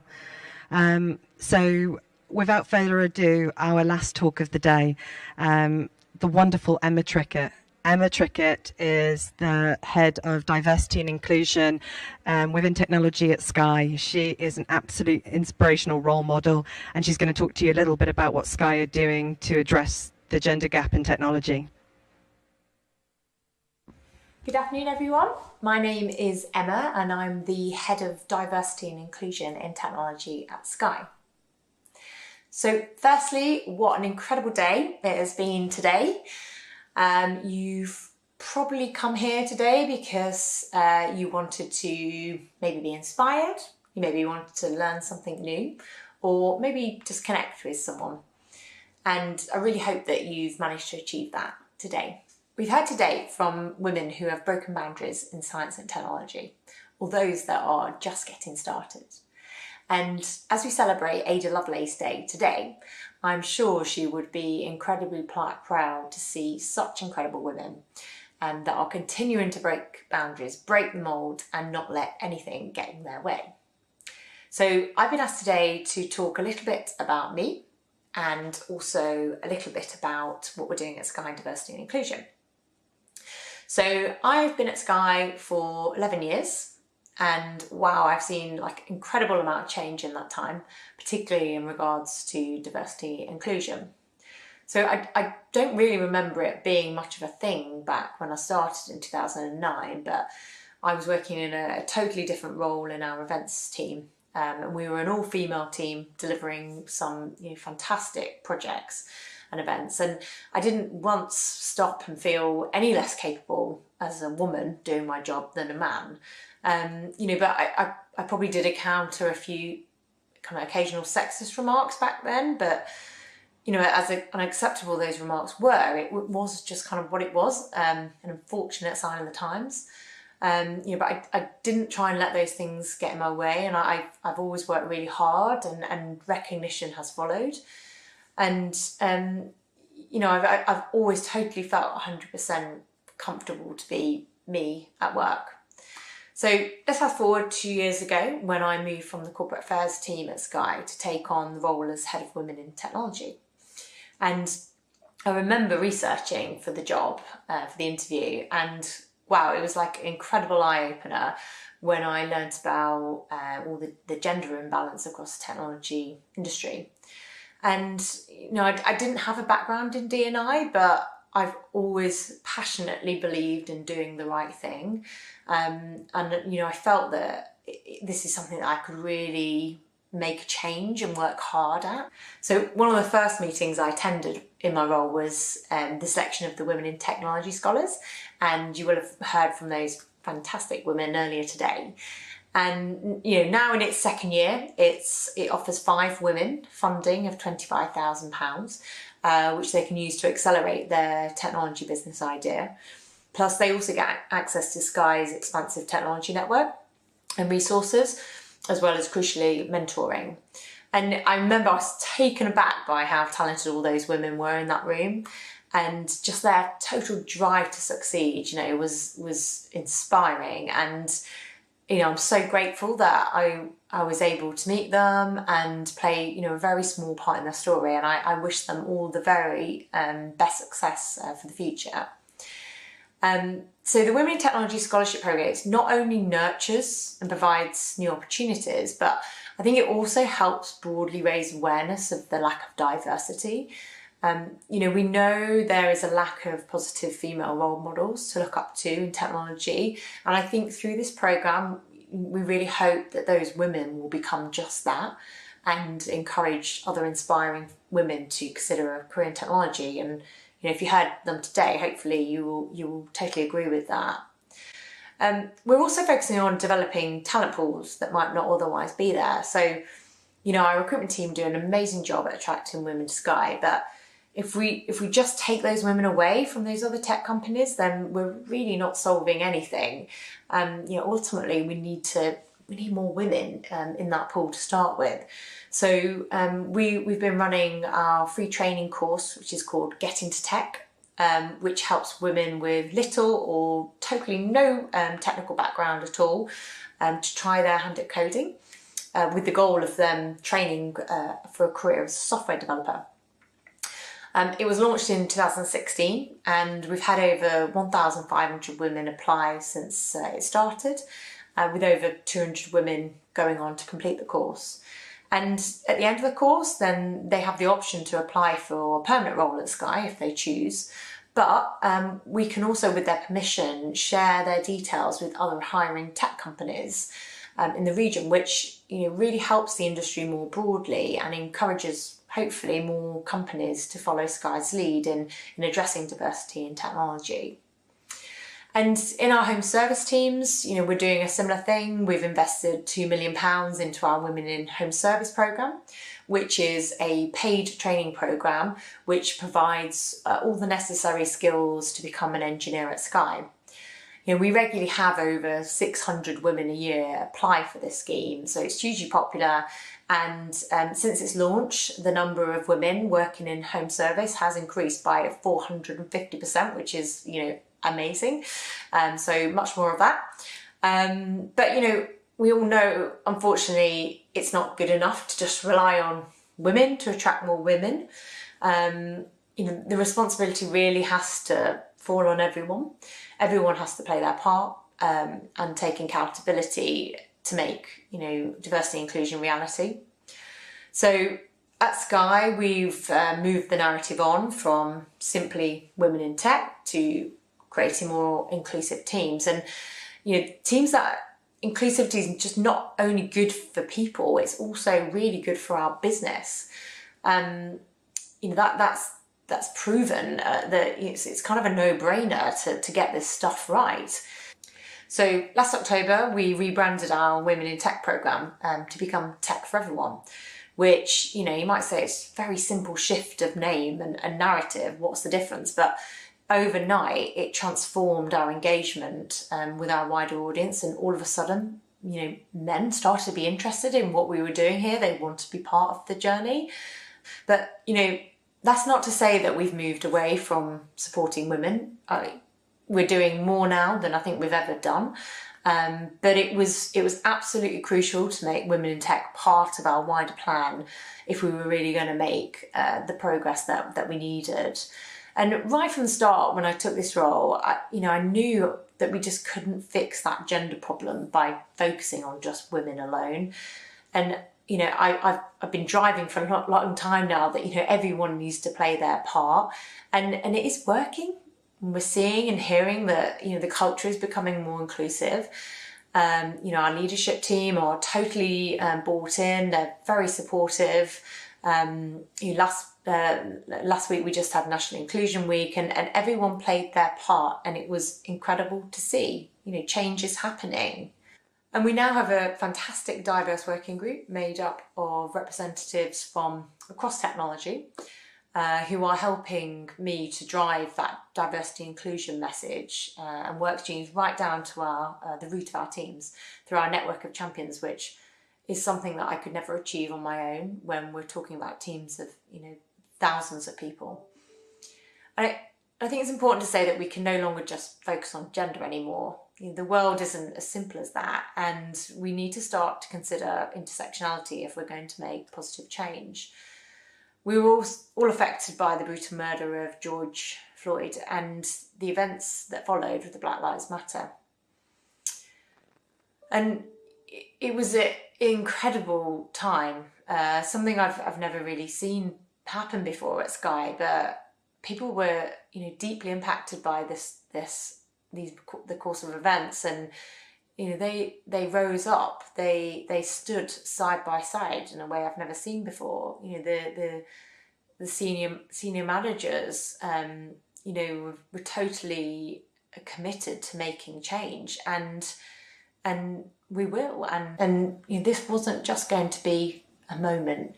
We knew that we should and we could do more, and we are. So Sky is publicly committed to creating more opportunities for Black, Asian and minority ethnic people, particularly at that senior leadership level where we know there's simply a gap there. And as a media company, we're also going to use our voice and use our channels and our platforms to raise awareness of racial injustice. And we're also going to work with our colleagues and charities to make change within the communities that we all live and work. And I do think that now is the time. Like, I'm hopeful that things will change for the better. And I really feel that, we've reached that pivotal moment in diversity and inclusion, and people are talking about it more than ever before, and it's brilliant. And I really feel there's a difference this time, and that, we will make change. We will accomplish our goals. So finally, I would just like to say a great big huge thank you to everyone that's been part of putting this event together. So Natasha, Julie, Joanna, Ellis, Alex, Verity and Suman from Sky, Sam and Helen from Empowering Women with Tech, Leeds City Council, thank you for supporting this event. And finally, all of our totally incredible speakers who've given their time today to join us. So thank you so much. Thank you for listening. And if you want to connect with me afterwards, please do so via LinkedIn. Thank you. Thank you so much, Emma. What a day. Thank you to every one of you who's chosen to celebrate Ada Lovelace Day with us today. Don't worry if you've missed any of the talks. I know that committing to a whole day when you're potentially working from home or have other responsibilities is really, really difficult. So all of the videos are going to be uploaded to our YouTube channel post-event. So if you subscribe to the YouTube channel, it will give you lots of great updates when the videos get posted, and any other future videos that we put online as well. So just to second what Emma said, I want to say a huge thank you to Sky and to Leeds City Council who partnered with us on this Ada Lovelace Day event, to James, Laura, Rufus and Fran at Duke Studios here in Leeds who have been our home and did all of the seamless link-ups with Helen and all of the other speakers. To Becky, Sally and Claire Duffield at Sky, as Emma said, a big thank you to Eilish, Suman, Alex, Joanne, Renee, Patience, Verity, Kerry and Jennifer, led by the wonderful Joanne and Emma. You've done such a tremendous job. I feel like this is the Oscars, and the music that I'm over speaking is going to come in at any moment, and I can do an Olivia Colman style, but her. To all of our wonderful speakers, all the ones to watch role models that we featured this morning. Ava Garside, 14 years old. This is the first time she's ever spoken at a conference. Talk about making us all feel like underachievers when we were 14. She is phenomenal, and watch how bright that star will shine in the coming years. The Sky Women in Tech Scholars, to Colleen, Mary, Olga, Rachel, Rebecca, 5 phenomenal women with their absolutely amazing business ideas, with a great panel talk curated by the wonderful Debbie Foster from Tech Talent Charter. To Urenna at Cashmere app, absolutely brilliant advice for people to be a bit fearless and to get into the world of starting up their own business. To Maddie Julian at Digibeta for the journey that she's taken with her husband Rob, and all the wonderful people at Digibeta to improve the lives of people who are suffering from type 1 diabetes. And finally, to our keynotes, to Eve and Tom at Leeds City Council, to Renee Hunt and Emma Trickett at Sky, and to the awe-inspiring Helen, Sharman and Dame Stephanie Shirley.